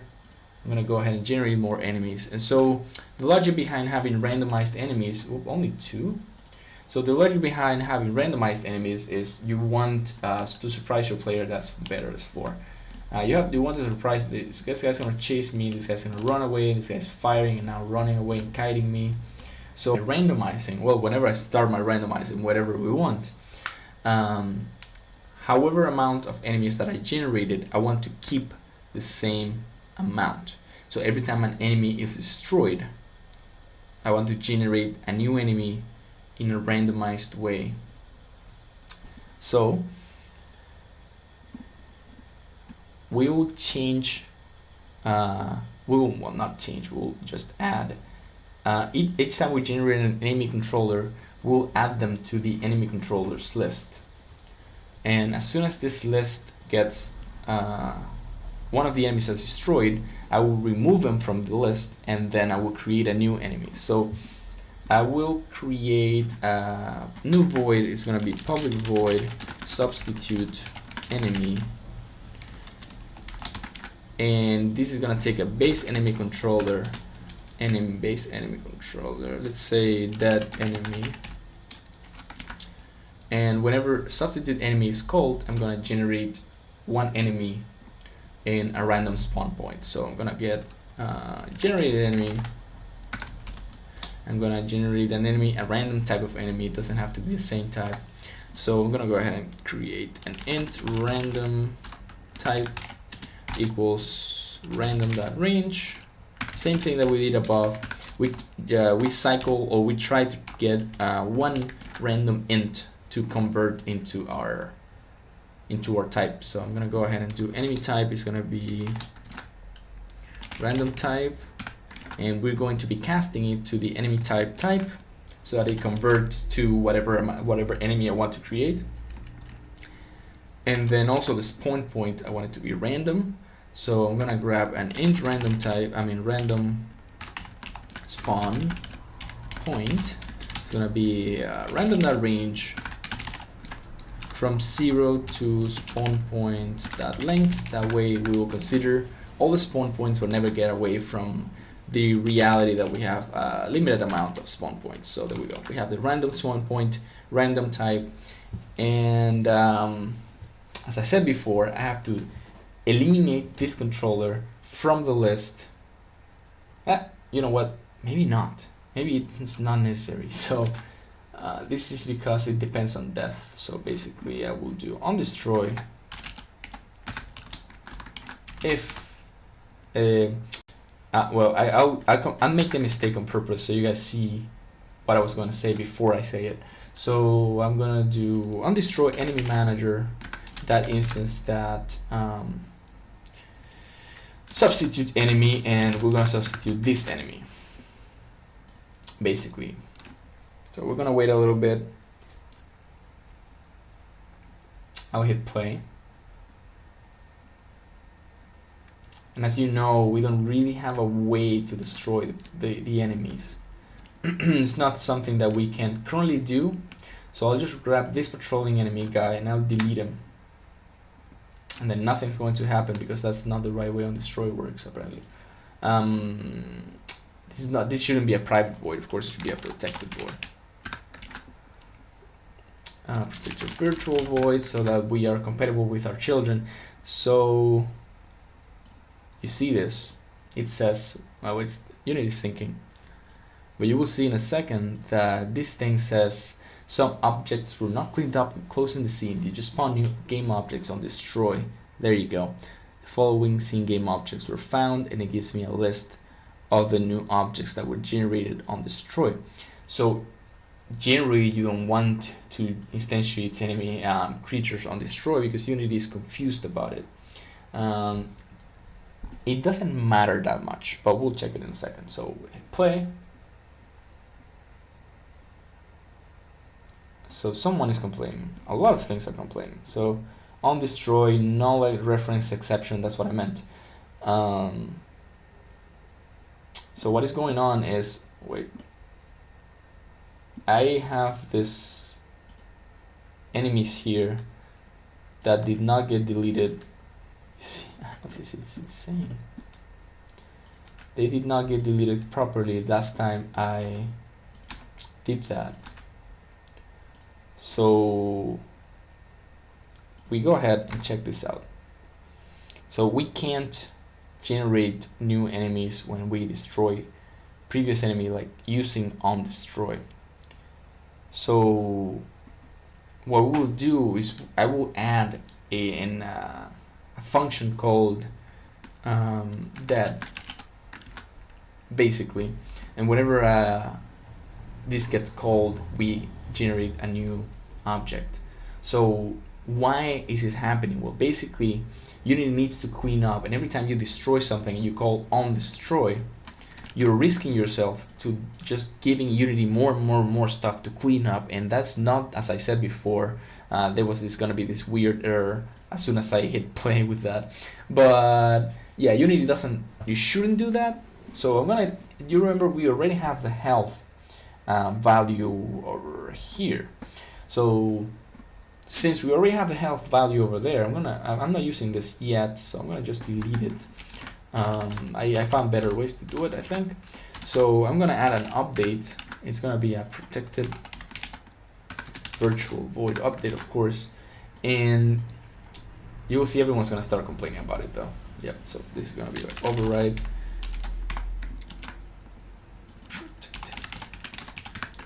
you have to have the same exact wording. So protected virtual means this is the base, you can use it or completely modify it. So here I'm completely modifying it, but to not completely modify it, just to base that update, and this means is please let me use what we already have. Let me use like the base update method, but I will also add other things. So that's what we'll do in all of the structure that we have down here. So I'm gonna go ahead and copy this part, and I have to paste it in all this. See that this also is complaining. So there you go, and same thing for this, also complaining. And finally this one will also be complaining. So our protected override void update is now completely compatible with everyone. And what's gonna happen is if health is less or equals to 0, then I'm gonna say dead. That's it. So that is gonna send a message, please substitute this enemy, and then I'm gonna destroy this game object. That way, no, not with a capital G, with a lowercase g. So this way we're sure that our game object called, base enemy controllers game object is going to get destroyed when we need it. Basically, that's what's happening here. So let's go ahead and wait a little bit until Unity processes this change. And then I will hit play. And we will see that there's like a lot of stuff going on. I want this guy to stop pestering me. Just gonna move away. And then I'll go ahead to kamikaze enemy, this guy, and I'm gonna hit health. I'm gonna hit 0 here. Boom. He transformed into something else. So kamikaze enemy, boom. He didn't. Well, maybe he did, but I can't see it. Just hit 0, health here. You can see that when I kill one of them, no, I don't want to fight you. No, I don't want to fight you. So these guys are chasing me because of the coding, of course.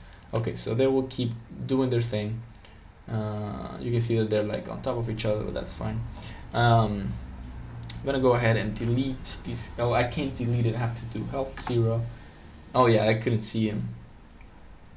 So important stuff is going on. They are stacking on top of each other because I don't know anything about my spawn points. So that is a problem. Of course, you need information about your spawn points because your spawn points you need to know which ones are occupied and which ones are not. So there's a few ways to do this. We could make code basically for that, but what I'm gonna do is I'm gonna add to this list, and I'm going to just give me a second to show you. So basically I'm going to add to that. I'm gonna remove the randomness from the spawn points a little bit, but it's not a bad thing. So we're gonna go ahead and when we substitute the enemy, we grab our list, our enemies list, enemy controllers, and we remove that enemy, and we, of course, whenever we generate an enemy, we will be adding that enemy that get component base enemy controller. We're gonna add him to the list. So this way we do enemy controllers that add, and this thing is gonna happen. And there we go. So now we have the enemies list it's gonna keep our base enemy controllers, and then whenever an enemy dies, we will remove them. But I'm actually gonna remove them at the start. So why I'm gonna remove them at the start? Well, to choose a spawn point, we have to know all the spawn points in our base enemy controllers. So the way we will know that is by adding a do we have a reference to the spawn point? We could add a reference to the spawn point, I guess, but I don't know if I want to add a reference to the spawn points. So let me just check another way to do it. Oh well, I could just keep an int wherever he was generated. Yeah, let's just add public int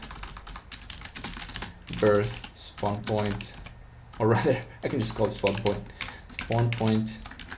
So we will skip the spawn point in our calculations whenever we're randomly choosing where to spawn something. So basically here I will actually have to change the structure of this substitute. There you go. So we'll have to change the structure of the substitute just so that our our enemies get spawned on the right way, the right place, at the right time.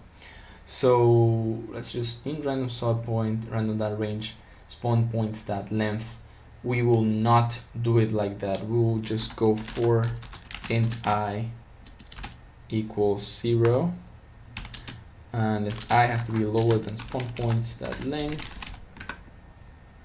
and then to change this code in that way that I don't want to do.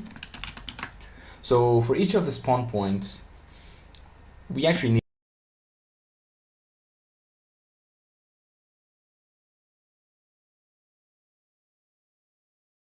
points.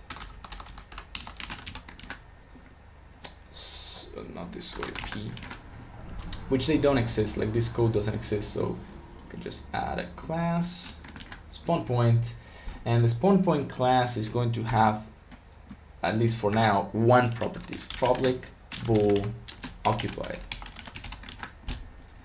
And this is going to be a mono behavior. No, just a mono behavior. And of course I have to add using Unity engine so that we can use the mono behavior thing. And now that we have the mono behavior thing on, we will go ahead and add that to each of our waypoints. Yep, of course. So now we have to change this to transform that position, Same here. There we go.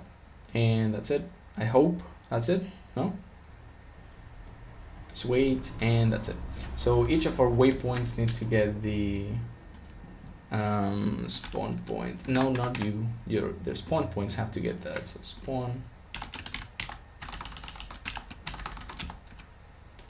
There. And then we go ahead and go to our manager, and we have to re-add all of that stuff. I'm gonna lock him. I'm gonna change this to 0 so that he doesn't have anything anymore, and then I will go ahead and grab all of this, place it here, and I will stop this from being locked. And so what's gonna happen is I'm gonna set the spawn point to occupied. As soon as I choose one spawn point, of course this one's gonna just go once, so that's fine. So here I will go and say spawn point, and then spawn point will be occupied now. And if I find an occupied spawn point, then I have to choose another spawn point. And the word spawn point, the phrase spawn point, is starting to lose meaning because I've been saying it too much. But yeah, spawn point, same here. So I'm not going to make, sorry, this is not going here. I'm not going to make the substitute enemy think about the spawn point stuff, about confirming if the spawn point is busy or not. So what happens is, before I do this, before I try all of this, I have to check if spawn point, or rather while spawn point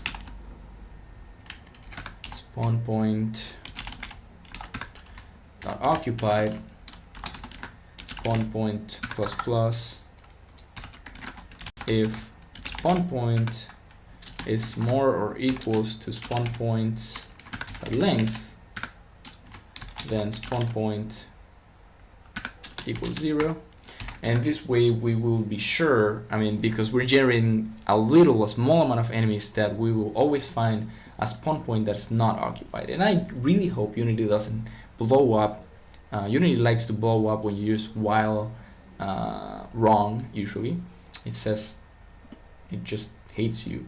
So I'm gonna go ahead and hit play very quietly. We have to hit play very quietly so that Unity doesn't get mad. I'm gonna get, yeah, so we have our stuff, our guys. I'm gonna get this random enemy and I hit 0, and they would respawn somewhere else. The point is that they will most likely not be respawning somewhere where there's already another guy. So yeah, that is the way that we're gonna get rid of players, or enemies rather, spawning on top of each other. Just doing the right spawn point way, checking that the spawn points are occupied, and it just is way better. And of course we have to add this same thing, this exact same thing to our generate special enemy later. But for now, I mean, this is for next 2 sessions, I think. For now it's fine. So yeah, that was I'm gonna go do a small recap. If you guys have any questions, please ask them now. This is the right time to ask. I'm gonna be doing a recap for 1 or 2 minutes. So go ahead and hit me with any questions, suggestions, anything you may have or want to know. So this session was for base scripting of random generation. What we did was I eliminated all the enemies we had on the screen before now, and I set up some scripting on the enemy manager, which is this part. When we start the game, what we do is we randomize the enemy generation with a chance that I set on this part. Like on the inspector, I set a chance, and then I cycle through all my spawn points, and if a random number generated by Unity is lower than the chance number that I set, then I will generate one enemy. Then randomly I choose the enemy type. So if maybe I want to choose like all my enemies to be certain type of enemies, or I want 3 in a row to be that type, then you can also do that. But in this case, I want them to be completely random. So I chose an int enemy type. The enemy type is gonna be randomized by Unity again from 0 to 4, and then I'm gonna generate an enemy with the random enemy type at this spawn point, at the current index of our for loop of the spawn point. So after this, after I generate this enemy with that type, after I choose that, I just generate the enemy. I make sure with this that my spawn point is not occupied. So the way this works is if the spawn point is occupied, I'm gonna increase spawn point to the next one over it. And if it's, of course, in order to cycle until I find the right one, I have to be going back to 0 if it's over. So I will go back to 0 if it's over, and I will try to find a spot on the list of spawn points where I can create my enemy character. Then I will set my enemy's position to that, and if it's a patrolling enemy, I need to initialize it with the waypoints. If I don't do that, then it will not patrol, it will fail. It did fail on the run actually. Then I add the enemy controllers to the list, and I set the spawn point I chose to be occupied, because something was spawned there. Some enemies will not move until they are close to the player. So actually I could now that I think about it, I could place this on top here, and there's an important thing. So the patrolling enemies will never stay in their spawn point. So basically what we want to do is this is only going to happen if the enemy is not patrolling. But that's actually an improvement, a quality of life improvement, so I'll do it in another session. And then we also have substitute enemy. What substitute enemy does is whenever a character dies, they get substituted by by another character, basically by randomizing the stuff again and just adding a new player, a new actor to the scene with generate enemy. And important to note that you can only, I'm gonna go to the base enemy controller, you can only destroy the enemies by making their health go to 0. If you in Unity use onDestroy to generate something, then Unity gets really confused because you're saying basically, if I close this scene, generate something. So you should not attempt that type of action in Unity. It's not recommended. So it's better to just have this sort of, if health is less than 0 or equals to 0, just dead, go ahead and do substitute enemy, destroy this object, not onDestroy do this. It's better to do like onDestroy play sound, or onDestroy, I don't know, something similar to that sort of thing.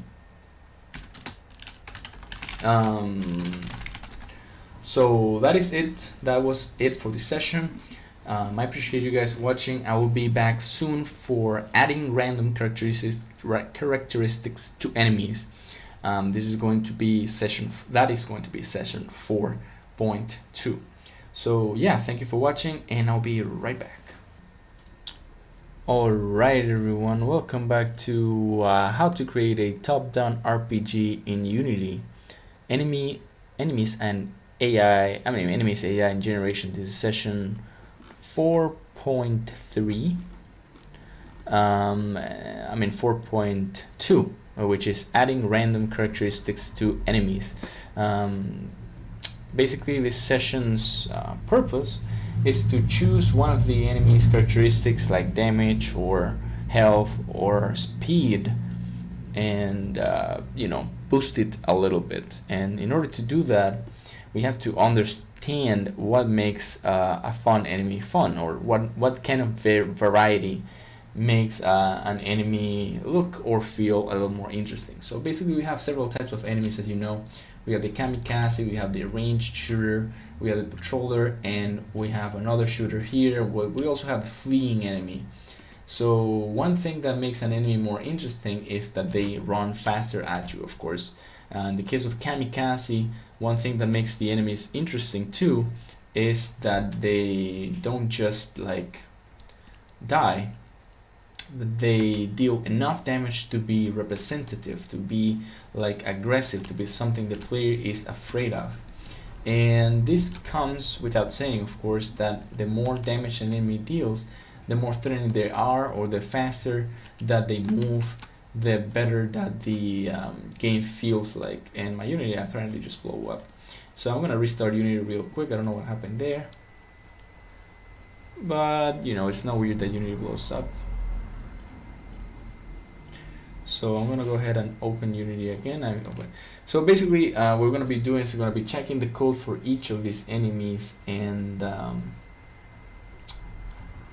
we will find out what's going on. Also, there's something that I have to change that I forgot to change before, and that is that our kamikaze enemy generates a new enemy by himself, which I don't really want to do. Like basically I just want them to get destroyed, and that's it. That's what I want to happen. I don't want them to be generating enemies without my approval. Basically that's what's gonna not happen. So yeah, basically that is what I'm gonna correct. Maybe that's why Unity blew up, like we were generating enemies without permission. So basically when we generate enemies, remember we have to remove that enemy from the list. And the other thing that we have to do is that enemy that spawn point that occupied is false. Or rather, how do I do that? Is anyone setting? Well, yeah, this is something that we have to fix, but at some point. But I'll check it out later. But yeah, that was one thing that was going on. The enemy was getting double generation, so basically that's something that we don't want to see happen in our enemy scripts. We want everything to happen in one place, one time, not duplicated. So again, we're going to be doing extra stats for our enemies. So the first thing that we need to do is consider that we want enemies who are faster and who deal more damage. So we will be adding those stats like speed, and let's just go and check awake. This is fine. Start randomized generation chance for int I blah blah blah. This is cool. But then we want another chance, which is gonna be our base enemy power up chance. And what this will do is we will add more speed or more whatever to the player. And so basically I'm gonna check the initialize for each of the enemies. All of these enemies have an initialized format, and what this one actually, what we do with the initialize is we set the speed, we set the health, we set the damage to be exactly the same as here. But instead of that, I'm going to change this name to be bonus damage, bonus health, and bonus speed. bonus speed.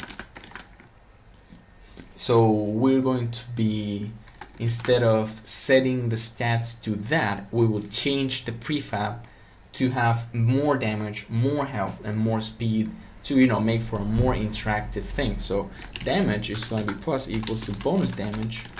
Health is going to be plus equals to bonus health.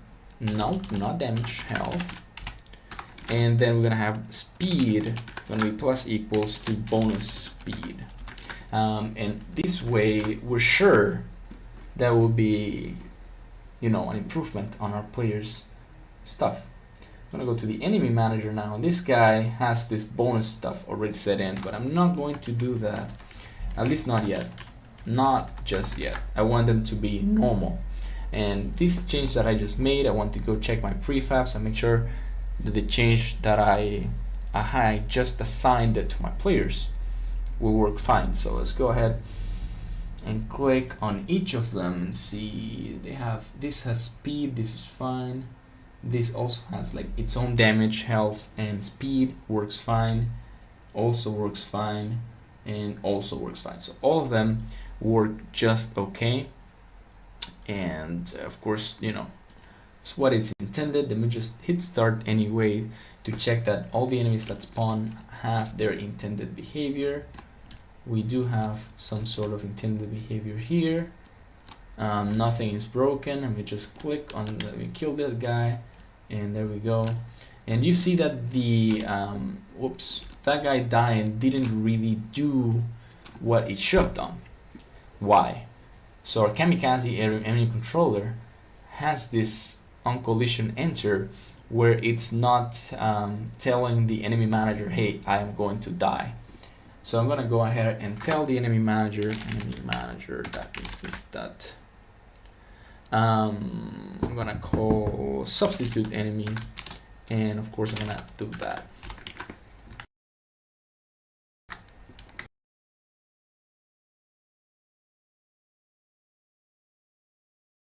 Okay, excuse me, I was sneezing. I think I seem to have some sort of allergy today. So yeah, let's go ahead and check out. We have the player character controller, we have the substitute enemy. Now it will get destroyed, and on collision enter is an interesting format or something, like an interesting void, I guess, that in this case I'm not adding to all of them, just to the kamikaze, because I want them to just die whenever they touch a player. But basically the others don't deal damage. Well, they don't deal damage because their player doesn't have a way to respond to the damage, but it's not a big deal. In this situation, at least, it's not a big deal. So I'm gonna hit play and expect to get at least one kamikaze. We did get one. So whenever we kill this guy, or actually he kills himself on us, he will go ahead and respawn something else. In this case, a fleeing type of enemy. So now we have that solved. That was a problem. I will go ahead and to my base, to my enemy manager, and we have to consider the bonuses that we may or may not do. So when we're gonna generate an enemy, the first thing that we're gonna do is we're gonna do a bool bonus, and this bool is gonna be, or rather, I'm gonna do 3 values. So I'm gonna have an int bonus damage, an int bonus health, and an int bonus speed, or rather this is a float, but whatever, float bonus speed. So my bonus speed is going to be a random, all of them are going to be random numbers, of course. So basically random.range, and I want to actually sometimes have slower enemies, so it's going to be from 0.05f to 0.25f. So it's going to be either a little slower or a little faster. Same thing for health. It's going to be random.range. Sometimes we're going to be like crippled enemies, lower enemies, weaker enemies. Not all of the enemies have to be stronger. So it's going to be either -1 or 2. Well, 4, I guess the bonus 4 is fine. And then we have another one, which is the bonus damage, the random.range, but I actually don't want to have negative damage values. So from 0 to 3 is gonna be the possibility of extra damage. So in this situation, we have the enemy here. We can just go ahead and, if it's not, I guess if it's not a patrolling enemy controller, I can initialize them with then the extra stuff. Or rather, okay, so the interesting thing here is the patrolling enemy controller has to be initialized twice. One for the base and one for the patrolling enemy controller itself. Because the patrolling enemy controller itself has special stuff. So I'm gonna get the enemy controllers, or rather enemy.get component base enemy controller. I wonder if this is normal. When initialize, I'm going to initialize it with bonus damage, bonus health, and finally bonus speed. So in this way we are sure that our players getting some, our enemies are getting some bonus characteristics. So let's check it out. I hit play, and we can see over here kamikaze enemy damage, health 7, speed 0.81, damage 1. This guy kamikaze enemy health 4 but damage 3, which is way higher, while the range attack enemy has damage 2 and less health and a little more speed. But then again, we have to think a little deeper into this structure, because we want to balance this. We don't want like a regular enemy who has 2 bonus damage, and if they normally deal 1 damage, then 3 damage is 300% the normal damage. Bonus health, we don't want a guy with plus 3 health. If they have 10 health, then they have 300% damage plus a lot of health. And then same for the speed. If we have this guy who has all these 3, he's like a very strong monster. So basically what we're going to do is we're going to check the first thing. The most important value for me is actually speed. So if bonus speed is positive, my bonus damage is going to be lower, and my bonus health is going to be, like, the possibility is going to be lower. So basically if bonus speed, well, we can do it in line with this. Basically we do bonus speed. If bonus speed is more than 0, then our top damage value is going to be 2 instead of 3. What this means is we can only get +1, so it's 50% chance to get +1, and before it was 66% chance of getting +1, and then 33% chance of getting 0 or 3 or something, or 2. Yeah, that's the right number. And then again, we didn't want a structure where this enemy could be overpowered, so we're going to be now this guy, the health is also very important, but this guy has a possibility of having -1, so that's way more balanced. Still, if bonus damage is more than 1, then this value is only gonna go up to 2 or up to 3, so it's gonna be 1 lower, and that actually forces the odds way more toward the players, so it's way more possible to get -1 than before. Before there was -1, 0, 1, 2, 3, and now it's -1, 0, 1, and 2. So there's 1 negative, 1 neutral, and 2 bonuses instead of doing. I'm actually gonna lower it more. So this time it's like 1 negative, 1 neutral, 1 positive, and this is in case the bonus damage is more than 1. So this enemy will be dealing 2 extra damage, which can only happen if the speed is higher. And then I'm gonna actually, if the bonus damage is not more than 1, I'm gonna make it way more forced into having bonus health. So I want these zombies to all be very strong or not. And I'm gonna increase the bonus speed to 0.35 just to have also more chances to get positive bonus speed instead of negative. Because as I said before, I believe that in a zombie game, the speed of the zombies is very important. And this is the context that we have for this specific game scenario, which is zombie game. I'm gonna hit play again, check out what happened. So the kamikaze enemy on the left has extra speed, maybe? Yeah, this guy has extra speed, extra damage, and a little extra health. So he's like a little more powerful than normal. This guy has normal damage, a little more health, and a little more speed, which is fine. This guy has way more speed. Then we have the ranged attack enemy. This guy deals a little more damage, runs very fast, and has health. And we can see that, well, that's important, that's interesting. So we can see that they are some strong guys, some really strong guys. I'm gonna go ahead and check my base enemy controller actually, because I want to see my spawn point. My spawn point is not being checked up. I am not giving the players their spawn point for some reason. So I'm gonna initialize. I'm gonna be adding int spawn point, and I will be in the enemy manager giving the players their spawn point. And how do I actually do that? Well, I have my spawn point that I just generated there, and now each player knows where they were spawned. Let me check. Oh yes, this is also true. Let me just eliminate this for now.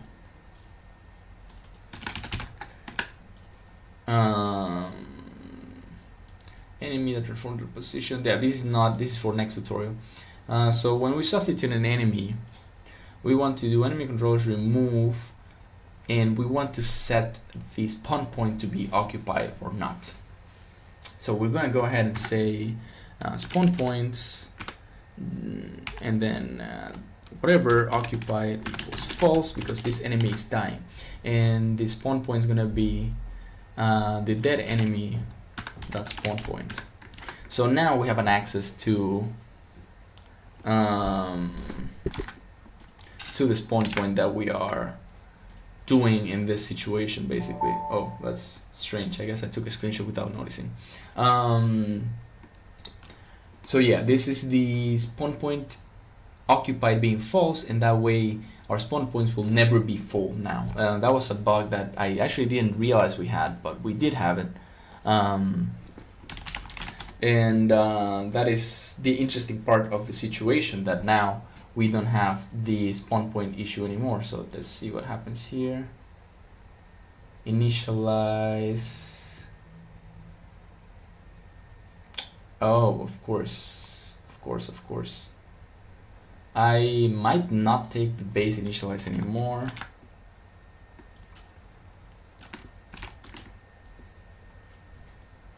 Little bit, and then we hit play again. These guys, yep. And now everything works fine. Let me check if this guy knows where he spawned. He doesn't. Oh well, maybe he spawned at 0, of course. Spawn point 0 2. That's very strange. So I'm gonna go and check why those guys are not getting the spawn point set. Let's see, base enemy controller. Oh, of course, this is spawn point equals spawn point, as you can tell. All right, wait a little bit.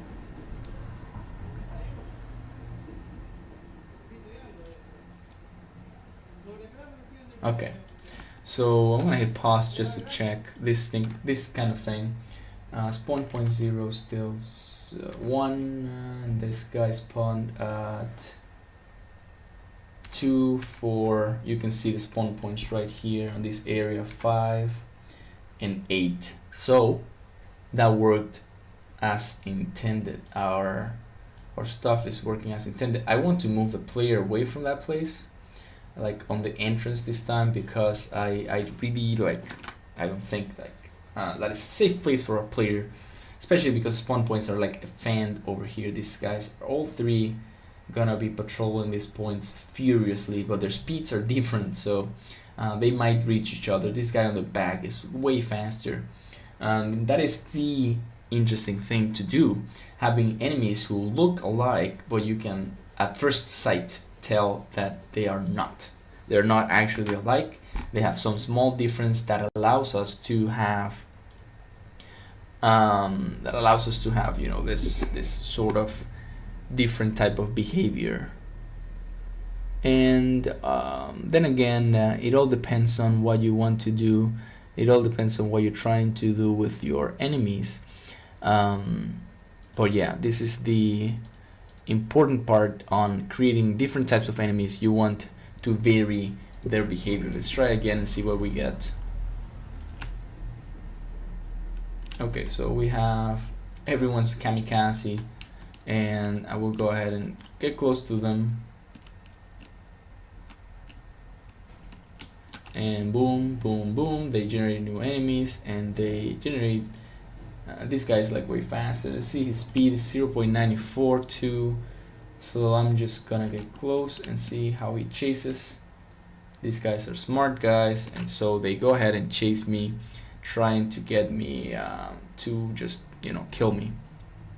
So yeah, basically that is it for this session. I'm gonna do a small recap, and after that I will be maybe Steam's downloading something.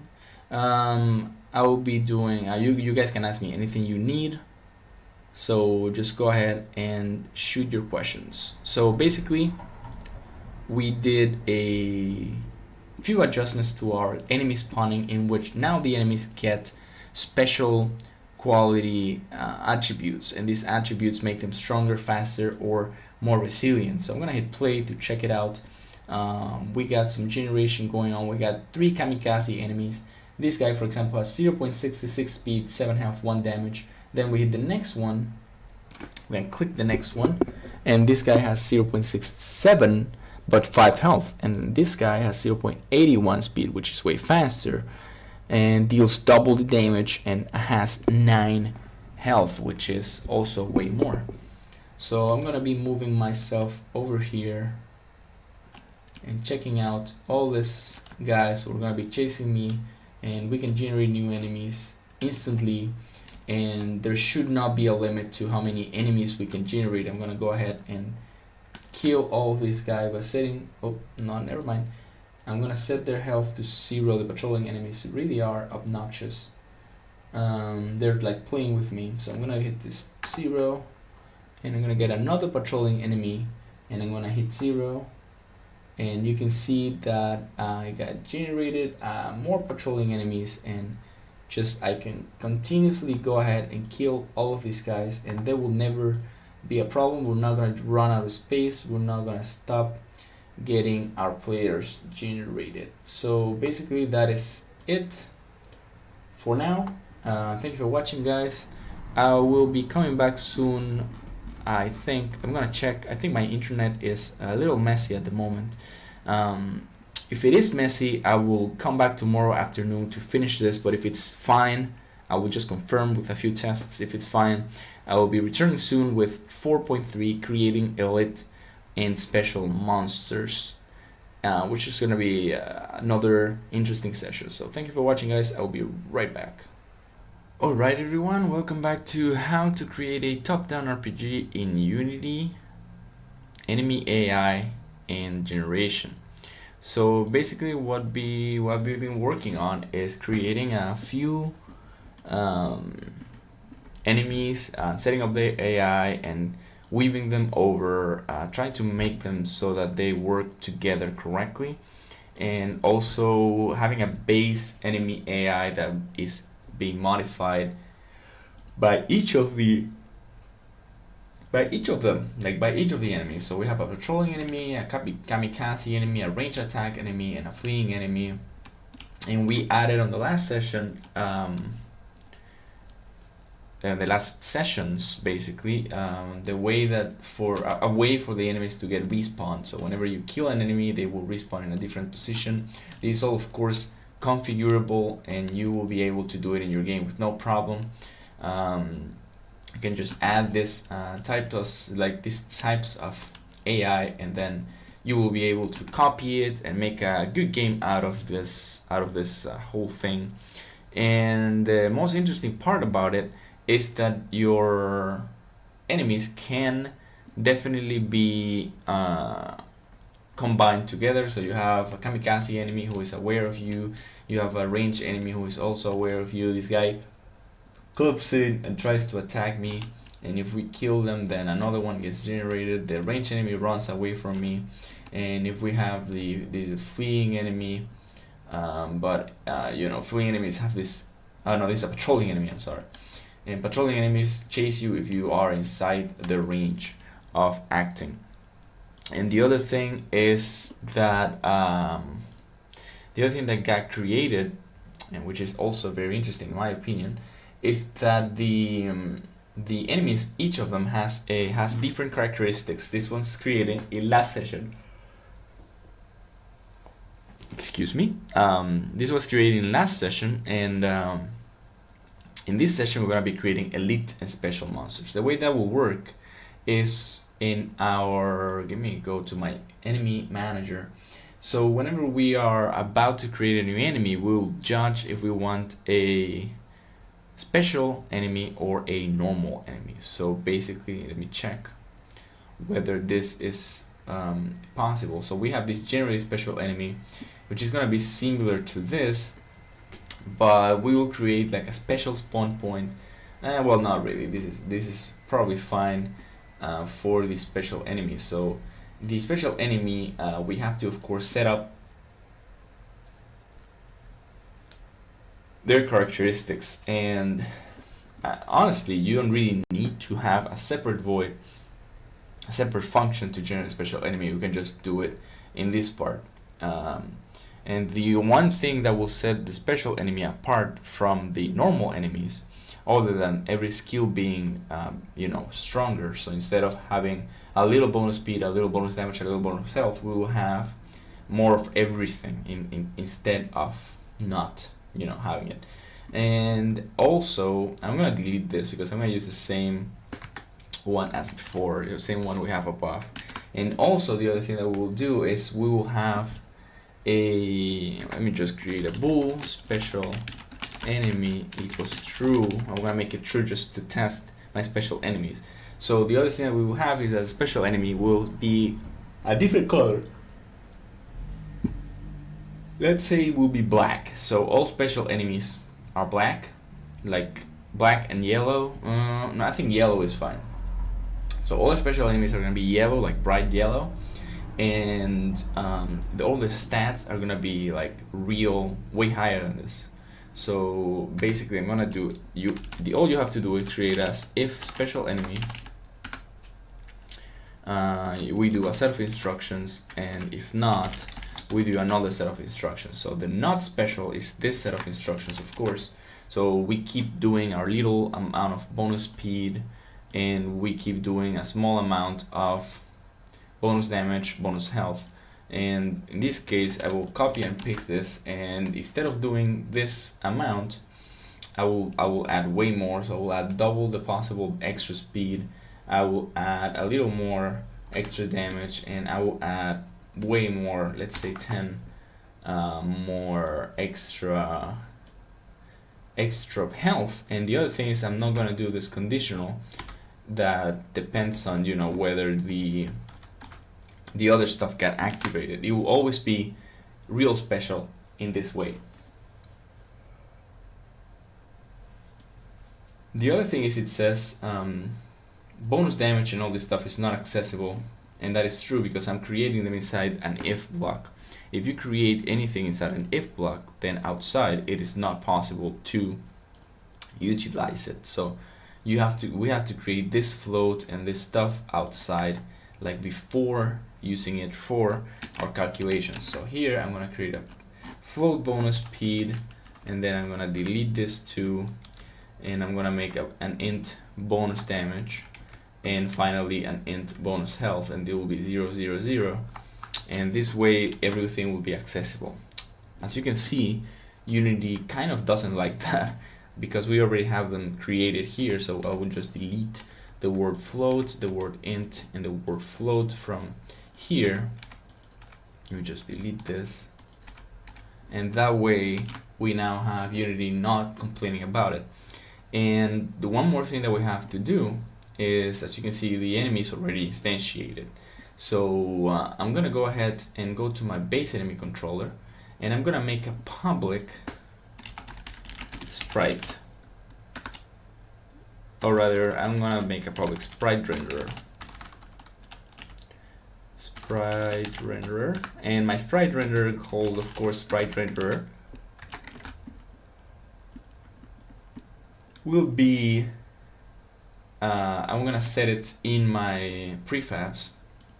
I'm gonna set it in the prefab so that it's accessible from the start of the game, so that way we don't have to wait for Wake to set up the color of the special enemy. So I'm gonna go ahead and click on this, and I will yep, so we have the sprite renderer here. I just have to drag it and drop it over here, and same for the patrolling enemy, same for the kamikaze enemy, and lastly same for the fleeing enemy.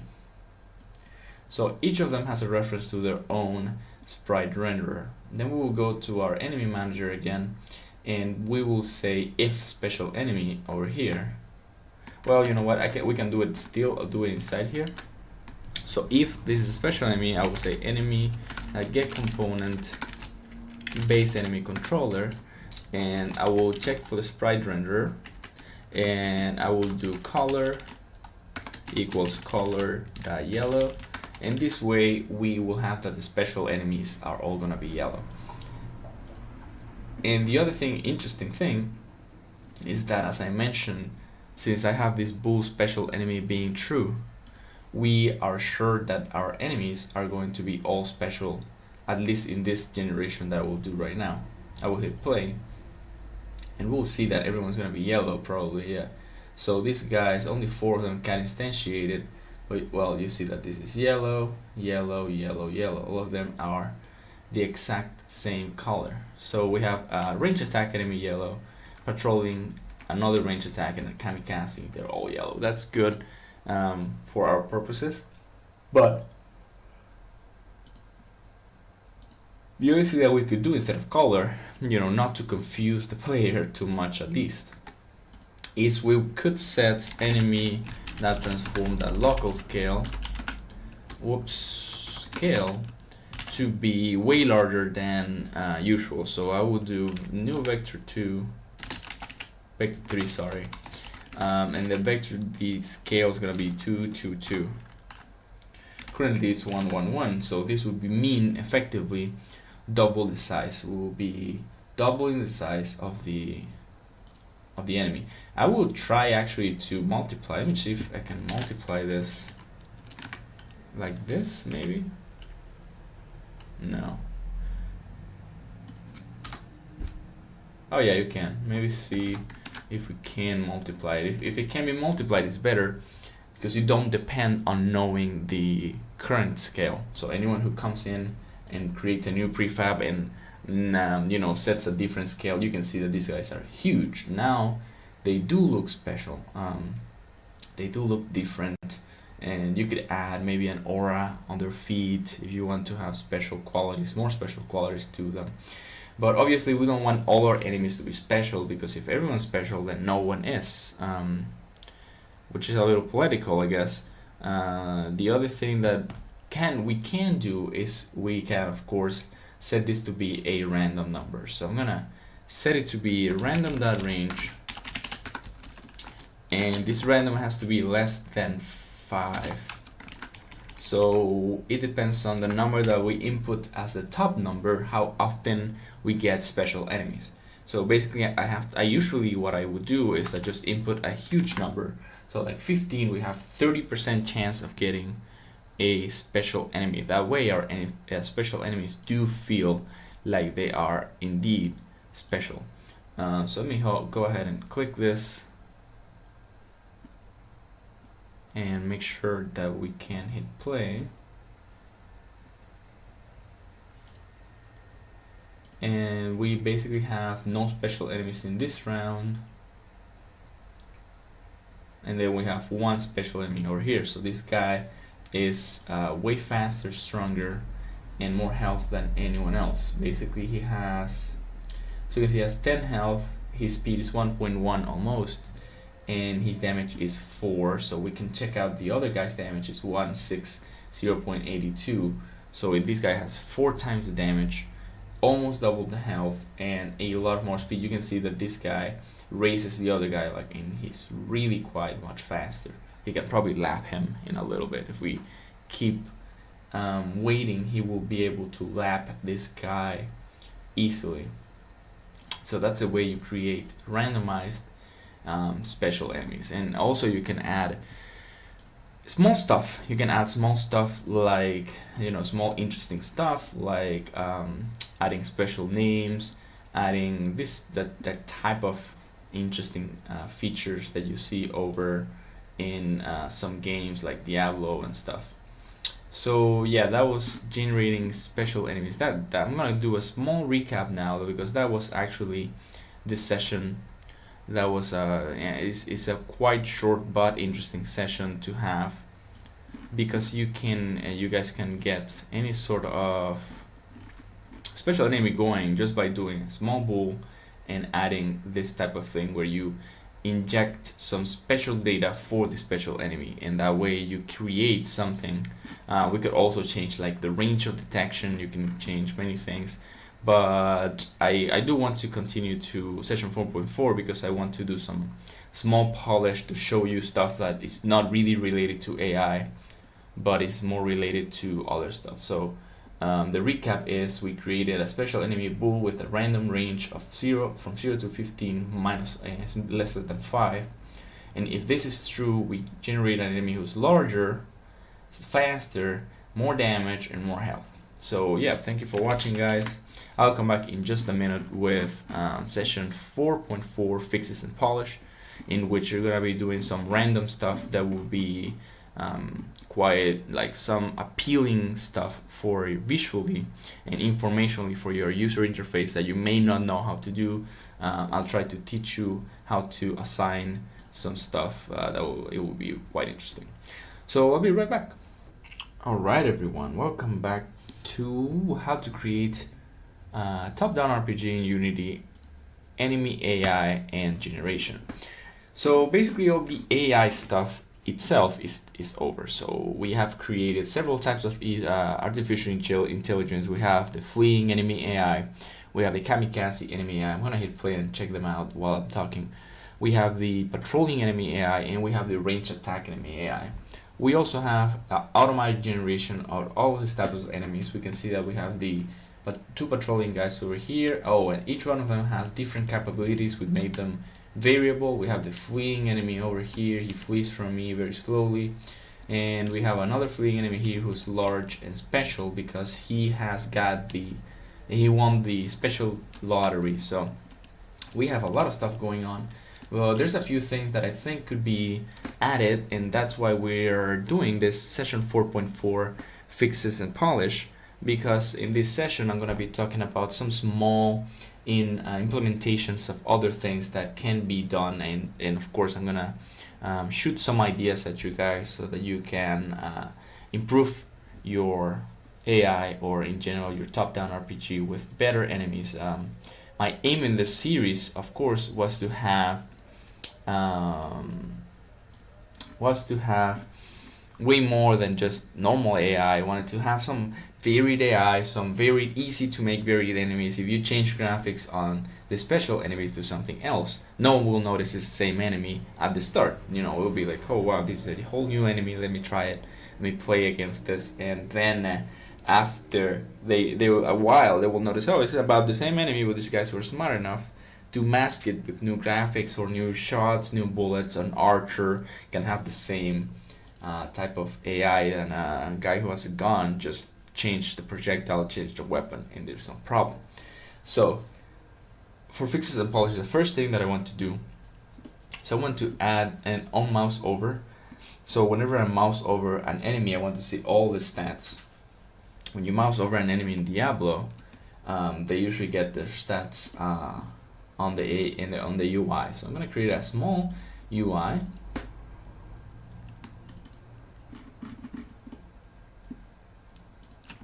We're going to create a few texts. I'm going to be calling this enemy name, enemy health, I'm gonna create another one called well, honestly I should not be doing like that. I'm sorry.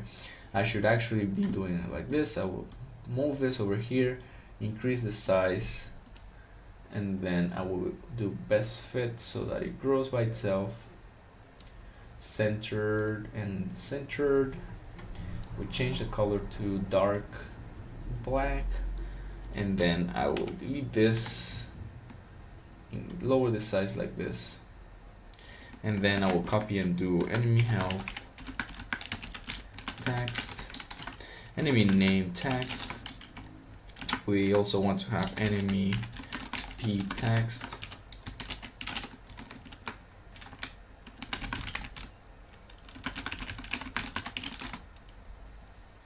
so we have basically is a system where we will have a system where whenever the player mouses over an enemy, we will show these enemies characteristics. So I'm gonna go ahead and delete all of this text, like make the text blank, blank like that. In the canvas, I will create a new script, and this script is gonna be called, let me go ahead and check my scripts. This script is going to be called, let's sync. The script will be called enemy data display controller. It could be manager, could be a manager. Okay, so it's fine.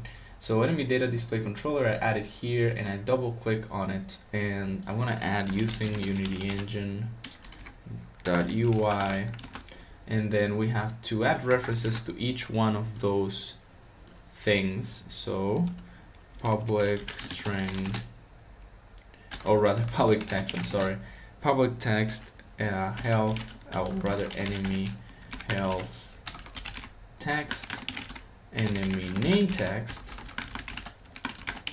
The other one is my enemy damage and enemy speed texts. Basically, that's all we need.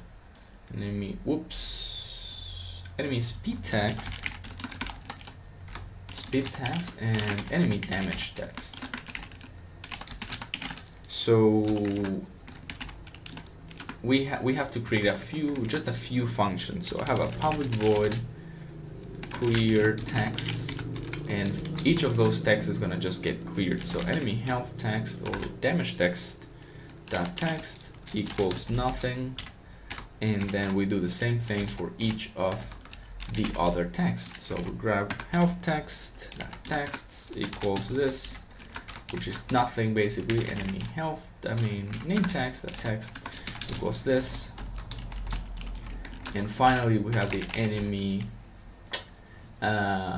speed text equals nothing. So we are clearing the texts.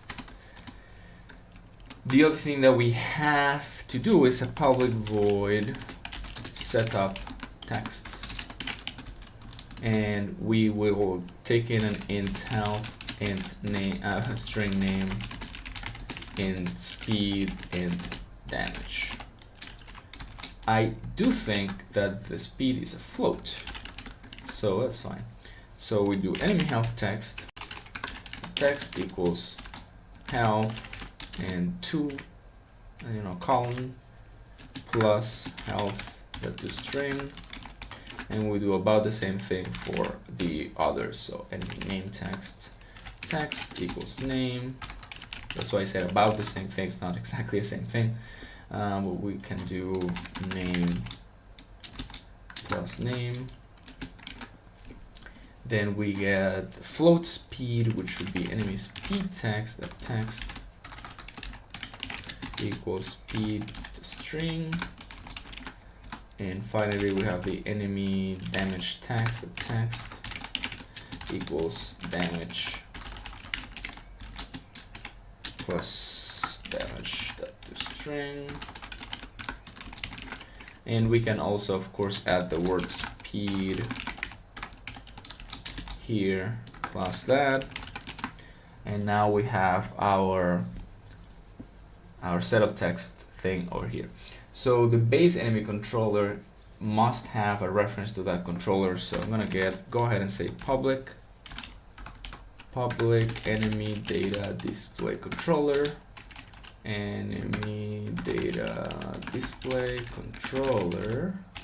I like long names in my things. I think it communicates the points enough. Okay, so we have this stuff, and now we have that. I'm gonna add the references to everything in the of course the script. So I'm gonna wait until Unity processes. I'm gonna go ahead and add the name, health,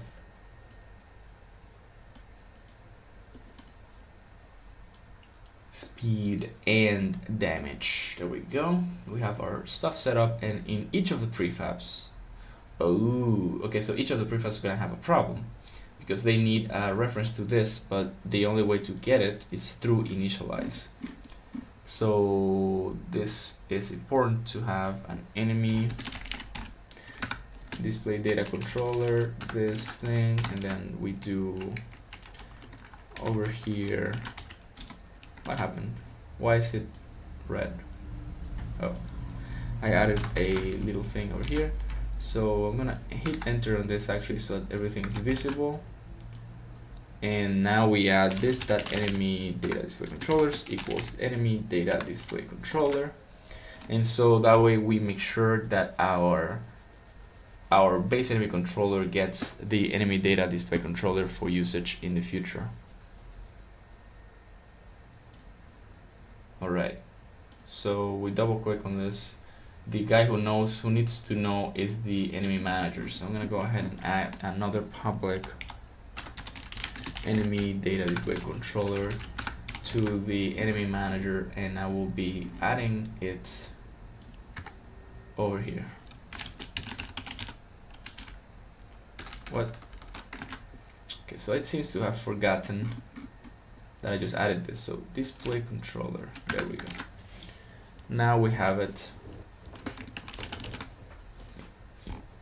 Now we have it correctly. We'll wait a little bit. And it has loaded correctly. I double click on enemy data display controller. Good. I'm gonna go to my enemy manager, and we add the display controller over here, which is in here. There's some warnings. Unreachable code detected. That is, I don't see any unreachable code. The result of comparing. Okay, so field shock controller that lifetime is never assigned to. That is wrong. Okay, so Unity is a little confused about my scripts, but you have to be like, you have to learn how to recognize when Unity is just drunk versus when you're making a mistake. In that case, you can clearly see it says that this code is unreachable because it assumes that target is gonna be always null, but that's wrong because I have my initialize here and target is being assigned to. So how is target always gonna be null? I don't know. Like that makes no sense. I think he wants me to do this new vector 3, so that way this is never empty. Or rather, I could do vector 3 that's 0. That's 0. And that way, target will never be empty, and probably Unity will stop complaining about it. But that doesn't really have to happen. Yeah, it's still thinking. It's still thinking that this is always going to be false, but that's not true. So yeah, you have to understand that Unity is not perfect, and some of the methods that we use sometimes may confuse the internal code that Unity has, basically. So I'm gonna go ahead and check out the results of this. Well, this is not gonna display anything special yet because nothing is being assigned to. So we only have our enemies, and that all works, so there's no issue. Now we go back to the base enemy controller, and what we will do is not in update, in mouse over. So protected void on mouse enter. Do we have on mouse enter? Yeah. So every time the mouse enters, I'm gonna actually debug.log the name of the transform just to see if it works or not. So mouse enter has this strange and interesting behaviors, I would say, where it doesn't really work So yeah, it's working. You can see that it says range attack enemy clone. I can drag it over here and you can see that it will repeatedly, every time I enter the collider, say the name of the enemy. You can see that it updated with patrolling enemy clone, kamikaze enemy clone. So it is working as at least as the way I intended for it to work. So now we will go ahead and grab our enemy display data controller or whatever and set up text with data from this object. So it's going to be health, I guess name, speed is already there, and damage is also there. So that's the advantage of having good names. I can just type in the names and they work without me thinking too much about it. So now we will check out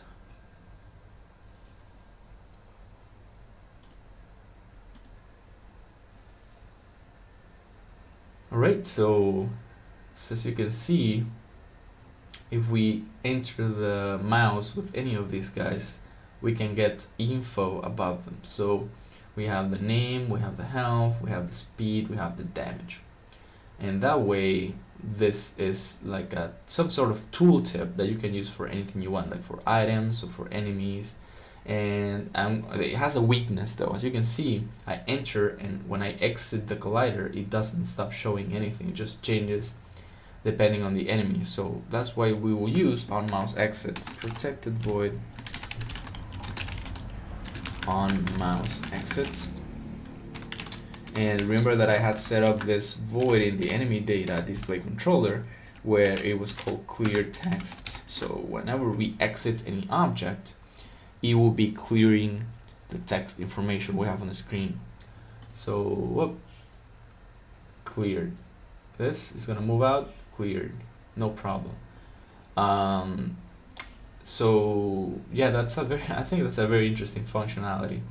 But the other thing that we can do, and I keep adding stuff just because I want to show you guys more tools that you guys can use for any of your games. I'm gonna be changing the way this setup text work. Instead of getting this stuff, I'll be changing this, and I'll be getting the base enemy controller itself.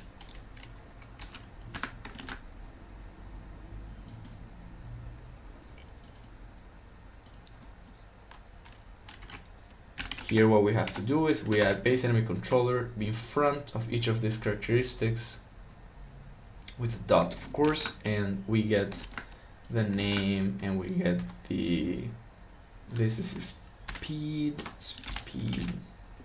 and here we get the damage, and it all will look exactly the same, but the difference that I want to make is I want to move the texts, all of the texts, to a certain position. The position is of course on top of the object. So I have to create a public transform, and this public transform is going to be called text parent, and we have to move the text parent to this guy's location, like the first location. If the monster moves, of course it's not gonna be following the monster.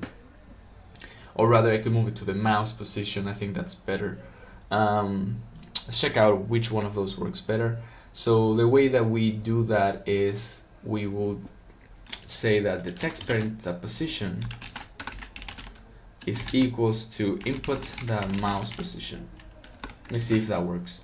So we'll relocate all the text to that position. So the text, of course, as you know, right now don't have a what's this? Oh yeah, we changed it to be the base enemy controller, which is this. So we go ahead and wait a little bit until Unity processes, and we have to create a parent for our guys. So I'm gonna go ahead and right click, create empty, I'm gonna call it text parent, texts parent. I'm gonna reparent them here, and so whenever we move the text parent, oh okay, yeah, there's another problem.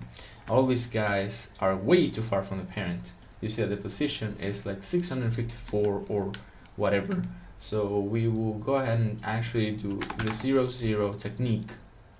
We're gonna go ahead and now relocate them so that they look proper while being close to the parent. So this is like here, health over here, speed right below that, and then we have the damage on the bottom. And yeah, so this is basically the way that the tooltip will work. And actually I'm gonna move them a little up because I feel like they're too close to their parent. Yeah, this is better. So the parent's gonna be there, and as you can see, the text is gonna be above the mouse, not under or too close to the mouse. So we go ahead and add the text parent here, and now we hit play, and that should work, I think. So whenever we enter an object, the first position for that tooltip is gonna be the mouse position. So you could also chase, we can make it also chase the base enemy controller, but whenever we close, whenever we get out of the mouse of the object, it's still gonna like not work. So yeah, so that is the way you make small tooltips for your enemies. And the other thing I want to do is change this. Instead of having this clear the text immediately when you get out, when you have most games, I think I have a screenshot of Diablo, when you have most games like Diablo in which you have a tooltip appear on top of your screen. No, this doesn't have it. What you really have is a timer. Like they set up a timer like 3 seconds. If you don't have a new enemy on it, then you do clear the text. So on mouse exit, I will be creating a coroutine. So I'm gonna have a private enumerator clear texts, and I'm gonna go ahead and say this after wait. So I'm gonna do yield return new wait for seconds, and I'm gonna wait 2 seconds, and I'm gonna clear texts in that case. But there's another small issue. Oh, these are protected virtual, so that if you want to redo or change something in the child classes, you can do that.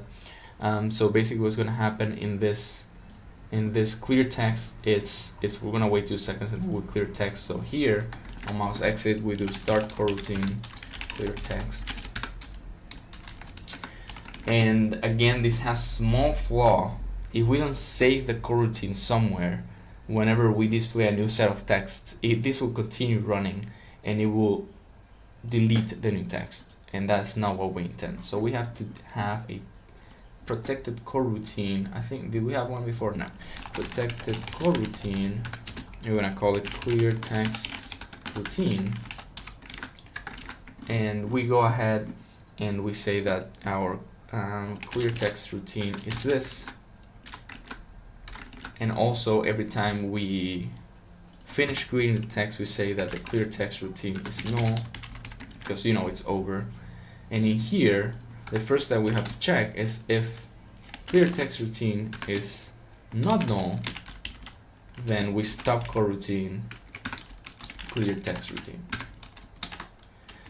What this is doing is preventing the text from clearing too fast. I'm gonna I'm going to show you what it looks like if we don't use the clearing of the routine just real quick, so you guys have an idea of the reasoning behind, you know, why I'm doing this sort of protection, this or sort of being careful about it. Okay, so we have this object, and then we change here and see that the second one disappears really fast, which it shouldn't. It should disappear in 2 seconds.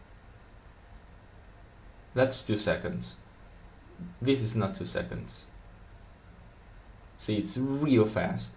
So if we stop the coroutine instead, it will always wait. I'm gonna do 3 seconds. It will always wait 3 seconds to disappear, no matter what. And also I'm gonna change the size of this because this is humongous. This is way too big.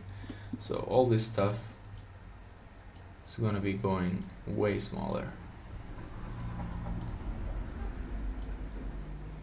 There we go. Like that, and also vertical is smaller, just so that we have, well, I'm gonna see the same size. Width is gonna be 150 and the height is gonna be 25 across the board for all of them. 150.25, click on this, 150.25, and finally 150.25. Now they're all exactly the same. We can attach them together again and then move them as a group. Whoops, I don't know what's going on. There you go. So now we have them all the same size attached, and we're gonna go ahead and group them again, close to the parent but not quite, well, maybe a little on top like that.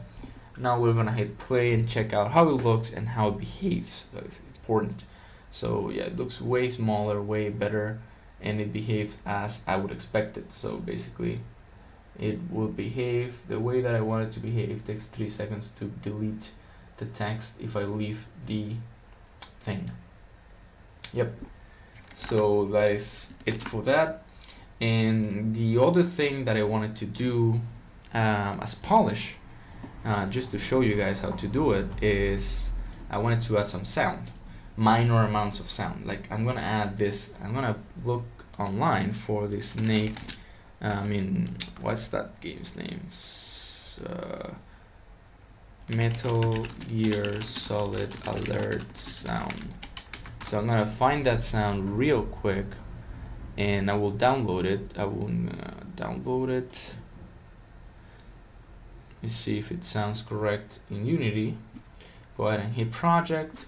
We create and reuse it. Remember I had an audio folder, now I use it, even if I didn't predict I would. That sound. So we have that sound now. And as you can see, it's only 12 kilobytes, so it's a minor, small sound. And we will go ahead and add that sound to a new manager. These are going to be our audio manager. And we'll add a component audio source to our manager's object. That way we have the, a place from which to play sounds. I'm going to go to scripts and I'm going to add a new manager. C# script audio manager, add our audio manager to the manager's object, and we go ahead and add a audio manager, double click. This audio manager needs basically two things. We need a public audio clip array, which is all our clips. And of course we only have one, and we need a private audio source, and we're gonna call it, of course, audio source. We're gonna go to awake, and we're gonna say that our audio source equals get component audio source. And this way we are checking out this component, like this component over here. We're adding it to our audio manager as soon as the game starts. So we'll add our audio clips, and we only have one, and we click on here and we have Tindeck 1. As you know, it's like ring, and then when on audio source I'm gonna lower the volume like drastically to 0.1 so that our ears don't get pierced every time the sound plays. The other thing that we should do, or that we could do, not should maybe, is we create an instance of our audio manager so that it's accessible anywhere. So we go ahead and say public static audio manager instance. And as always, if instance is null, then we assign instance to be this script, this instance, this one object inside our manager's game object. So if it's not, then we have to debug.log, debug.log warning, more audio manager. So we have to be careful not to have more than one audio manager, because that would of course create some problems. Now that we have that ready, we will go ahead and go to our base enemy controller. And our base enemy controller, I don't think it detects the, oh yeah, it does detect it. So basically we have to add a protected virtual void play detected sound, and we say audio manager that instance that play detected sound. Of course, as you will see, this is not created, but as always, Visual Studio allows us to create the new method from here. We go and hit F12, we are brought to our play detected sound, and we need to say audio source that play one shot, and we will play one shot audio clips, and we'll play, of course, 0 because that's the only one we have.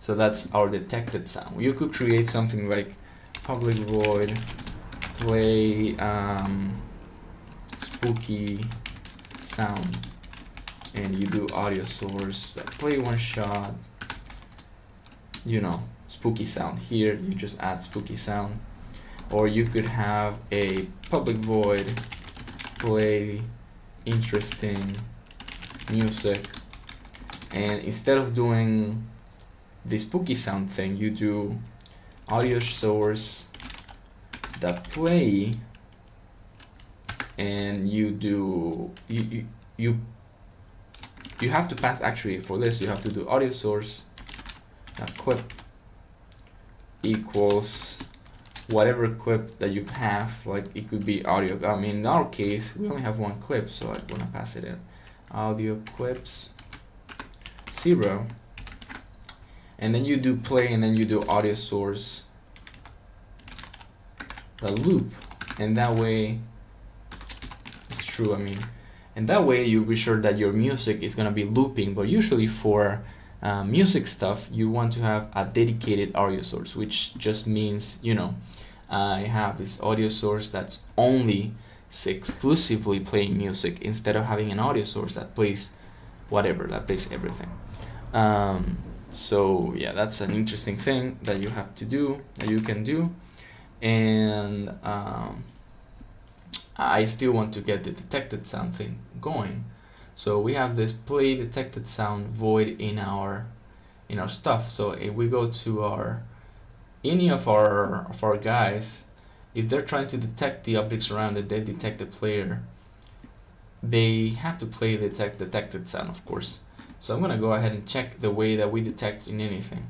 We probably detect it the same way. Yeah, player equals that. If player's not null, then do that, and then do this, and then do that. But the real way that we're going to try, I'm not trying to play this sound, the thing is we have to play it once instead of playing it a bunch of times. So we're gonna get a protected bool sound already played, and if we detect the player here, we will say play detected sound, and we're going to set the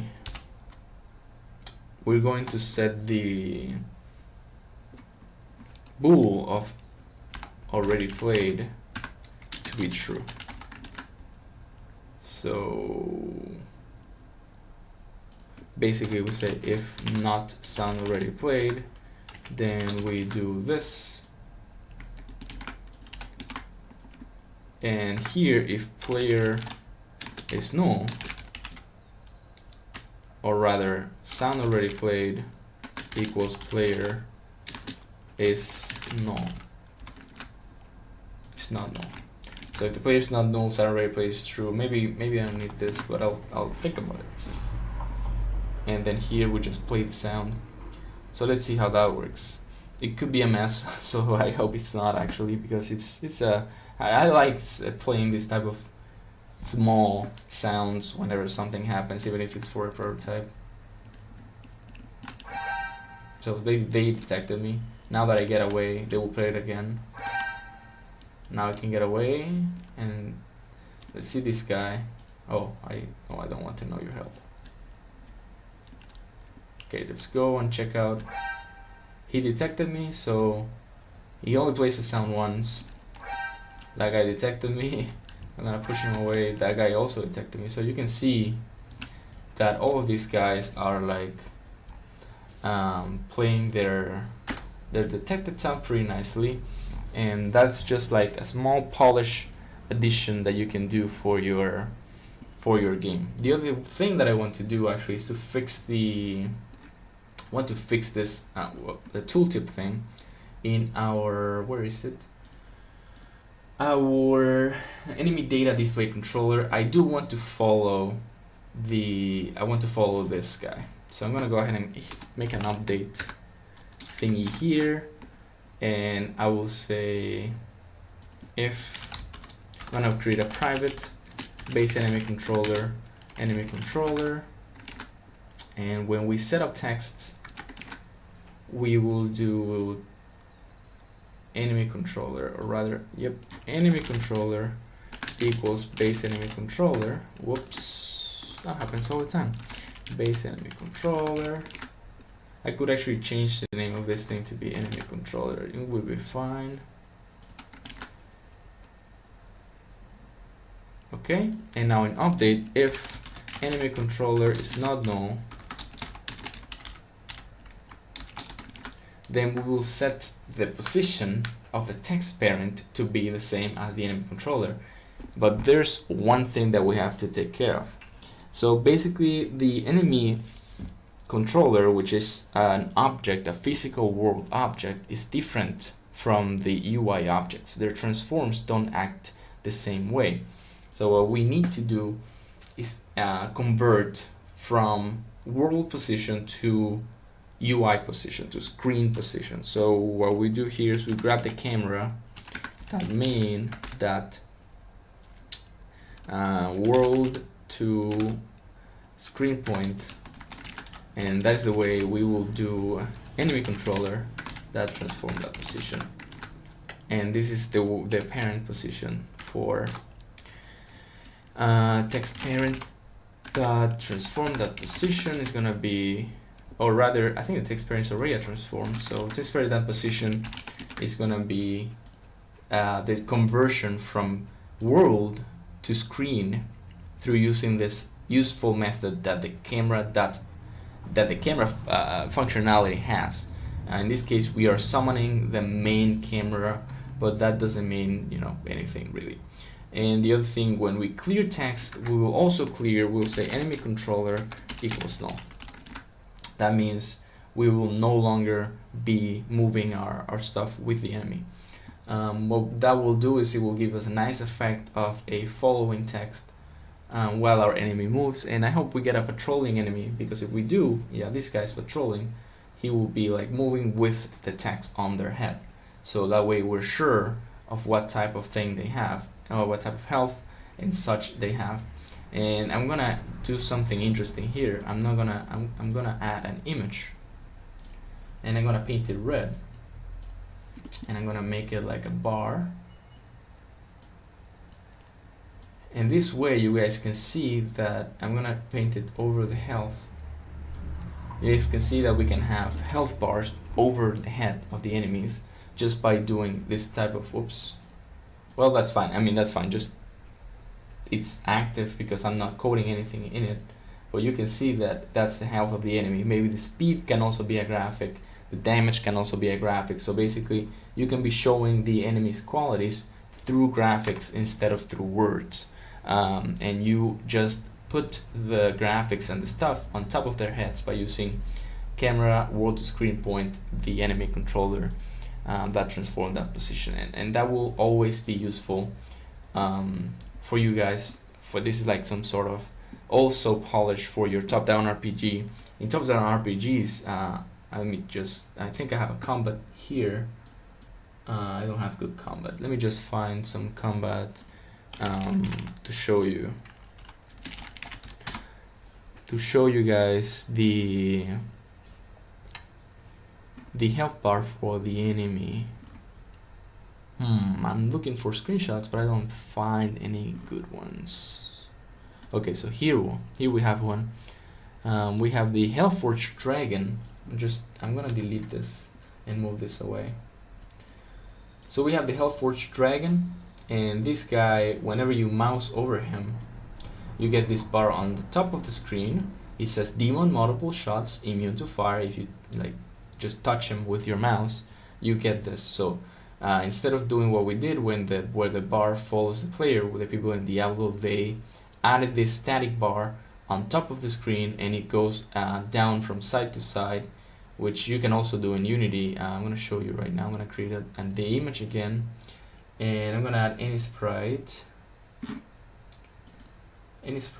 and then we can click on image type. Let me just increase the size horizontally so that it looks like a health bar. Change the color to red, and then image type, you can set it to filled, and you can set the filling any way you want. This is like a circle, and then we can have horizontal, and we can do it like this, and we can have vertical, and we do it like that. This is for like an HP bar, so you can see what I'm going with this. You just basically do different types of bars for your health, for the enemy's health, anything you would like to have in this kind of stuff. So if you check out the other tutorial for one of my tutorials for top-down RPG creation, and that one is character creation and saving, we created a health bar. Or was that in the inventory one? Well, I think it's the character one that has the health bar, and that can be, you can heal, and you heal like slowly. No, I do think it's the inventory one. Well, you will also need a character, so you have to do both. So I'm gonna go do a small recap. If you guys have any questions, this is the right moment to ask, because I'm just gonna be doing a recap. Of course, it doesn't need much focus.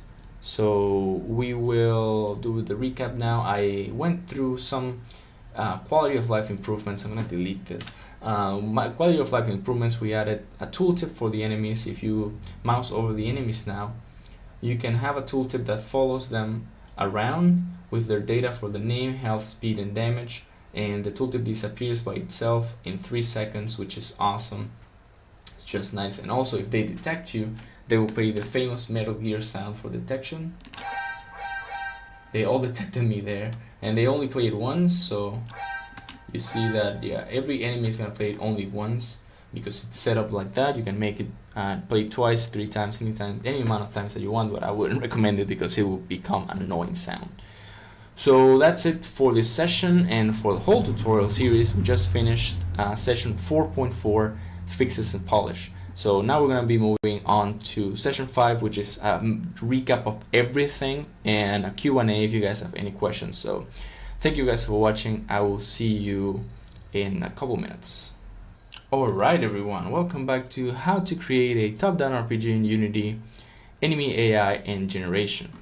This is our last session, our goodbye session, basically our closing session, which is the recap and Q&A. I'm gonna go through our curriculum, just checking out what we did, what we thought we would do, and what we ended up with. So basically, let's start with session 1.1. We talked about the enemy analysis for other games. We especially focused on these 2 screens in which we have these 2 types of groups of enemies. So we have the link to the past enemies, which have patrolling, range shooting, moving, and also melee and all that stuff. And then we also analyzed this, which didn't really fit what we wanted, because these are some sort of combat, top-down, turn-based almost enemies, and we want something more action-oriented, like Zelda: Link to the Past. Then we thought about what we were going to implement, and of course we talked about each type of enemy. We have 1 range, 1 fleeing with group, like this. It only attacks you in a group, only approaches you in a group. We also checked out the kamikaze, which is like suicidal enemy, and a ranged attack enemy. That's what I thought we could implement. And then we checked the Unity and Visual Studio installations. Next, we chose some art from Kenny, which you can get from his itch.io page or his kenny.nl page. He has a lot of free art, a lot of new art every time it's pushed. And we created this amazing world. We created a very simple player, which is this guy. This guy can move left and right, up and down with no issue. And I think actually this is the first time we play and there's no enemies generated. Then after this, we set up the game world with some boxes for our player to collide with, for the bullets of the enemies to collide with and such. And interestingly, our player at the end he started like rotating, and I let him rotate because I don't care too much, and also he looks pretty nice, he looks pretty funny when he does that. After this, we set up the enemies and the AI. The enemy data scripting started with the base enemy controller, and the base enemy controller contains, you know, the basics and detection, circle detection around the enemies to see what's around them. They can like see literally what is surrounding them and take decisions according to that. Then we have the fleeing enemy AI. The fleeing enemy AI only will attack the player if they decide that there's 3 of them. They notice that there's 3 of them around the player. So as you can see, this guy is a fleeing enemy actually, and we can move him because he's very scared of us. Name fleeing enemy clone. Then we have the kamikaze enemy, and the kamikaze enemy has a special property of moving toward the player and just disappearing, which is dying, as soon as they get... Whoa, everyone saw me. As soon as they get too close to the player. This deals instant damage and respawns them somewhere else, so that's fine. Patrolling enemy AI is these green guys. I hope we get at this one. We didn't. So these green guys, they go and patrol an area. This guy will do it. They patrol an area, and if they see the player, they'll stop their patrol and go and attack the player. Finally, we have the ranged enemies, which are these 2, which as soon as they see the player, they start shooting little bullets at the player, and if the player gets too close, they run away. So it's like a ranged attack, some sort of ranged enemy in any game where they are scared of you, they only run away. And with that, we have a suite of different types of enemies, and these types of enemies will always be able to pack a punch. They'll be able to have to give the player some fun and to keep the player on their toes. Why? Well, because in session 4 we added random generation. As you can see, I always say, well, I hope I get, well, you can set up spawn points for your player to have to fight the monsters. So your player starts here, and there's spawn points all over the place, and they get spawned. And then we added random characteristics to the enemies, and the way we did that was just adding extra damage, speed, or health. And finally, we added special enemies, which are elite monsters. You probably have noticed that some of the times that I start the game, they are larger. There's larger monsters. So these guys have way more health, way more speed, way more damage than normal. And that is the way that they're elite. So in your game, you can implement lightning attacks or blinking, or who knows, whatever you want to create in your game. You want to have this sheer amount of monsters fighting your player. And finally, in the fixes and polish run, we added that sound, which is like the Metal Gear Solid sound.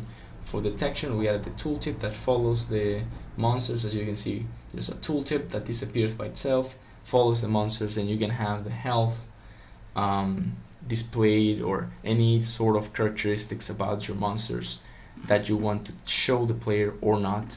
It all depends on what your game design is. So yeah, that is it for this tutorial series, and I really appreciate you guys joining me.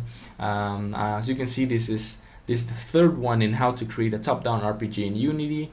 And the first one was, well, the first one I created, they can all be watched in any order, it doesn't matter. The first one I created was how to create a top-down RPG in Unity, character and saving. In that one, you can create a character, customize them with stats, they will calculate their health and stuff, and you can save and load the game using JSON. Then in part 2, or rather the second one I made, was inventory and items. You can have an inventory, and this inventory you can place items, drop items, equip items, unequip items, have key items like the ones to, like quest items basically, that's the key items. And it looks pretty nice actually. I really liked the result of each of those tutorials. Our inventory looks like this one, very similar to this one. And our character game, I mean the whiteboard for the character, well, that's what we get. We have this player select with a bunch of save files, and you can play with your character, and he's a little, of course, more useful than this one, because this one is only for show, and that guy has animations, and also we have some camera scripting at the end. So yeah, that's basically the how to create a top-down RPG in Unity series. I might do 1 or 2 more videos on this, but that's not probably gonna be for my next video, but my next sessions, I mean, my series, whatever. But you know what I mean. So I hope you guys enjoyed it. I hope you guys learned. I hope you guys are able to create great games. And if you create a great game or a simple game, you just want to show me, please send me a message here on live video. I'm active with the community. Whoever wants to send me a message, I will respond. I will not even take a day or two. I don't think so, because I check the website more than once every day. So definitely thank you for watching, and I'll see you in the next tutorial series, guys. Goodbye.